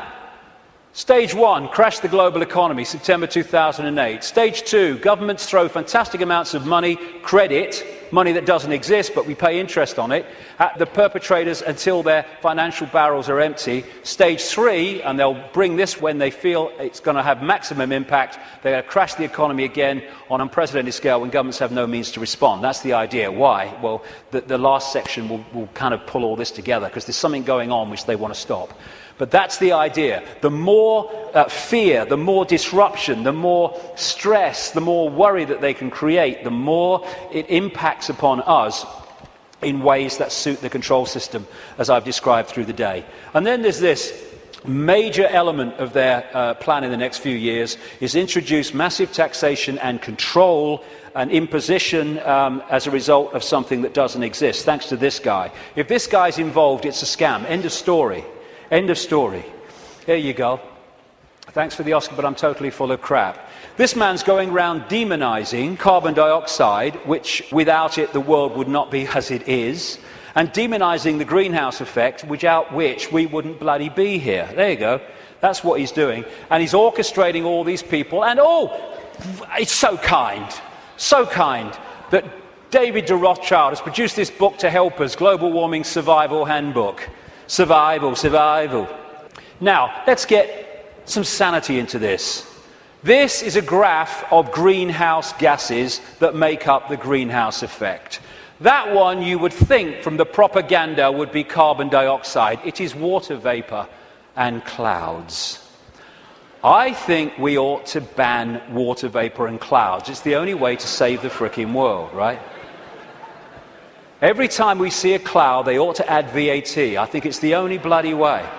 And this is carbon dioxide. Not only that, the grey stuff is natural, only the green slither is coming from human activity.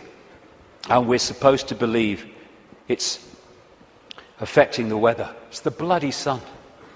It's the bloody sun.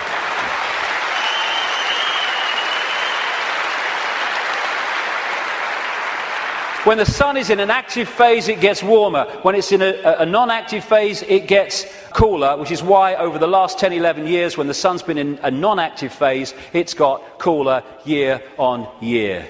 And one of these groups in this network with Brzezinski's Trilateral Commission is the Club of Rome. It was created in the 60s to orchestrate the use of the environment to push the agenda. Aurelio Pecci, the founder of the Club of Rome, quoted it in their own publication in 1991. In searching for a new enemy to unite us, we came up with the idea that pollution, the threat of global warming, water shortages, famine and the like would fit the bill. And they've played it out ever since through the Church of Climatology, which is just a cult. And here's the high priest. And we have this guy, Nick Clegg, who actually calls people that challenge the global warming climate change official story as climate change deniers. Because the Church of Climatology says that if you don't accept its nonsense, you are a blasphemer! And they equate you with Holocaust deniers. That's what that line is supposed to do. And we're still pushing along. We've had Climate Gate, we've had Glacier Gate, we've had Amazon Gate, we've had Polar Bear Gate, Rising Sea Levels Gate, where all these things that were supposed to be happening have found to be not happening and have been lied about and manufactured. And we've even had Cowgate. Yes, ladies and gentlemen, I bring you glad tidings and great news. These clowns have now admitted that bovine flatulence is not a threat to human existence as we know it. I can't tell you how happy I am. BBC, through gritted teeth, has had to admit on its website, but not on its television station, that temperatures have been falling. And yet, no matter, the Green Team goes in, Gore's team is taken on by Obama. They go around programming children about fear of the future. The Green Police to impose checks on your houses without your permission. And just to show it's a scam, there we go. How's that? Good stuff. Again, I keep coming back to this. The suppression vibrationally of this energy field and the human energy field. The reason they're stopping the manufacturing of light bulbs and the selling of light bulbs as we've known them up to this point, and they're replacing them with these things which are full of mercury and an environmental bloody disaster, is because they give off a certain vibration that affects the human energy field. This is why many people around the world get ill, physically ill, when they live with these light bulbs. It's all a scam. Very quickly to finish, political correctness. This is not about protecting minorities. It's about stopping people speaking their truth and having freedom of speech. That's what it's about. It's about creating what Orwell called newspeak, where the language replaces old speak, words that have meaning and detail and you can express yourself, with newspeak, which actually says nothing, has no ability to express detail. Because of the way it works. The only language in the world whose vocabulary gets smaller every year, Orwell said. And as he pointed out quite rightly, on the conscious level, we think in words. And so the more you reduce the words, and all this tech stuff, you are, and all this stuff, and the way we're changing the language and reducing it dramatically, is taking out over a periods, the ability to even think in detail. As one person said, how can you talk about freedom and how we must have freedom if there's no word left that really means freedom? And in 1984, of course, newspeak didn't have a word meaning freedom. This is what political correctness is about, shutting people up so no one can say anything. You mustn't upset anybody. Well, it upsets me. You've upset me by saying I can't upset anybody. If I can't upset anybody, I can't say anything. It don't matter what you bloody say, you'll upset somebody. And then we have health and safety. Again, it's to create a situation where people can't move. I went into a Pizza Hut on the Isle of Wight. I'm not proud of it. I was hungry. But and I asked for a cup of coffee. And they said they couldn't make me a cup of coffee because the coffee machine was broken. I said, can't you, true story, I said, can't you put the kettle on? They said, no, we can't use a kettle because of health and safety. It's a bloody cafe. Do not hold the wrong end of a chainsaw. Oh, thanks for that, mate. I might have made a mistake there. And what all this is brilliantly portrayed here by Neil Haig. All these things, taxation, you can't do this, you can't do that, don't say that, health and safety, political correctness, oh, watch what you're thinking, oh, watch what you say, oh my God, is to tie us like flies in the spider's web so we can't move. We've got people worrying now about, is me wheelie bin out on the wrong day? Is it a few inches too near the curb? And you know something, and this is important. These people are taking the piss, and I'll tell you why. They are throwing this crap at us, and if they don't meet significant resistance, they go, okay, we'll throw even more crap.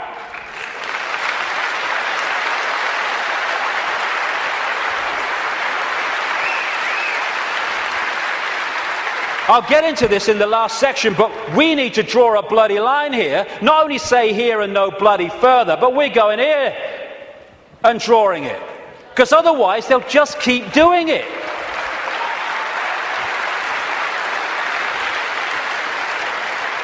And this is the key to all of this that I'm talking about. It is a mind game. It has to be. It has to be, because from mind comes everything. This massive stop, go here, don't do this, you can't do that, all this stuff. More and more fine detail of our lives being dictated. It's to turn us into the version of this. You put a mouse in a laboratory maze and you put shock equipment down different channels. When it goes down those channels, it gets a shock, it comes back. It might go down another time, it'll get a shock and come back. After a while, not long, you can take that shock equipment away, that mouse will never go down there again, because you've changed its behavior patterns. And what they're doing is throwing all this stuff at us, giving us punishments for doing this, punishments for doing that, punishments for doing this, but you're okay as long as you do this. And that channel of it's okay if you do this is getting narrower and narrower and narrower. And what they want to do is to bombard us and batter us into acquiescence. So we become subservient totally to the system. Never challenge it. Just stay in this narrow band of robotic computer terminal perception. To turn this into this. A bar-coded, computer terminal, unquestioning, acquiescent robot. And they've done it before in smaller groups. This is China. This is waiting for work in the factory in China. And China is in so many ways a blueprint of the global society they want. 1.5 billion people in China. They're controlled by a relative handful, because the 1.5 billion are acquiescent, and therefore they cannot use their numbers to overturn the dictatorship of the few, because they're programmed not to. The rabbit hole goes very deep, even deeper than I've got to now. The journey continues. But it's to control perception and get us to believe we have no power. We bloody do. To get us to believe that we should just follow the one in front, because that's what everyone else does. Like bloody hell we will. And in 10 minutes I'll come back and let's look at what we can do. Thank you very much. Thank you.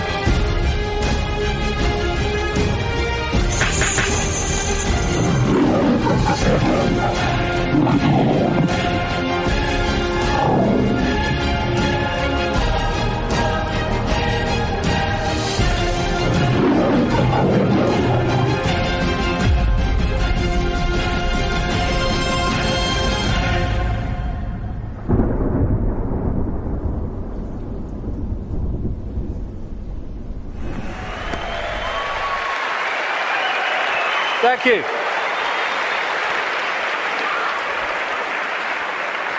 I've changed my smelly shirt for, I think, a very appropriate colour for this last section, actually. Smelt like a wrestler's jockstrap out there, I tell you. Okay, so where now? Well, this section is about the control system coming down. Because we're in a period where a dramatic shift in human awareness and human consciousness is in the process of taking shape. Some people call it the shift, sometimes I call it the vibrational quickening, but what I've been calling it for 20 years, because I came across this in the very earliest days after I met that psychic, that first psychic, I called it the truth vibrations. The first book I ever wrote after that awakening started, because it's ongoing, was called Truth Vibrations, or the Truth Vibrations, because I came across this awareness. There seemed no evidence at the time, my goodness, that there was a vibrational change in the process of coming. I understand it more now, mind, and we'll get into it, but I had no idea then. And what it was going to do was act like a spiritual alarm clock, and it was going to wake people up. It was going to wake people up from this slumber, this coma that we've been in for so long. And also, my goodness me, as this truth proved to be true 20 years on, that it was going to bring to the surface all that had remained hidden. That the truth was not only coming out, it couldn't be stopped from coming out because this vibrational change was bringing it to the surface. Like I say, 20 years ago, awakening, new consciousness, what? Truth coming out? Oh, you must be joking. 20 years on, my goodness, look at it.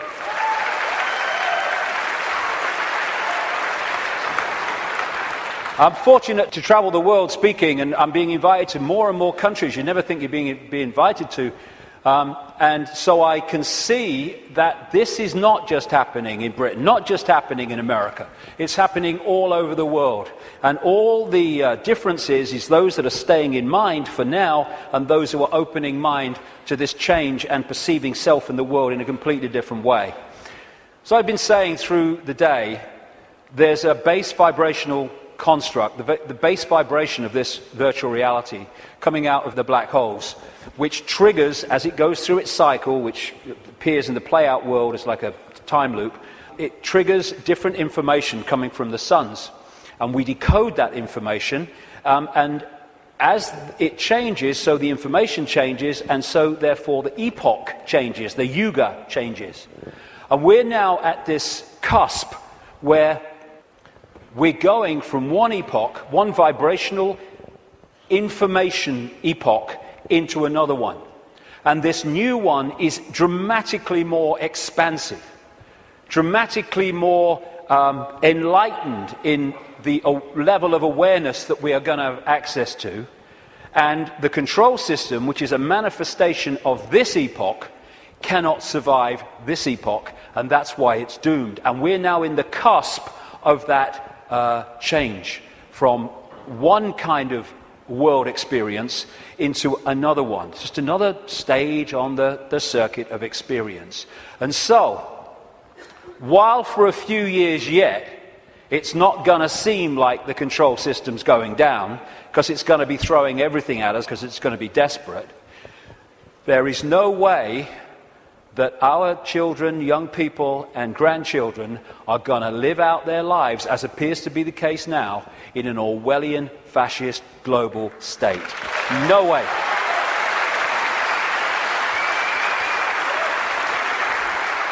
This changing epoch, changing information, is starting to be activated within the Earth grid and, of course, within the human grid. This new information is starting to, for those that open themselves to it, instead of stay closed in density, because if you stay in a dense state, then these higher vibration energies are not going to impact like you if you open yourself to them and connect with them. But those that are awakening, this new photon information, this more expanded perception, we're starting to integrate it, and we're starting to get insights from it, because it contains information that hasn't been around in this period we've been through. Now it is, and suddenly it's like, Oh, I see it now. Oh, I get it now. Why didn't I get it before? Because you're now decoding a totally different level of information that's becoming available, and it's encouraging us, it's pressing us, it's urging us to open to all that is and change the way we perceive the world. What certainly is true is some strange things are happening in the sun. The sun goes through cycles of less activity and more activity, the so-called sunspot cycle, which also produces the solar flares and all that business. And it's kind of quite a predictable cycle of some 11 years, and it goes into a down period, and then another one starts. But what's happening now is that the down period has been bewildering scientists, because the new period, the new sunspot cycle of activity, which will push temperatures up a bit, and these bloody global warmers will go orgasmic when it does, is not becoming active.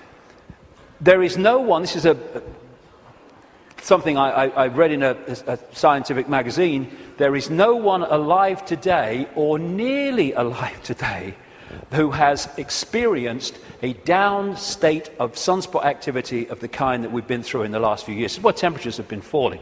This one is the so-called near solar minimum in January 2005 of sunspot activity, and this was the sun yesterday in terms of sunspot activity. Something's changing, and other things about the sun are not reacting as they normally would. But I suspect that when it starts again, and it will, we're going to see some dramatic activity in the sun. And that will impact upon not just the Earth's energy field, it will impact on our consciousness, our awareness, and things will start to speed up. Because this new information construct coming out of the sun is symbolized by Neil Haig and myself as a lion. As the real human being, I symbolize as a lion also. And basically, these truth vibrations are going to dramatically, as we go through these next few years, dramatically affect human perception, human awareness, and human potential as this new information becomes decoded and the awareness potential expands and we access a greater part of all possibility. Another thing these truth vibrations are going to do and are doing is to break that wall, that line of troops on the left brain, and we're going to be accessing more and more of our right brain potential. So our creativity, our insight, our ability for what people would call genius today, it's the natural human state, is going to more and more expand. We're heading in for an incredible time. It might not seem like it like for a few years, like I say, because these people will be battening down the hatches and trying to do everything they can to stop it, but that is what awaits us. In many ways, I wish I wasn't 58. I wish I was like 28, because I'd like to live through a bit more of this. But I'll have had me fill by the time I'm done, which is bloody well not yet, I'll tell you. So when so as we are impacted by these truth vibrations, because we open ourselves to them, then we break out of these boxes. And these are the people who are not being touched by that yet, but my goodness me, I'm seeing people now change dramatically in no time. I was walking through where I was speaking in Santa Fe last year, and this guy walks past me. He'd flown in from Austin, Texas, and he said, 3 months ago, mate, I thought you were mad. Words to that effect. He said, now I get it. And he got it so quick, and we're going to see this happening. People changing dramatically, and also, as I understood 20 years ago, that all that's been hidden, the curtain is being pulled back. And we're in for some shocks. I mean, of course, what we've talked about today is shocking to most people who have seen the world in another way, but the shocks are going to go on, because what's been going on in this world behind the scenes is nothing like what we think it is. And these truth vibrations, this energetic change, this new epoch of enlightenment and expansion, and people call love and harmony and respect, connection, is going into these dark places, these structures that are held together by low vibrational density. and breaking them up. Not, like a war. It's a new epoch coming. And as the new epoch comes, the energetic change is going to break up the denser structure of society and belief. And like I say, if these guys think, as they do, because they're accessing here, not here, because of their mental and emotional state, that it's a done deal, well, they're in for a bit of a shock. Because, when you've got a dam of water, it can take a long, long time before the cracks appear. But from the cracks appearing to collapse can be a very, very short time. And already, if you look from this perspective, the cracks are appearing. And the first crack is when people say, I've had a freaking belly full of this. I ain't taking this anymore. Then the cracks start to appear. And what we're going to see in the next 10 years is this control system, increasingly as the years pass and these truth vibrations get more powerful, we're going to see this control system come down because a new awareness is being breathed into this reality, and a control system based on suppression of awareness therefore cannot survive that change. Now, another perspective on why the control system is going crazy now. As I say, they can see down what we call a timeline further than we can when we're in this reality, because they're in another reality looking in. So they could see, they don't know the scale of it because they can't get out here where it's being orchestrated from, and they can get here. But they can get a feeling, and they have had an awareness that this energetic change was coming and how it could potentially affect the slaves in terms of waking them up.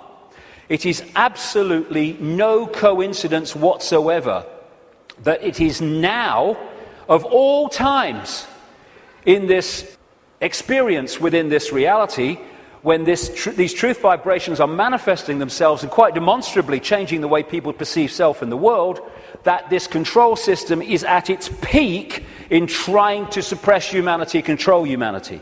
It's absolutely in sync, because this moon matrix can only influence human perception if humans stay within its vibrational frequency, within its hack.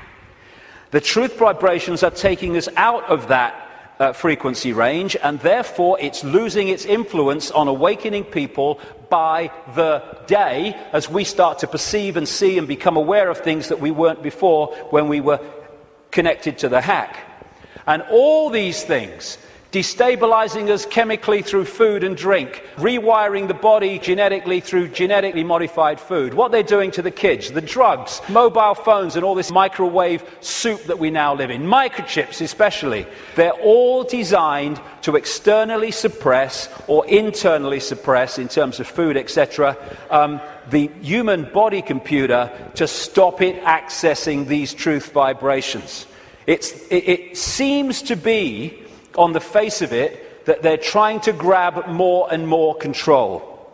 The truth is, it is a desperate, desperate attempt to hold on to the control they've had thus far. That's what it's about. It's battening down the hatches to stop the control system coming down. In part because it has many expressions, including creating earthquakes and dramatic extremes of weather. This technology known as HAARP in Alaska, and it's now got other organizations connected to it and technology connected to it increasingly around the world, it bounces radio waves off the ionosphere, the highest part of the atmosphere, and back to Earth. And what it is in major part is a underpinning, a supporting role to this moon matrix to create a low vibrational atmosphere in the lower atmosphere where we live in and operate in like this. Again, it's targeting this morphic field, as the Satanists call it, and some others do too, to keep it in a low vibrational state. It's fighting the truth vibrations. They know what they're doing, on one level anyway. And one of the other things that HAARP can do, and it's in the patents of the technology, it can send out radio waves carrying information, thoughts, on the wavelength of human brain waves, and it can impose those thoughts on the brain, which we then manifest through as our own thinking. That's also part of this, and it's also part of this defense mechanism against this epoch change. And if they change and affect this energy field we live in, we will be affected by it if we stay in density and closed mind state. I'm absolutely convinced, have been for years, that part of the creation of this like sub-reality underpinning, supporting the moon matrix, which was okay up to this point, didn't need anything else. But now this energetic change is taking place. They're bringing the troops in, if you like, to underpin it.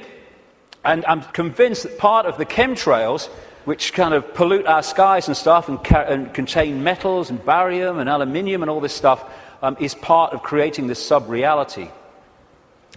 What the truth vibrations are doing is healing this schism.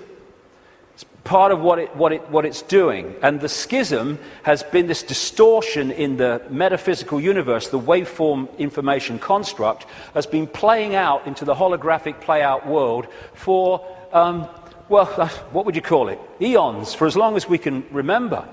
And it has manifested itself out as conflict and fractured personalities and all the rest of it. This is being healed all the time as these truth vibrations impact themselves and we move into this new epoch. And those that are tuning into it, it's healing these divisions. And when this changes, this must change. And the control system is a play-out holographic expression of the schism. So when the schism heals, as it's going to, this distortion, its outward holographic expression, the control system, must fall. That's why it's doomed. It cannot survive this energetic change because it is a manifestation of the distortion that is now being healed. The pieces are being put back in that have been taken out. A totally new era is in the process of moving into human experience, and this control system, it's doomed, and all its expressions are doomed. Not doomed like, let's have a mass bloody murder, mass killing, all the rest of it. Doomed in this reality because they're connected to something that's disappearing. There'll still be infinite consciousness, even those in the control system. They'll remember who they are eventually. It might take some time, and we'll be having a beer with them one day thinking, do you remember when you were stupid? Oh, yeah, I remember that. Oh, God, mate, yeah. Oh, that's what we'll be doing at some point. So this epoch change is moving from a sense of division, left brain, where it sees everything as apart from everything else, sees everything in terms of structure and apartness. We're moving from that perception as this energetic construct changes to a perception of what comes from expanded consciousness and awareness, which is we're all one. We're all expressions of the same one consciousness, which again makes racism ridiculous, ludicrous, insane, the height of ignorance. And as the schism, the distortion is healed, so other expressions of the distortion will become what we call history. The police state, the energetic wars, once we're really in to this expanded awareness, the very idea of going to war. We have laws because of the distortion, because of the epoch we've been going through. We don't need laws in the state of awareness that we're going into, and our children and grandchildren will go even more into. You don't need to say we have a law against murder when murdering someone would never even enter your psyche. You don't need environmental protection laws when harming the planet because you know the planet and you are one anyway would never occur to you. You don't need these things. Laws are there to suppress overwhelmingly, but also expressions of laws are to try to mitigate for the distortion that manifests itself in distorted behavior. The idea of anyone going hungry in a world of plenty in the epoch we're entering, never even conceive it. You mean they used to let people starve? That's this mentality that we're moving out of. And we're at the cusp now of this change, which is a very interesting place to be. We're going back to that.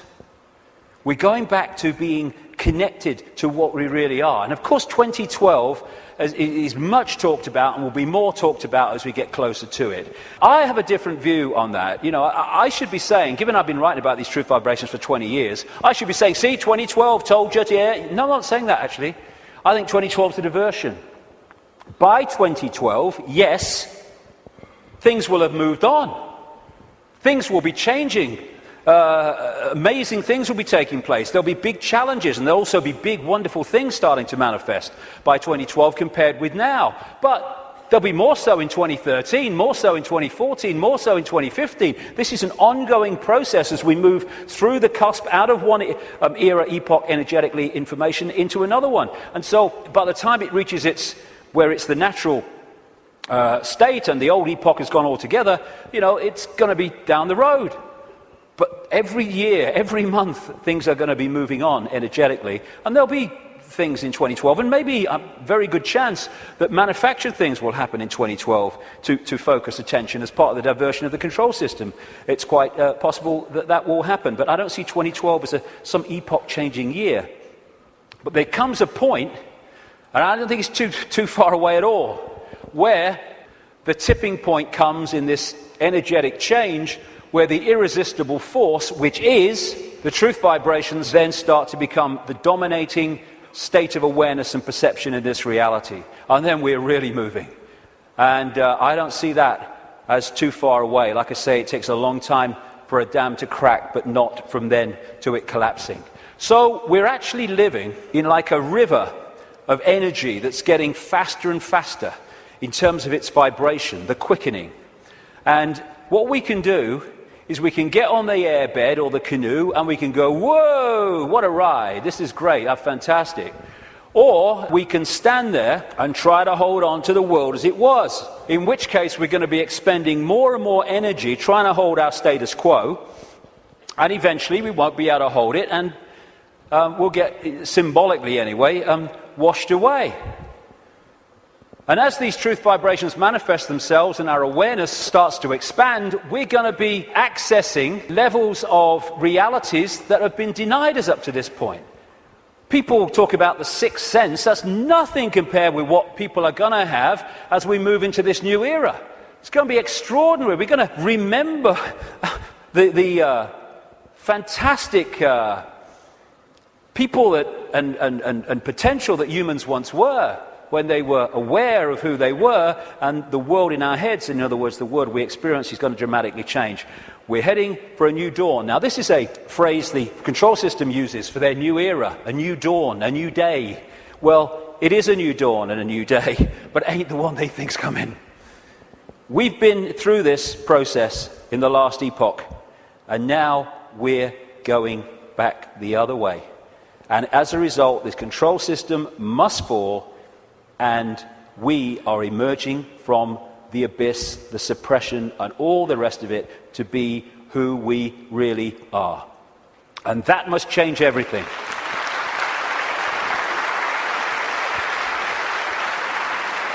Einstein said, you cannot solve problems with the same level of consciousness that created them.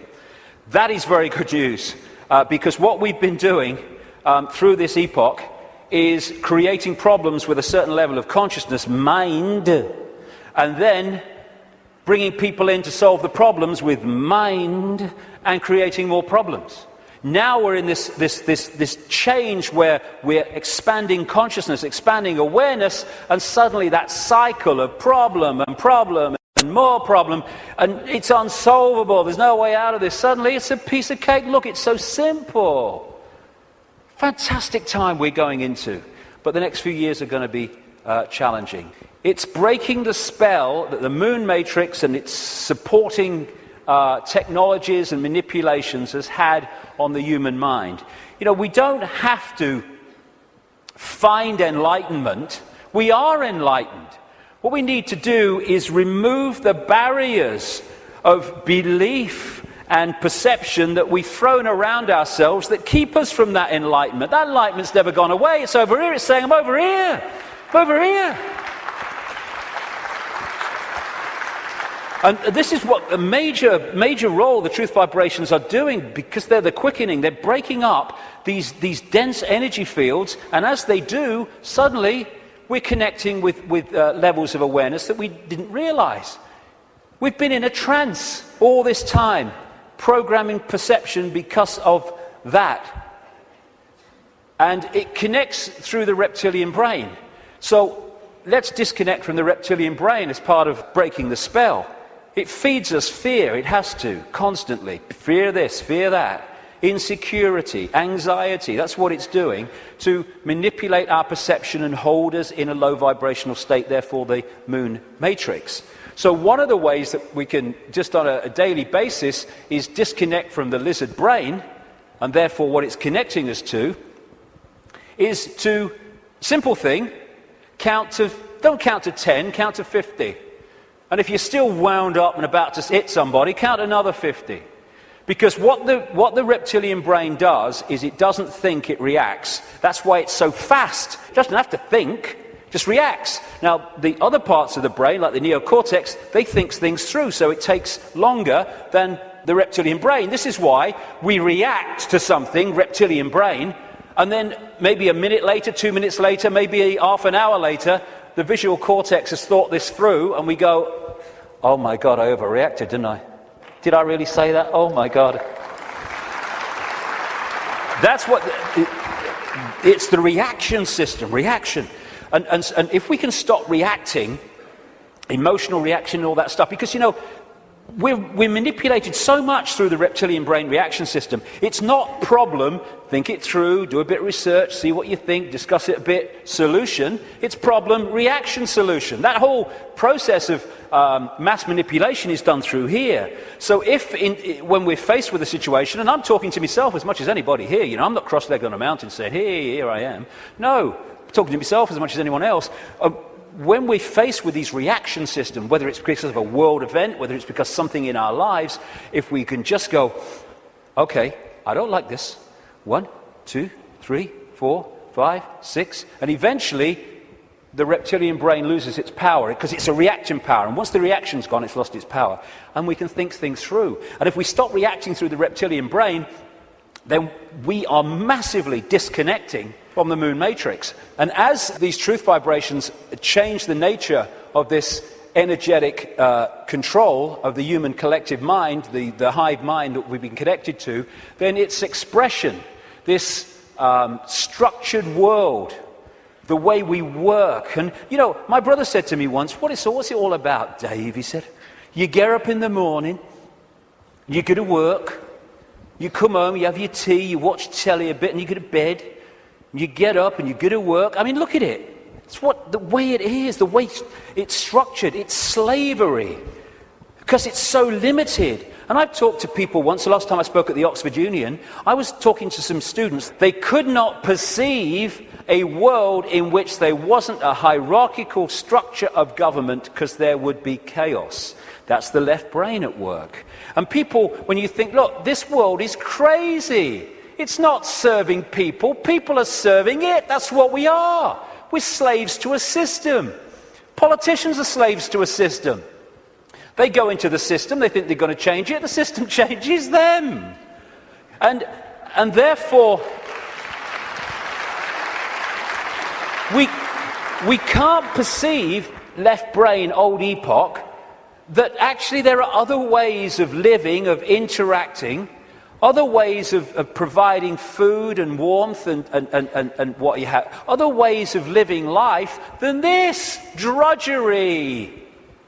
But as we expand our awareness, then other ways of interacting will become very obvious to us.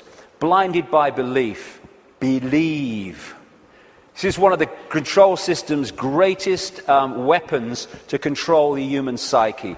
Get them to believe something. They don't care if it's this religion or this political belief or whatever it is. As long as you believe something powerfully, then they got you. Because belief builds walls around itself, repels all borders that challenge that belief, and suddenly you're living your life on a postage stamp or a dot. and your true ability to perceive in an expanded way is gone. You've given it up to the belief. This is how it must be. And once you have a belief, like a religious belief, then there are rules and regulations. Walls go around the belief. If you're going to be one of us, you must believe this. You can't believe that because they believe that, so you'll be one of them if you believe that, and all the rest of it. Here we go. We're all possibility. What are we doing having rigid beliefs when we're all possibility? Religion is mind.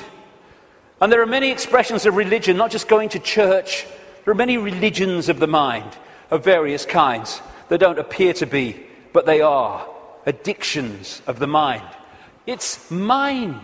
You must believe this. There is one possibility. What's that saying? There is one possibility. That's how mind thinks. Consciousness, there is one possibility. You're having a laugh, darling. So religion, as we know it, is not going to survive this epoch change either, because it's an expression of the last one.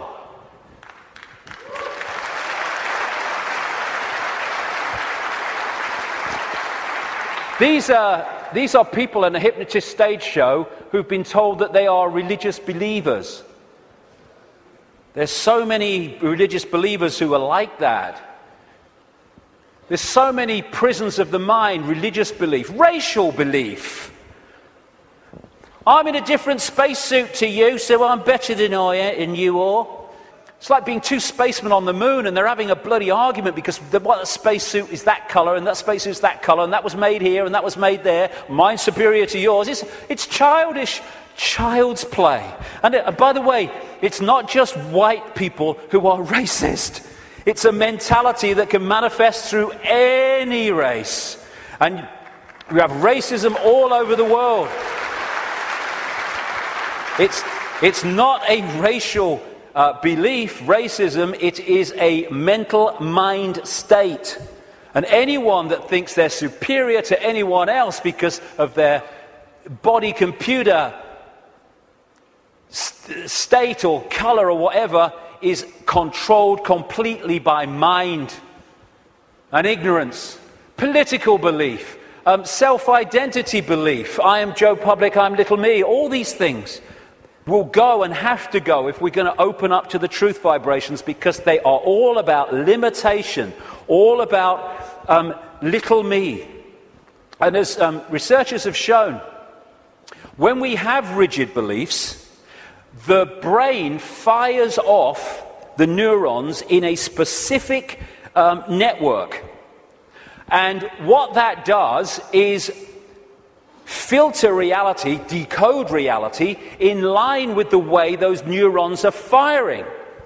Therefore, it continually edits its reality and creates self-fulfilling prophecies, if you like, that it keeps seeing the world according to its belief. Despite receiving information that challenges the belief, it just filters that information in line to protect its belief. And then when you change your belief system, as has been shown in research, the neurons start firing in a different way, and you start seeing the world in a different way. If we can get to a point where we open our minds without belief, we come from a state of knowing, all-knowing consciousness rather than belief from mind, then we open up the range of perception and understanding and awareness well beyond anything you can access if your brain is firing off in this symbolic way, limited by rigid belief, whatever belief that may be. When we open our mind to consciousness, everything changes. And to do that, I would suggest we need a blank sheet of paper. You know, it's not about learning anything new. We're all knowing if we can access that level of ourselves. It's unlearning the programming that has kept us from that level of awareness that we truly are. And therefore, because we're dealing with all possibility at the core of our being, that's what we are, we need a blank sheet of paper. All preconceived idea needs to go. All preconceived belief needs to go. And let information, intuitive knowing, decide what we think about things and feel about things rather than preconceived idea. It's not possible becomes, well, let's see if it's possible on the basis of the evidence, the basis of the information, the basis of how I feel. And then suddenly we're not saying, no, that's possible, I'm going to shut that out by reflex action. We're going to look at it. And when you do look at it, as I know from experience, what seems to be crazy to start with starts to take on very profound dimensions. Because we're all possibility. And if we're saying only this is possible, only that's not possible, we're not operating at the core of our being, which is all possibility. We are editing things. We are limiting ourselves. We are entering the realm of mind. And it's a time to choose, in many ways, between the head, the intellect, not that he doesn't have the part to play, it does, it being the governor, and the heart, knowing, intuition. What changed my life more than anything else was 20 years ago when I decided that if I was ever had a decision between going with my intuitive knowing, which we feel here, funnily enough, in the kind of heart chakra area, and my mind, I was going to go with my head, I was going to go with my intuition. And it changed my life and has allowed me to follow this path, because I can tell you over the last 20 years, there have been many times in the early days, not for a long time, but in the early days, when my head was going, you're going to say what? You're going to do what? You must be joking. Not in my lifetime. But I thought, no, I feel to do it. I went with it. And as a result, you follow this energetic path through intuitive knowing that's been laid out. And what happens, because intuition, knowing, is coming from another level of awareness beyond five-sense reality, it means that to five-sense reality, general world, some of the things you do when you follow your intuition are seen as, I think I'm possibly an example of this, are seen as crazy and mad and lunatic and dangerous and all that stuff. And what happens then when you do that and you get that reaction is that the head kicks in, the mind, which wants to protect its preeminence that it's had up to this point, puts its arms together and says, see what happens when you don't listen to me, see the trouble you've got into? And it's like, okay, and you come back into mind. But if you stick with it, and you take what comes as a result of expressing your uniqueness and expressing your intuitive knowing, then eventually things happen, good things, great things sometimes, that happen not despite what you did and the reaction you got, but because of it. And then the mind, the intellect, looks at this and says, well, hold on a second. It might get you into trouble, but eventually it works out. And what happens then is your head and your heart, your knowing, your intuition come together. And the war stops. We become whole again, where mind serves consciousness instead of serving itself. And it's years and years, I say this honestly, since my intuition and my head have had a problem. It's an incredible feeling, because it's like, when you start out, it's like, I feel to do this. You're not doing that. No. And then after a while, when this sync takes place, it's like, I feel to do this. And the head goes, okay. And it's a totally different way of interacting with the world. The war stops. And this is open to all of ours. But the first thing is what it is. It's to face the situation we're in, and then we can do something about it. First thing, to realize that up to this point, we have been slaves thinking we were free. And so the first stage is to acknowledge that, and when we do, we can do something about it because we're accepting what the situation is. The second thing is to choose freedom over slavery and be prepared to do what is necessary to achieve that freedom over slavery. And when we do that and we mean it, there is a shift in our energy field. As that shift takes place, what I call magnetic attraction, it's the energy field is of the human body is an expression vibrationally of our state of being, mentally, emotionally, what we might call spiritually. And therefore, our state goes out as a vibrational field, and it draws in other vibrational fields that sync with it. We call these people, places, locations, ways of life, jobs, opportunities, or lack of them. So when this shift takes place, because we've said my intent, very powerful intent, is that I want freedom, and I want to end my life. I'm not going to be a slave anymore. I'll do what is necessary to understand who am I, where am I. Suddenly this energy field shift takes place, and we start drawing in new people, places, locations, opportunities, etc., that are syncing with the new vibrational state as opposed to the old one. And at this point, and I experienced this big time in the public eye, we experience this shift as our lives falling apart. Partnerships may end. We may lose our job. We may change location. We may, like me, undergo massive ridicule.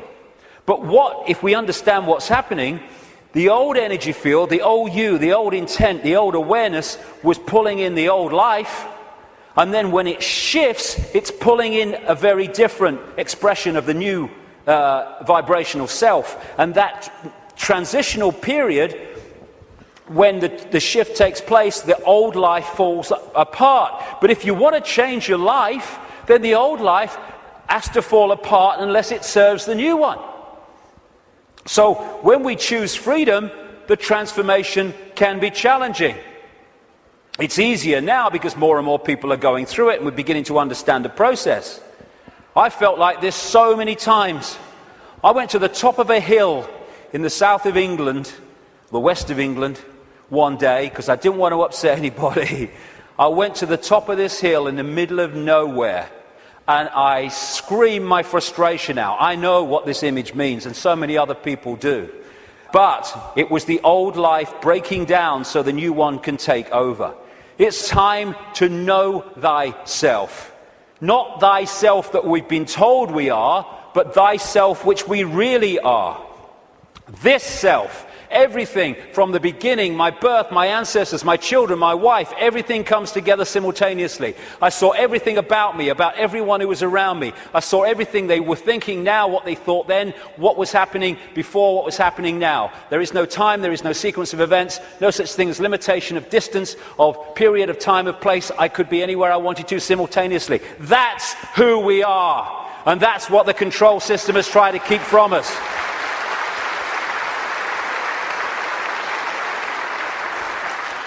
Now, the way to go most powerfully with this change is to stop identifying who we are with what we are told we are, little me.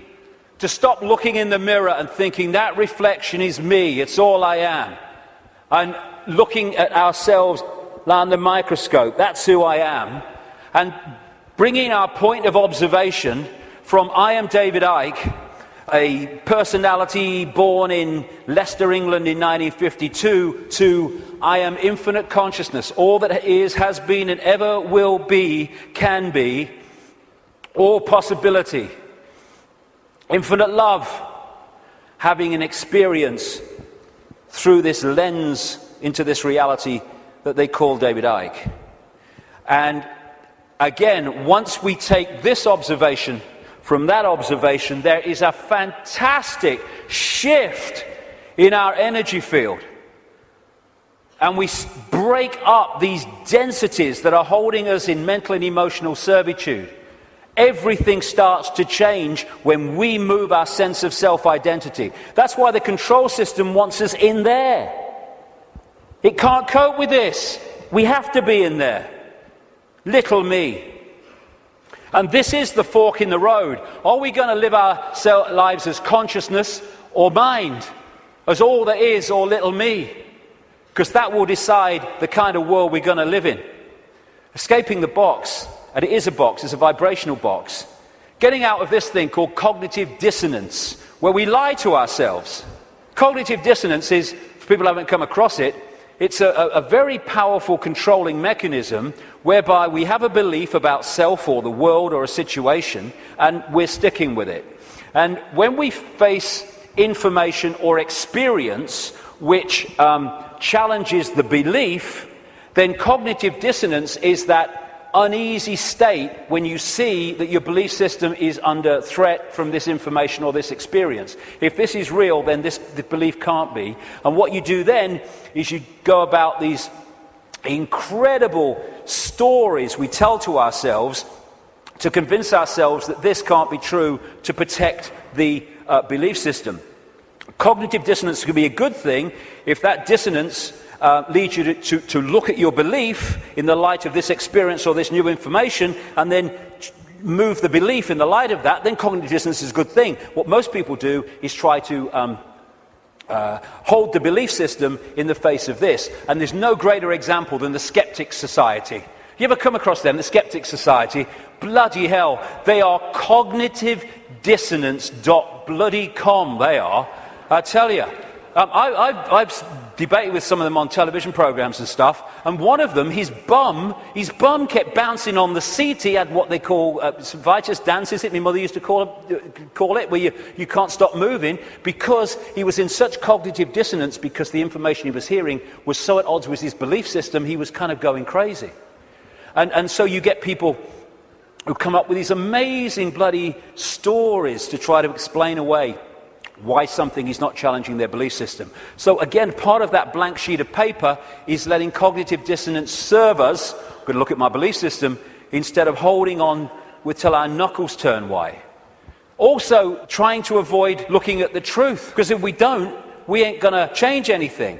Go beyond being in denial of what is happening in our lives and in the world, and start looking at it as it really is. It is what it is, because unless we look at things in that light, instead of trying to find wishful thinking reasons why actually it's not really like that, we're not going to change anything, because we're going to be in denial that anything needs changing. It is what it is, and we need to face it. And it's important to stress this. This control system, this reptilian control system in all its facets, is not all-powerful, and it's not omnipotent. It's actually bloody stupid. You know, there's such a difference between being clever and being wise. It's very clever to build an atomic bomb, but it's not wise to do so. There is a difference between the two. And these people are very clever, but they're stupid. And cleverness without wisdom is the most destructive force on earth, which is why that's what they are. They have only managed to control humanity because they put us in a smaller box than they're in. Because of their mental and emotional state, fear, wanting to control because of fear and all the rest of it, they are in a vibrational box. They can't access any higher levels of awareness because of their mental and emotional state that's holding them in density, and their fear. Their fear is being passed on to us through this collective mind. So the only way that they can manipulate and control us is by putting us in a smaller box than they're in, and that's what the suppression of knowledge and awareness and consciousness has been all about. But as we open ourselves to the true nature of ourselves, we can move well beyond any area that they can access. So just because they're technologically advanced intellectually, it doesn't mean they have power over us and they're omnipotent and all-powerful. They're not. They're desperate. Desperate because of the numbers of them to the numbers they're trying to control. And the other thing, I use this analogy a lot, is, like I said earlier, we don't have to find enlightenment. We just have to open our programming to the enlightenment we already are. And it's a testament to the magnificence of what we really are, that this control system has had to throw everything at us. Look at it. All these facets. The food additives, the electromagnetic pollution, the programming through the media, the suppression of education, the suppression of science, all this stuff. They have to throw at us to keep us in servitude. It's like, I use this analogy, if you want to put a ball floating on a tank in an unnatural state, which is where we've been, you have to push it down and you have to hold it there. Because its natural state is floating on the surface, you have to hold it there, because the moment you let it go, zoom, it's gone into its natural state. And symbolically, we've been held on the bottom of the tank by all this stuff that's thrown at us from cradle to grave. And the fact that it needs so much to hold us in this suppressed state shows the magnificence and genius that we really are, we once were and will be again. When I say we, I mean what we call humanity.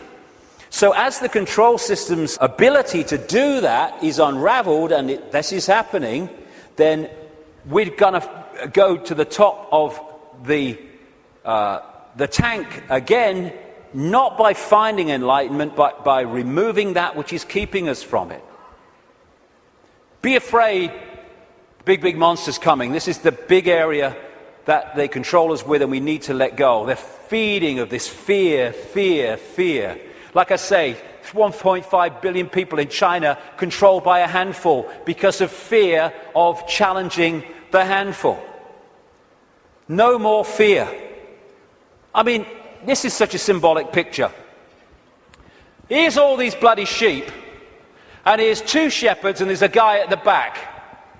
Now, those sheep, symbolic of humanity, can only be controlled in this way because they acquiesce to the shepherds, and the sheepdog symbolizing fear.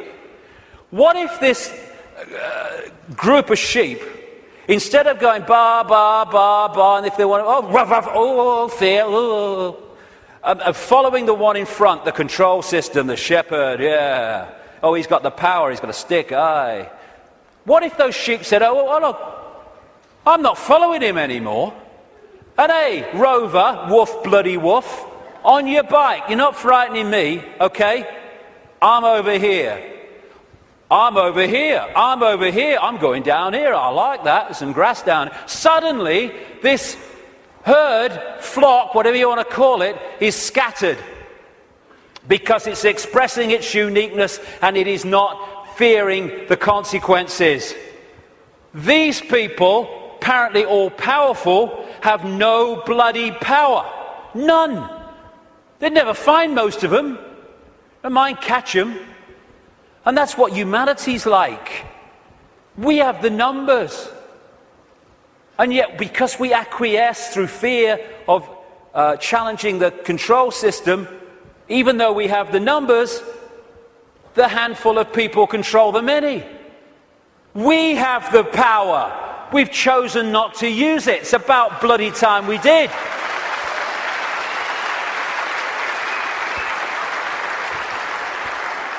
God, the answers are there in front of our eyes. The definition of insanity is doing the same thing over and over again and expecting different results, Albert Einstein. Absolutely it is.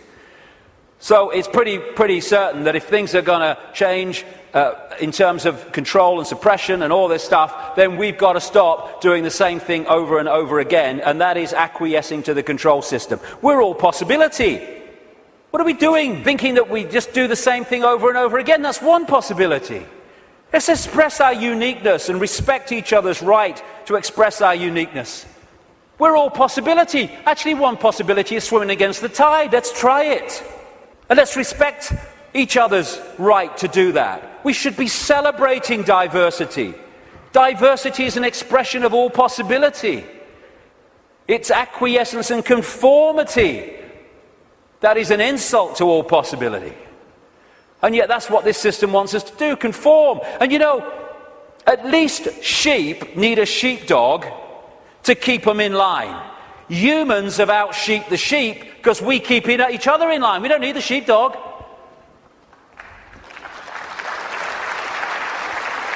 We have sheepdogs called parents and teachers and politicians and peer pressure. When we're thinking of expressing our uniqueness, we're not thinking, oh, what will George Bush think or what will Barack Obama think? No. We're thinking, what will my mother think? What will my father think? What will the neighbours think? What will my mates think? What will the people at work think?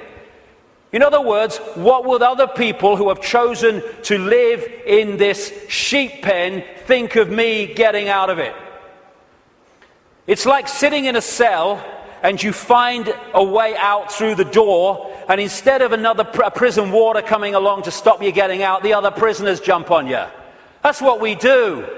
If we are going to be what we really can be, and we're going to respect our right to be different, we have to respect others' right to be different as well. Because when we respect other people's right to be different and express their uniqueness, then we're setting them free and we're helping to set society free. We are policing each other all the time through ridicule, through condemnation. We need to start being at peace with other people having different views and expressing different lifestyles than we do, even if we don't like it.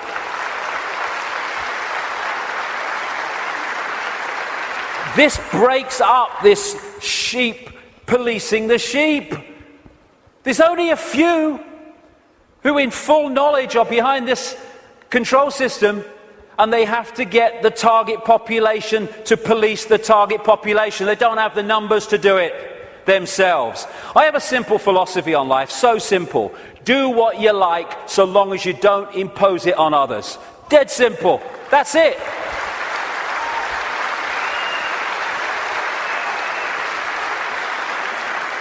And I've heard people say to me, that would be anarchy. What about people murdering each other? Well, I think that murder could just about constitute imposing your will on another person.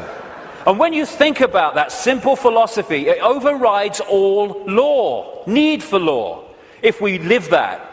We don't need laws that say don't murder when you wouldn't impose yourself on another person. But we can do this.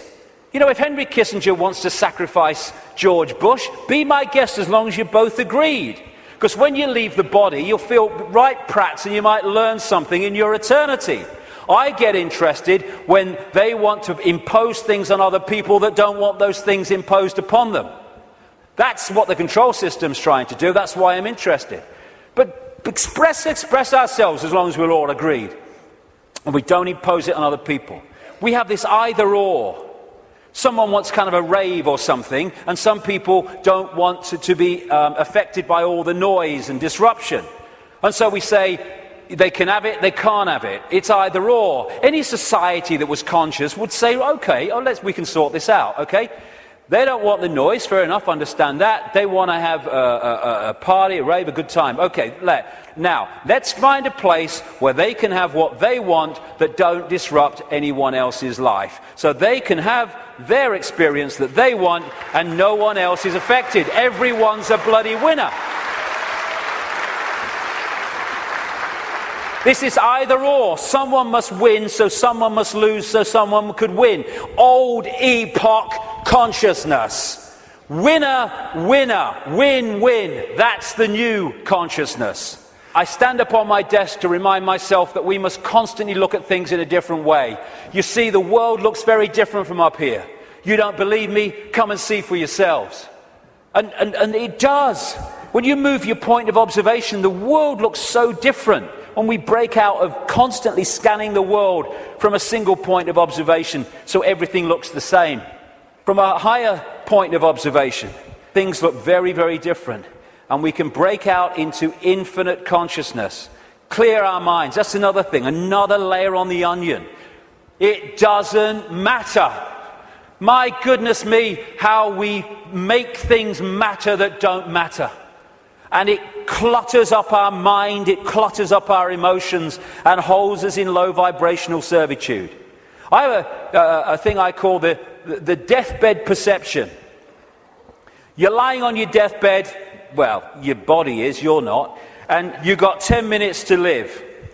Tell me, looking back at your life, what mattered.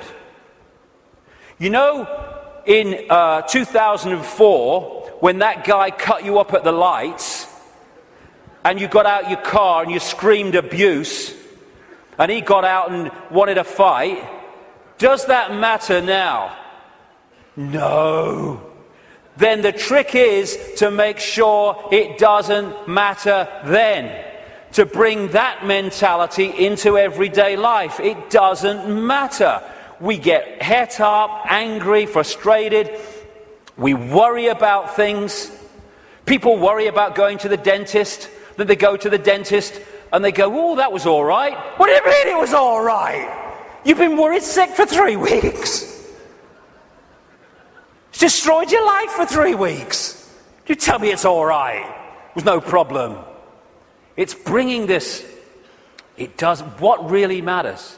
What really matters is loving each other, caring for each other, being kind to each other.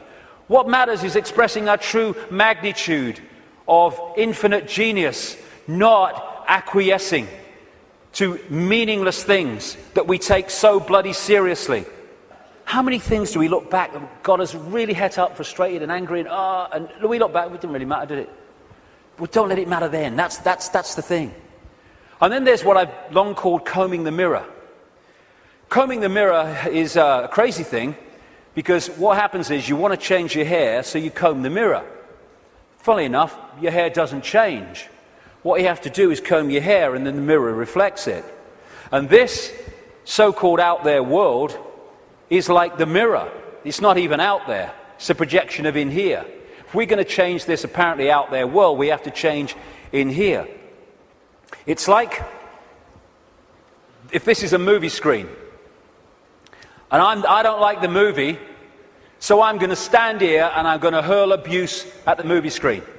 Nothing's going to change. I've got to go back to the projector and I've got to change the reel, and then this will change, because this is just an outplaying of that. And the Illuminati control system is delighted, indeed encourages us to believe that we can change the world, if you like, and our lives out there. They want us to comb the mirror because they know nothing's going to change.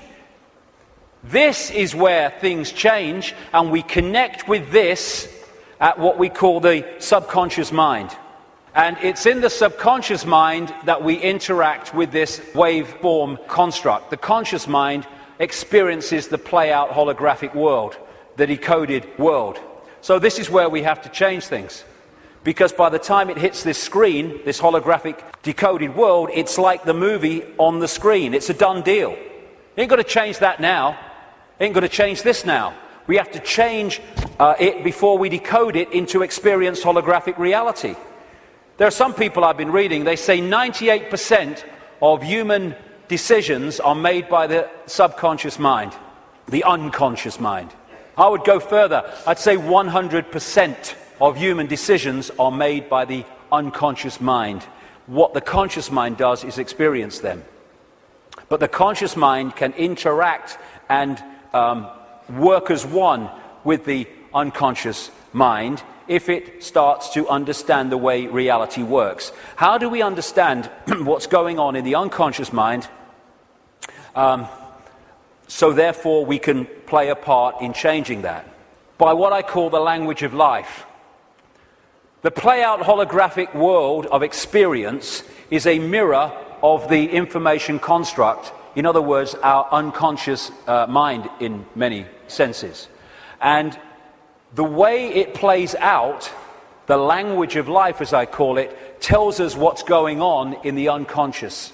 And therefore, we can play a part together, unconscious and the whole of self, in changing and clearing out what is happening in the unconscious, which is playing out in the experienced conscious holographic world. For instance, do things keep recurring in our lives over and over and over again? You'll never guess it's only happened again. Well, why is that happening to you over and over again and not happening to him at all? What is it within you that's manifesting this? What is it telling you? What is the language of life telling you by what you're now continually experiencing? Why don't things work in your life, but they work in this person's life? What is that telling you? What is it about you that's making it not work? What is it about them that's making it work? The language of life. And you can start to read this. And it's about taking responsibility and saying, oh God, I'm so unlucky, nothing ever happens to me. It's like taking responsibility, power. Why is this happening to me? What is it about me that means this is happening to me and not to them? It's the language of life. He's talking to us. For instance, one of the things that totally bloody controls human experience is a desire for outcomes. We're all possibility. If we live as all possibility, our true self, then we're flowing. We're flowing with life. We haven't got an outcome because we're all possibility. We flow where we want to go and we flow where life takes us. Once you have an outcome, I want this, then you have pinned yourself to one possibility. And if that possibility doesn't happen, then you're in a state of disappointment. Even though you're all possibility and you can flow anywhere you like. I'm this what I want to be. And it's like a door. And people go through life and they're going, bang, bang. I want to be this. This is my outcome. Bang. And the door's going and life's going, ain't opening. Ain't opening. Bang, bang. Frustration. Anger. Why me?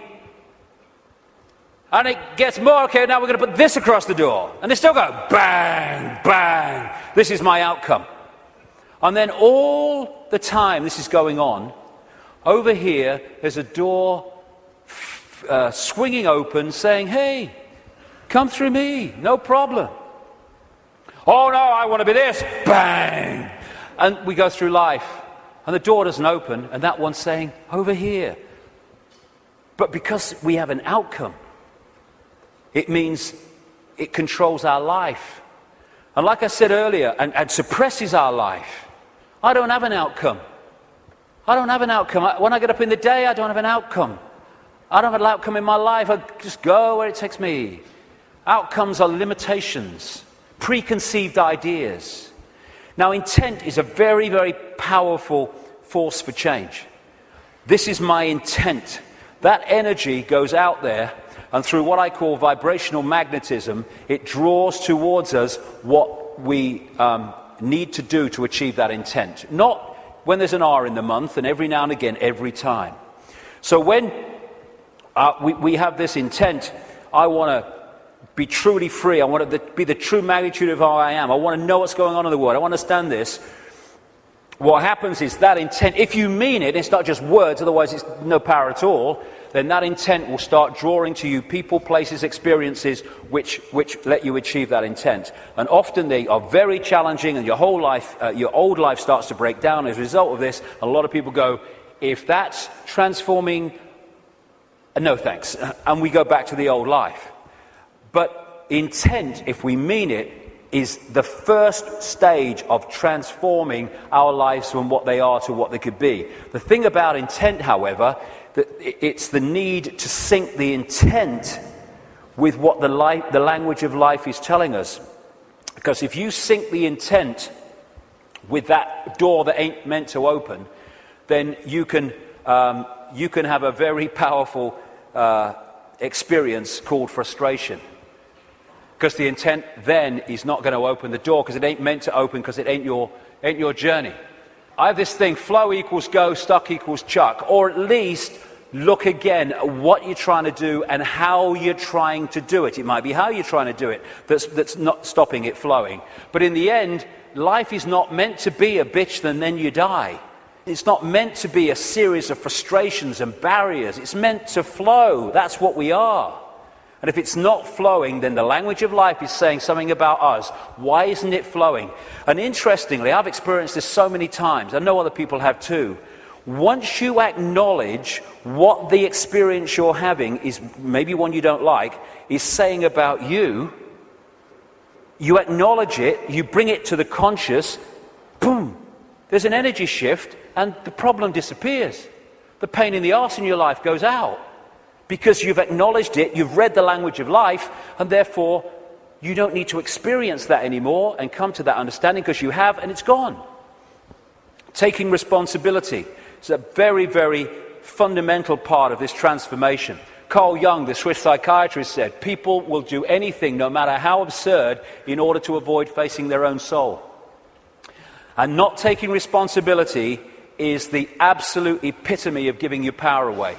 When we say it's all your fault that I'm in this situation, whether it's collectively or individually, what we're saying is, I don't have power over my life, you do.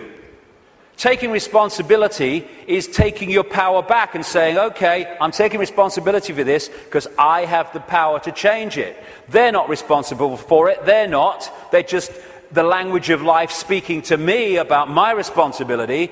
Therefore, I'm not going to play the blame game. This is my responsibility, and I'm going to deal with it. And when we do that, we take our power back and we can change things instead of going through life as a victim of other people's circumstance, which means we're powerless. That's little me.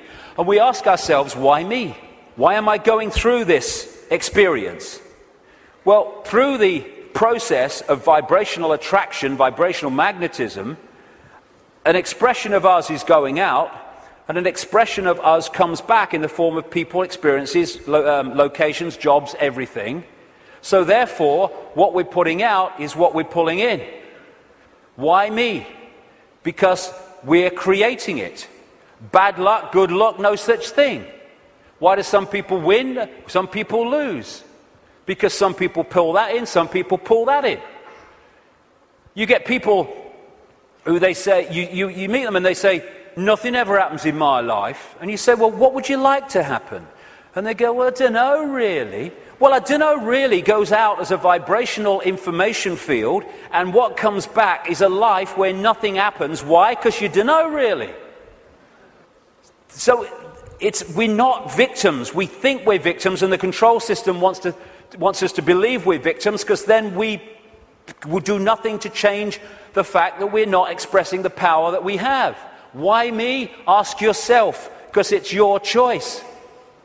It's your choice and my choice in the sense of there's not some guy with an AK-47 on some other dimension saying to our consciousness, get in that body or I shoot.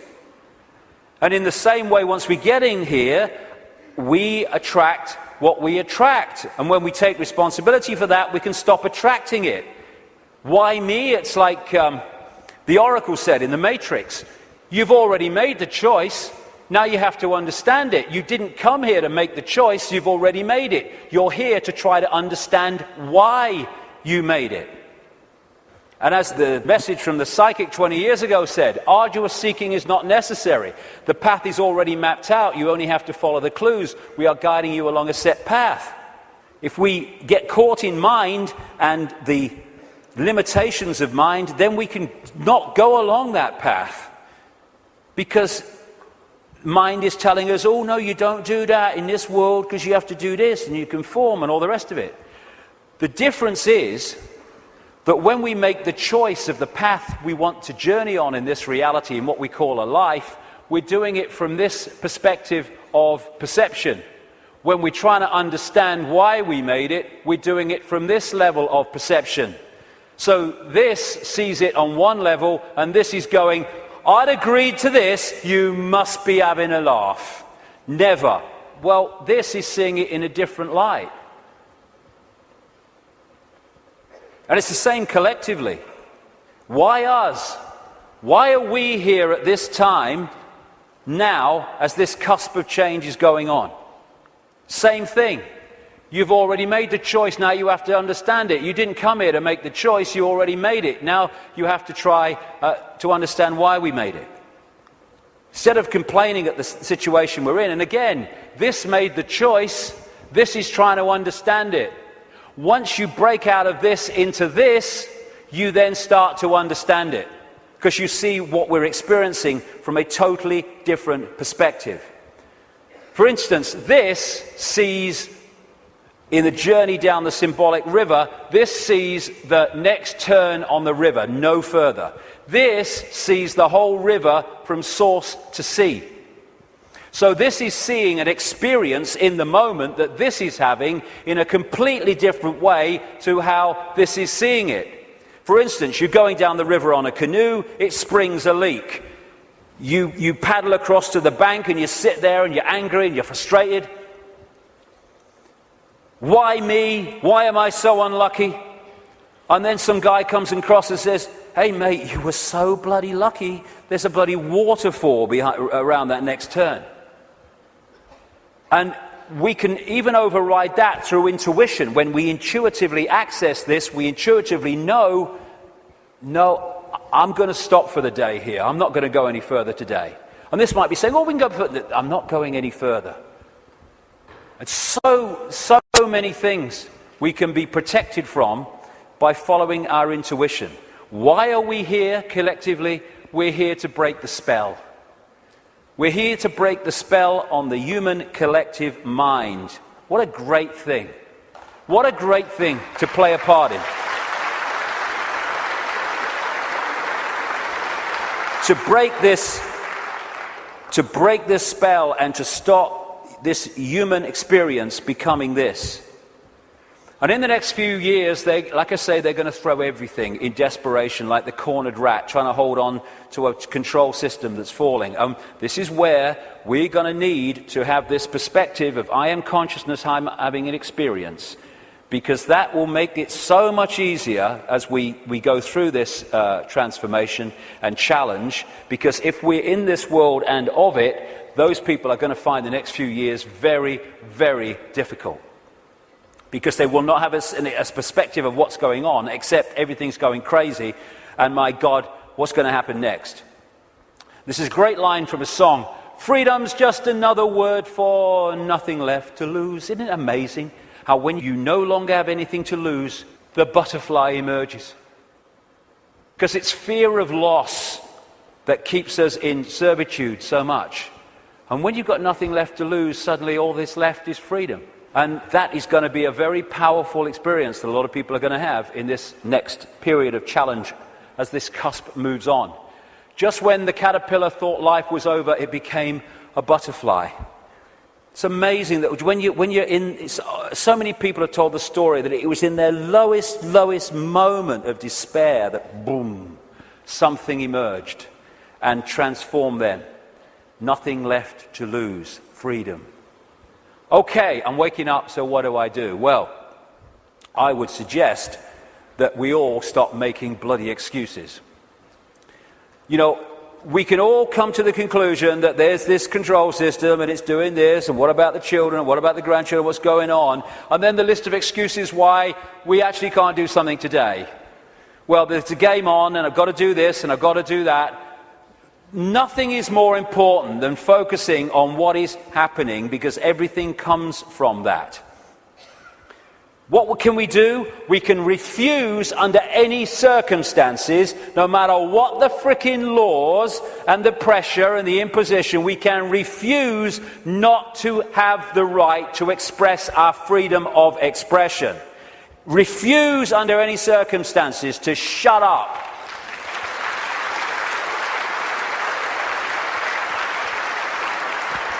If vast numbers of people did that, this is the key to it all, what are they going to do? They don't have the numbers. We can stop focusing worship on celebrities and television and fake politicians and even sport. Not that I don't enjoy sport, but as long as it's there, peripheral vision, and not here. But worship, externalizing. And this is the biggest thing we can do. Human race, get off your knees. What are we doing down there?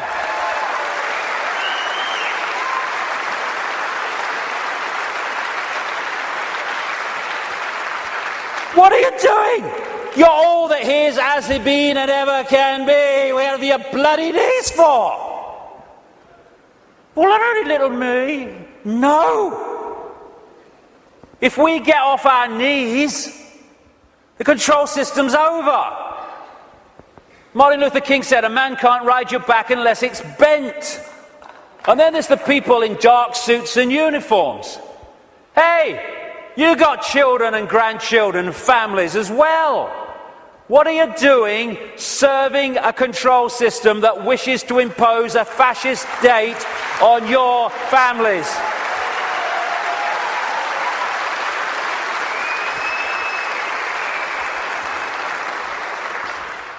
What are you going to say to your kids when the control system's in and it's controlling every facet of their bloody lives?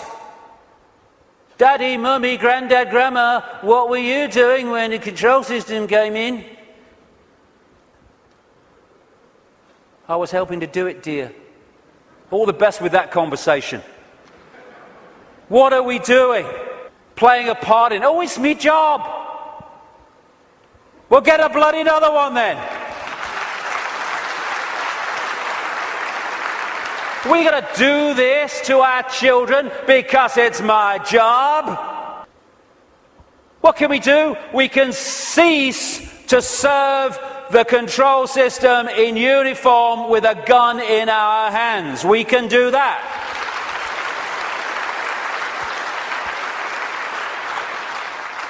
Soldiers are not there serving their country, serving their people. They're there serving the cabal that's seeking to enslave their people and their families.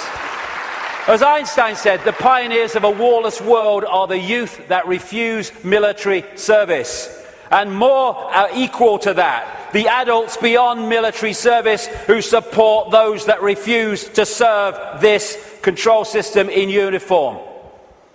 Oh no, you've got to serve your country. You serve your bloody country. I ain't doing it. Just like those wonderful Israeli young people. Know thyself. When you know thyself, when you know you are consciousness, the consciousness is going to get a machine gun and start shooting at aspects of itself. Mind does that. Mind fights. Consciousness doesn't even contemplate it.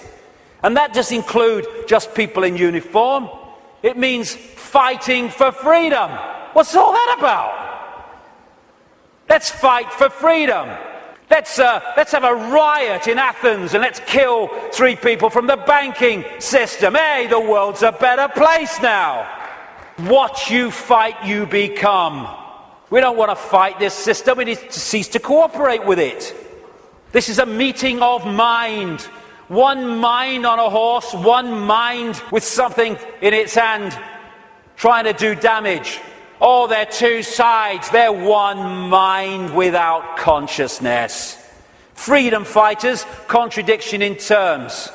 Cognitive dissonance. As Martin Luther King said, the limitation of riots, moral questions aside, is that they cannot win and their participants know it. Hence, rioting is not revolutionary but reactionary because it invites defeat. It involves an emotional catharsis, but it must be followed by a sense of futility. They want people to riot. It justifies more control. Nor do we need to meet this challenge with hate. That's playing away in the stadium we're trying to rid the world of. We don't need to hate these people. We just need to stop cooperating with them. Well, you know, if it's all the same with you, mate, I ain't doing it, okay? No hard feelings, bugger off. And then we've got this, the protest, the mass protest. I do understand that. It might have a part to play. But so many times these protests, they're what I call steam whistles. People go out in big protests with the banners and they kind of feel good about themselves and they go down the pub and say, at least we made our feelings felt. And then what happens? Bugger all. How many people marched in London against the invasion of Iraq, and what happened? Iraq was invaded.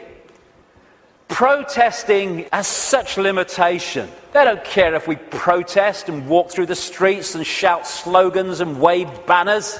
They care if we come together, irrespective of colour, creed, gender, sexuality, any of it.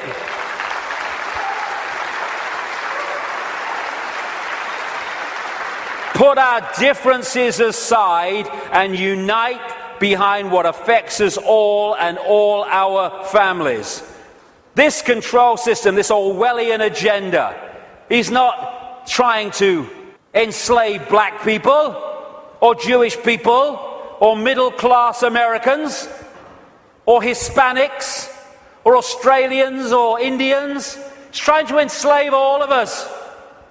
And what it wants to do is divide the target population against itself through these fake, ridiculous fault lines of race, religion, income bracket, so that we divide and rule the target population and they can pick us off one by one. They are terrified of us putting down those fake fault lines and coming together and uniting behind what we should all believe in: freedom for all, irrespective of who we are. Injustice anywhere is a threat to justice everywhere. Someone else's injustice is our injustice. Because if we allow injustice there, eventually that injustice will come here anyway.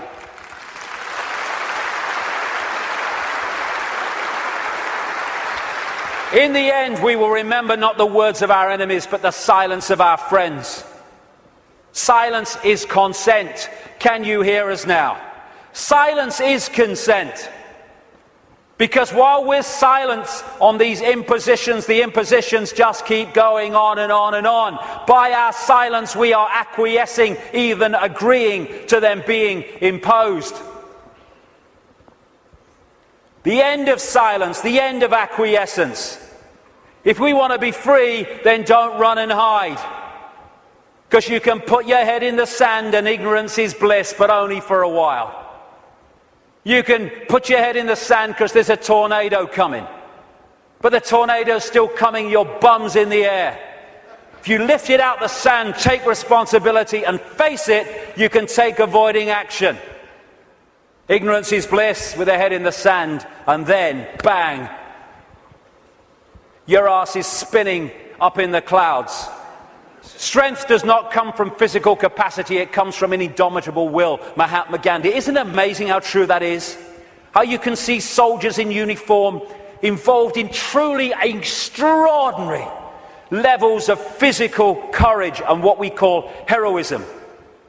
And yet those same people are terrified of saying boo to another guy in uniform who's got more stripes on his arm than he has.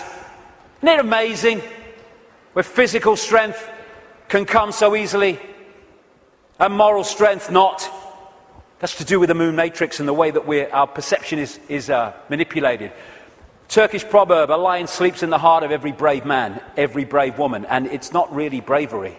When you let go of fear, you don't need bravery, you don't need courage. Courage is overcoming fear. When you let go of fear, because I'm all that is, has been, and ever will be. What's the worst that can happen to me? I leave this physical body of limitation and I become all that is, has been, and ever will be, in full awareness that that is what I am. My God, I'm terrified that that might happen. I don't know how I'm going to cope with the terror of thinking that might happen. Know thyself. Again, recurring theme, know thyself. We are consciousness. What is there to fear? Death? There is no death. Just putting the telescope down. We can meet this with fear. Oh my God, the police state! Or we can treat it with the emotion it deserves.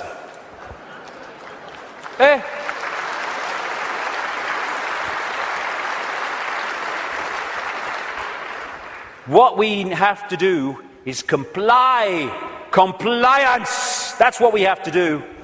Because if we don't comply, the control system's in desperate trouble. So it has to frighten us into complying for fear of not complying and the consequences that come from that. Well, hold on a second here.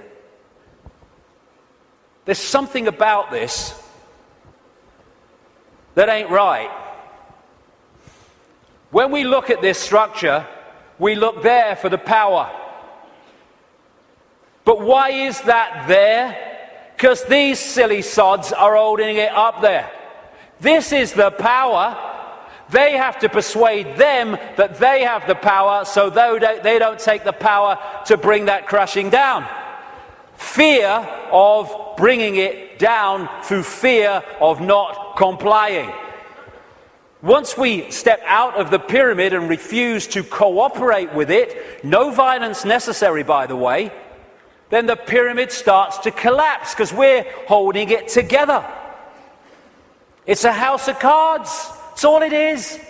Oh, it's the control system. It's a house of cards. Simple thing.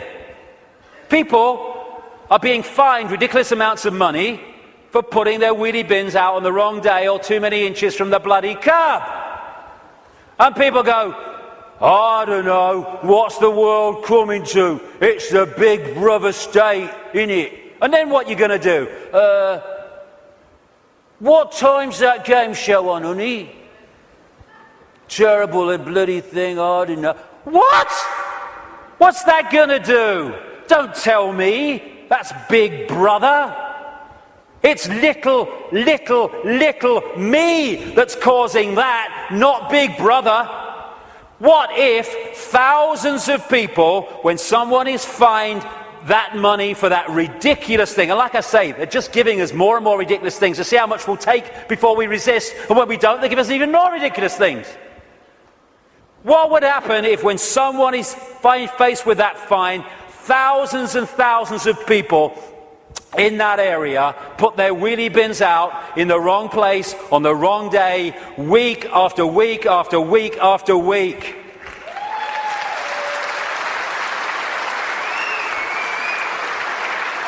The system couldn't cope. We have the numbers. And I see this, your vote is your voice, be heard. Bollocks it is. How can the vote be your voice when the people you're given the choice of voting for that have any chance of forming a government are standing on the same postage stamp of political policy and perception? There's no choice. We've reached a point now where the vote becomes a voice when we refuse to vote. We refuse to play the game anymore.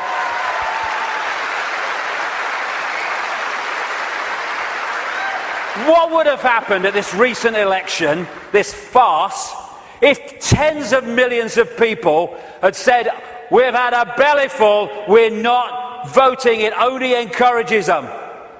We are not voting because we're going to make a statement that we know this system is rigged and we're having it no more. What would have happened in these days that have passed since that election? The whole focus of the media and everything would have been, bloody hell, what's going on?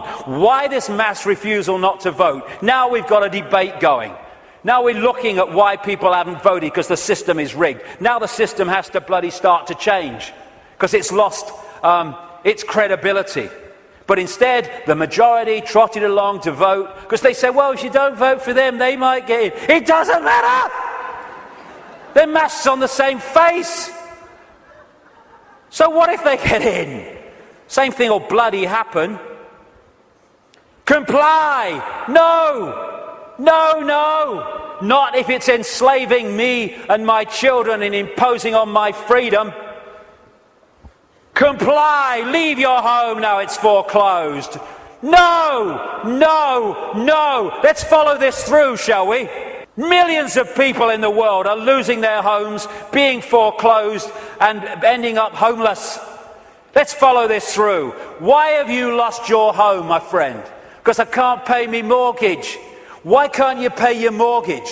Because I lost my job. Why did you lose your job? Because the great banking collapse, they can't get this, they can't get my company went bust. And who's taking your home away and saying you've got to leave? The banks that caused the fricking problem. And we are leaving! What are we doing? What are we doing?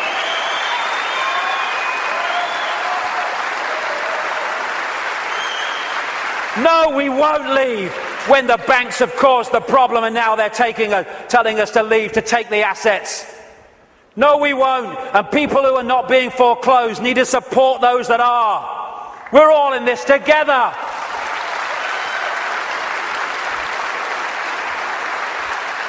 Compulsory vaccinations. No, no, no.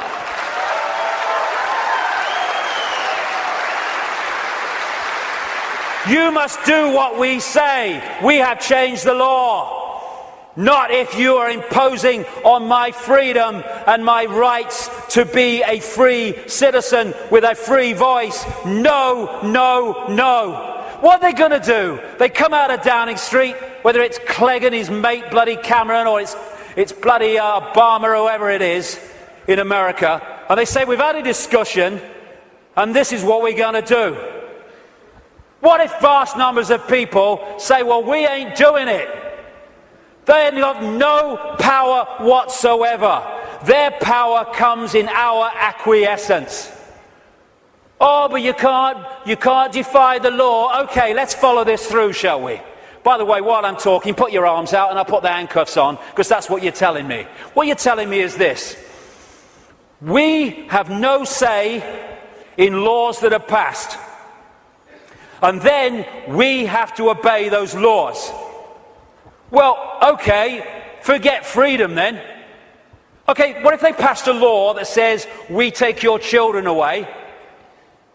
Would you obey it? Well, no. So there is a line then. There is a line. It's just where is that line? And if a law does not respect human freedom, it does not respect human justice, it doesn't respect fair play, we should not be acquiescing to those laws. We should be refusing to acquiesce.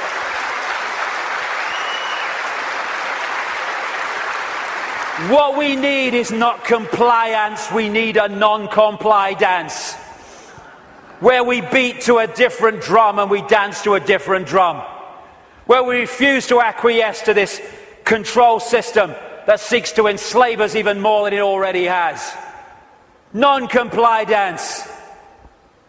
Do this, comply. No. No. But we need to do it en masse. Oh, we do it with a smile on our face. We're consciousness, all that has been, ever will be. Why shouldn't we have a smile on our face? And smile and feel for these people who are enclosed in mind trying to enslave us. But we need to do it en masse. Because if we don't do it in numbers, then people get picked off. That's what's happening. I am all that is, has been, ever will be. You cannot grant me my freedom. It is not your gift to grant me my freedom or take it away, because I am, we all are, freedom.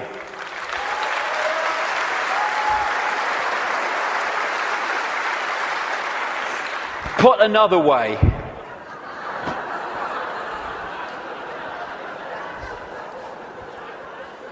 what would infinite consciousness do? Move perspective, little me, all that is. What would infinite consciousness do in the situations that we face, as against what would mind do? If it's not right, don't do it. If it's not true, don't say it.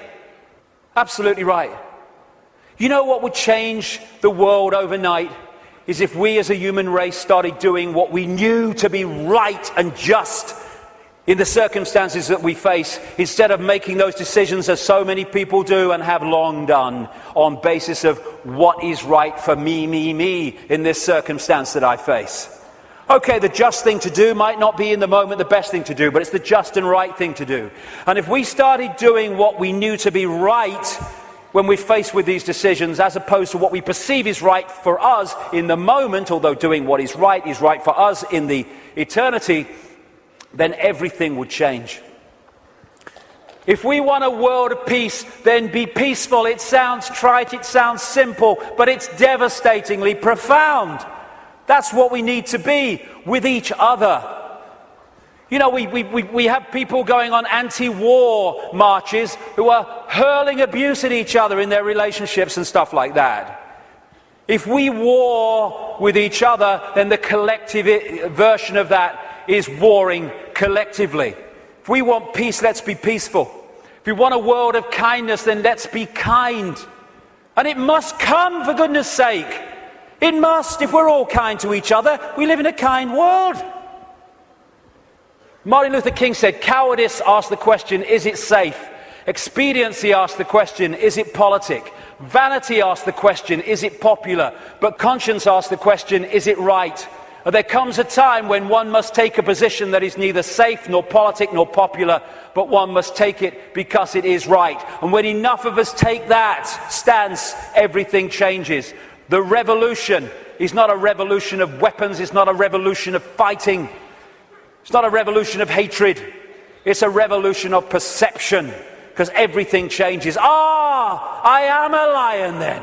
I'm not the lamb I kept seeing in the mirror and the world kept telling me I was. And then that expresses itself out into the true nature of who we are. And miracles become possible. We're going into the epoch of what we perceive as miracles. It's just a greater understanding of the way everything works. And the system must fail when that happens. We're being offered, the truth vibrations are offering us in this time, the chance to open the key to our minds, the key to our hearts, which have long been closed by so many people, the key to the freedom on a level that we cannot comprehend, because until we expand our consciousness, we cannot be aware of the true nature of what freedom is. It's not even what we perceive in this world. Enough. Enough of this suppression. Enough of this slavery. Enough of this enslavement of the few by the many. As the poet Shelley said, rise like lions after slumber in unvanquishable number. Shake your chains to earth like dew, which in sleep had fallen on you. Ye are many, they are few. Enough! It's time to fly. It's time to fly. Thank you very much. Thank you. Thank you for coming. Thank you. Let's get on with it. Thank you. Thank you for coming. Thank you for coming. Thank you.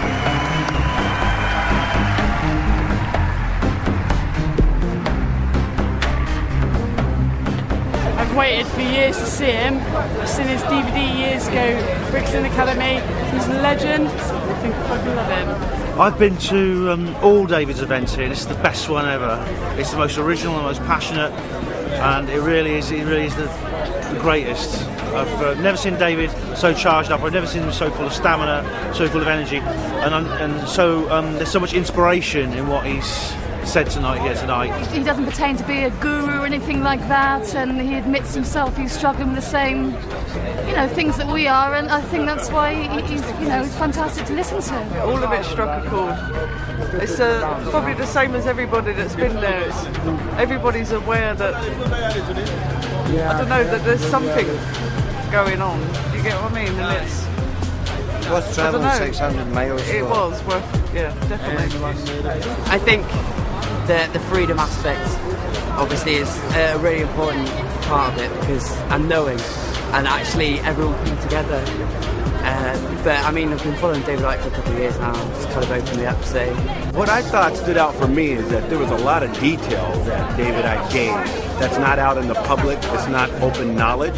Some of his talk was a little controversial, I thought, but it was still on point of what he was saying. Everything seemed to lead up to one big crescendo at the end, which pointed every direction, no matter what field, race, color, creed you were from, it all pointed in one direction.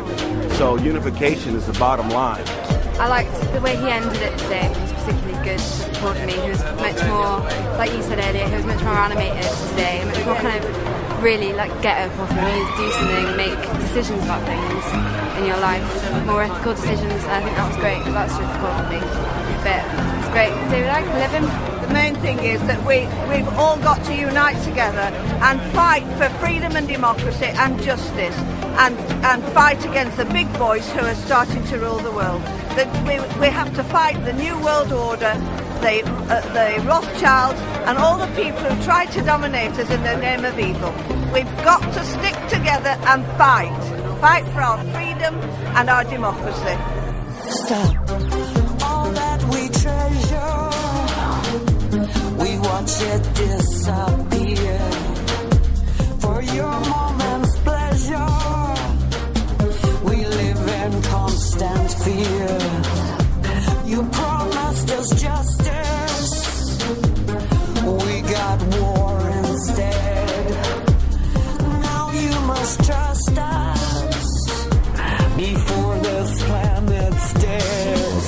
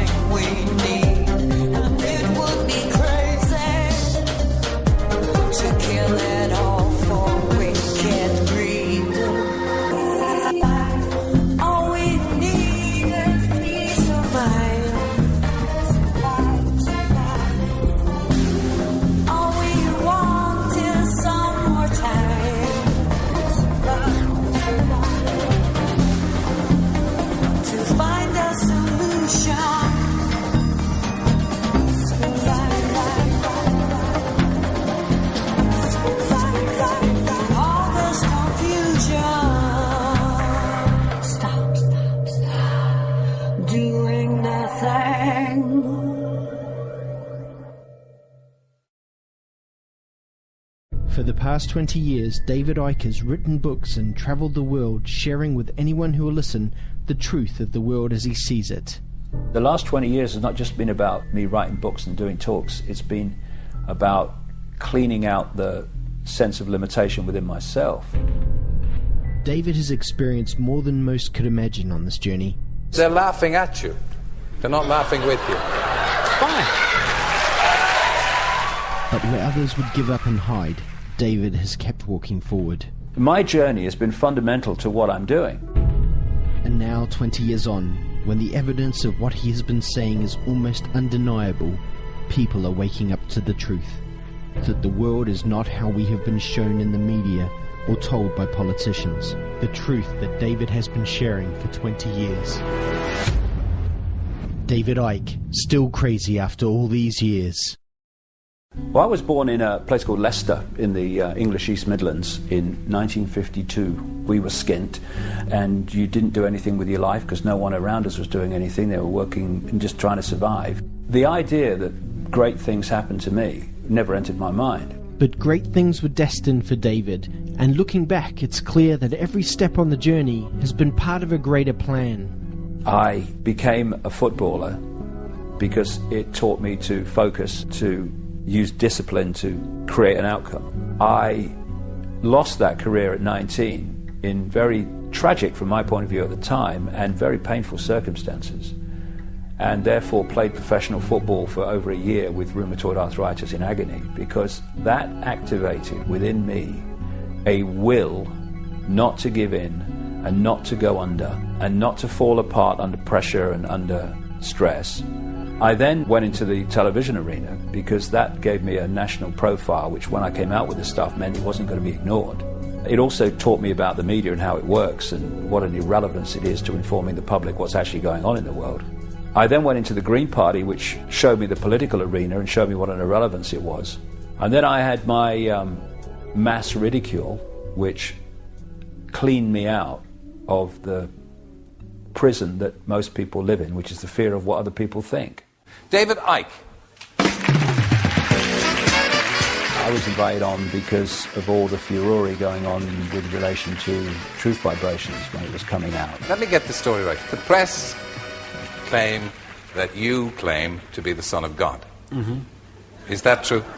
Yes, you see, the thing is that it's quite funny, really. You know, 2,000 years ago, had a guy called Jesus sat here and said these same things, you would still be laughing. It's really, really funny that we've not really moved on that much. What I was trying to say is that I knew that we are all one infinite consciousness, and what we call David Icke and Ethel Jones are just different points of observation of that consciousness. If you take this one consciousness to be God, or use the term God, I don't, but if you want to, then we are all sons, daughters, if you want to be politically correct, of God. And he took the ridicule route, and within minutes the audience are laughing all throughout the interview, virtually. Was it a great shock for you to discover this at 38? Well, I think the word is gobsmacked. There was a massive audience. I think it was something like 17 million in a country of 60-odd million. So, you know, it was a big ratio of the population watched that. You know, the best way of removing negativity is to laugh and be joyous. So I'm delighted that there's so much laughter in the audience tonight. But just let me say this. They're laughing at you. They're not laughing with you. Fine. I look back at it with not affection, because it was a nightmare to experience, but I know that it was necessary, and I know that a lot has come as a result of it. When you survey the world today, you know, when a child dies in this world of preventable disease every 2 seconds, when the economic system of the world must destroy the earth simply for that system to survive, when you see all the wars and when you see all the pain and when you see all the suffering, is it a force of love and wisdom and tolerance that is in control of this planet? It was just crazy after that. The ridicule reached extraordinary levels. The comeback from the public, I could never quite understand. People just pointing at you, laughing at you, and I mean literally stopping and pointing, whole families pointing and laughing. When you face that scale of ridicule, you either go under or you say, I am me, I am free, and if you don't like it, we'll do the other thing, but this is me. And I chose to do the latter. And as a result of that, I let go of the fear of what people thought of me. I mean, we get emails all the time from people that apologise and say, I watched the Wogan show, I too laughed, but I'm not laughing anymore. One of the reasons that I have a lot of credibility with a lot of people now is because of things I said and wrote 15 years ago, which are now daily experience. If I had said 15 years ago, I can't say that because they'll laugh, they wouldn't have been said. And people would not now be saying, it's happening what that bloke said, and the credibility of that, which is the important part of it, not credibility for me, but credibility for the information, that then gets people to say, well, what else is he saying? It's not about prophecy. It's about uncovering what the agenda for the world is and then watching it unfold. It's knowing what the game plan is, and the idea is to expose the game plan so the more people are aware of it, the more we can intervene on it. We have got caught in a fake self-identity of believing we are the body. There is a calculated cabal that is systematically seeking to hold us in that illusory self-identity. And there is a vibrational change underway which is breaking up this fear-based, low vibrational state, and therefore the control system must fall. Challenges coming are enormous because the control system is going to be like a cornered rat. It's going to throw the kitchen sink and the plug. We're now entering a period where miracles become possible because they're not miracles, they're just a greater lack of limitation. That's all miracles are. If you want to make a difference in the world, then don't just be yourself, live yourself, and don't think of what will people think of me, because then you're not living your life, you're living theirs. What's all that about? I'm in a real good space 20 years on, because I can look back at all the real big challenges. I'm completely at peace with them. I know the challenges that have happened before, the ridicule, the rheumatoid arthritis, and the loss of my football career. I know they were all part of my journey. And not only are they part of the journey, they're a fundamental part of the journey. Because I'm not where I am today, doing what I am today, despite what has happened to me. I'm doing it because of what has happened to me, the things I liked and the things I didn't like. And I'm still there 20 years on, more determined than I've ever been. Because we're going to see some amazing changes in the world in the next few years. And some of them are going to seem to be catastrophic, but eventually they'll be seen to be the end of the prison and the start of the paradise. I can handle that.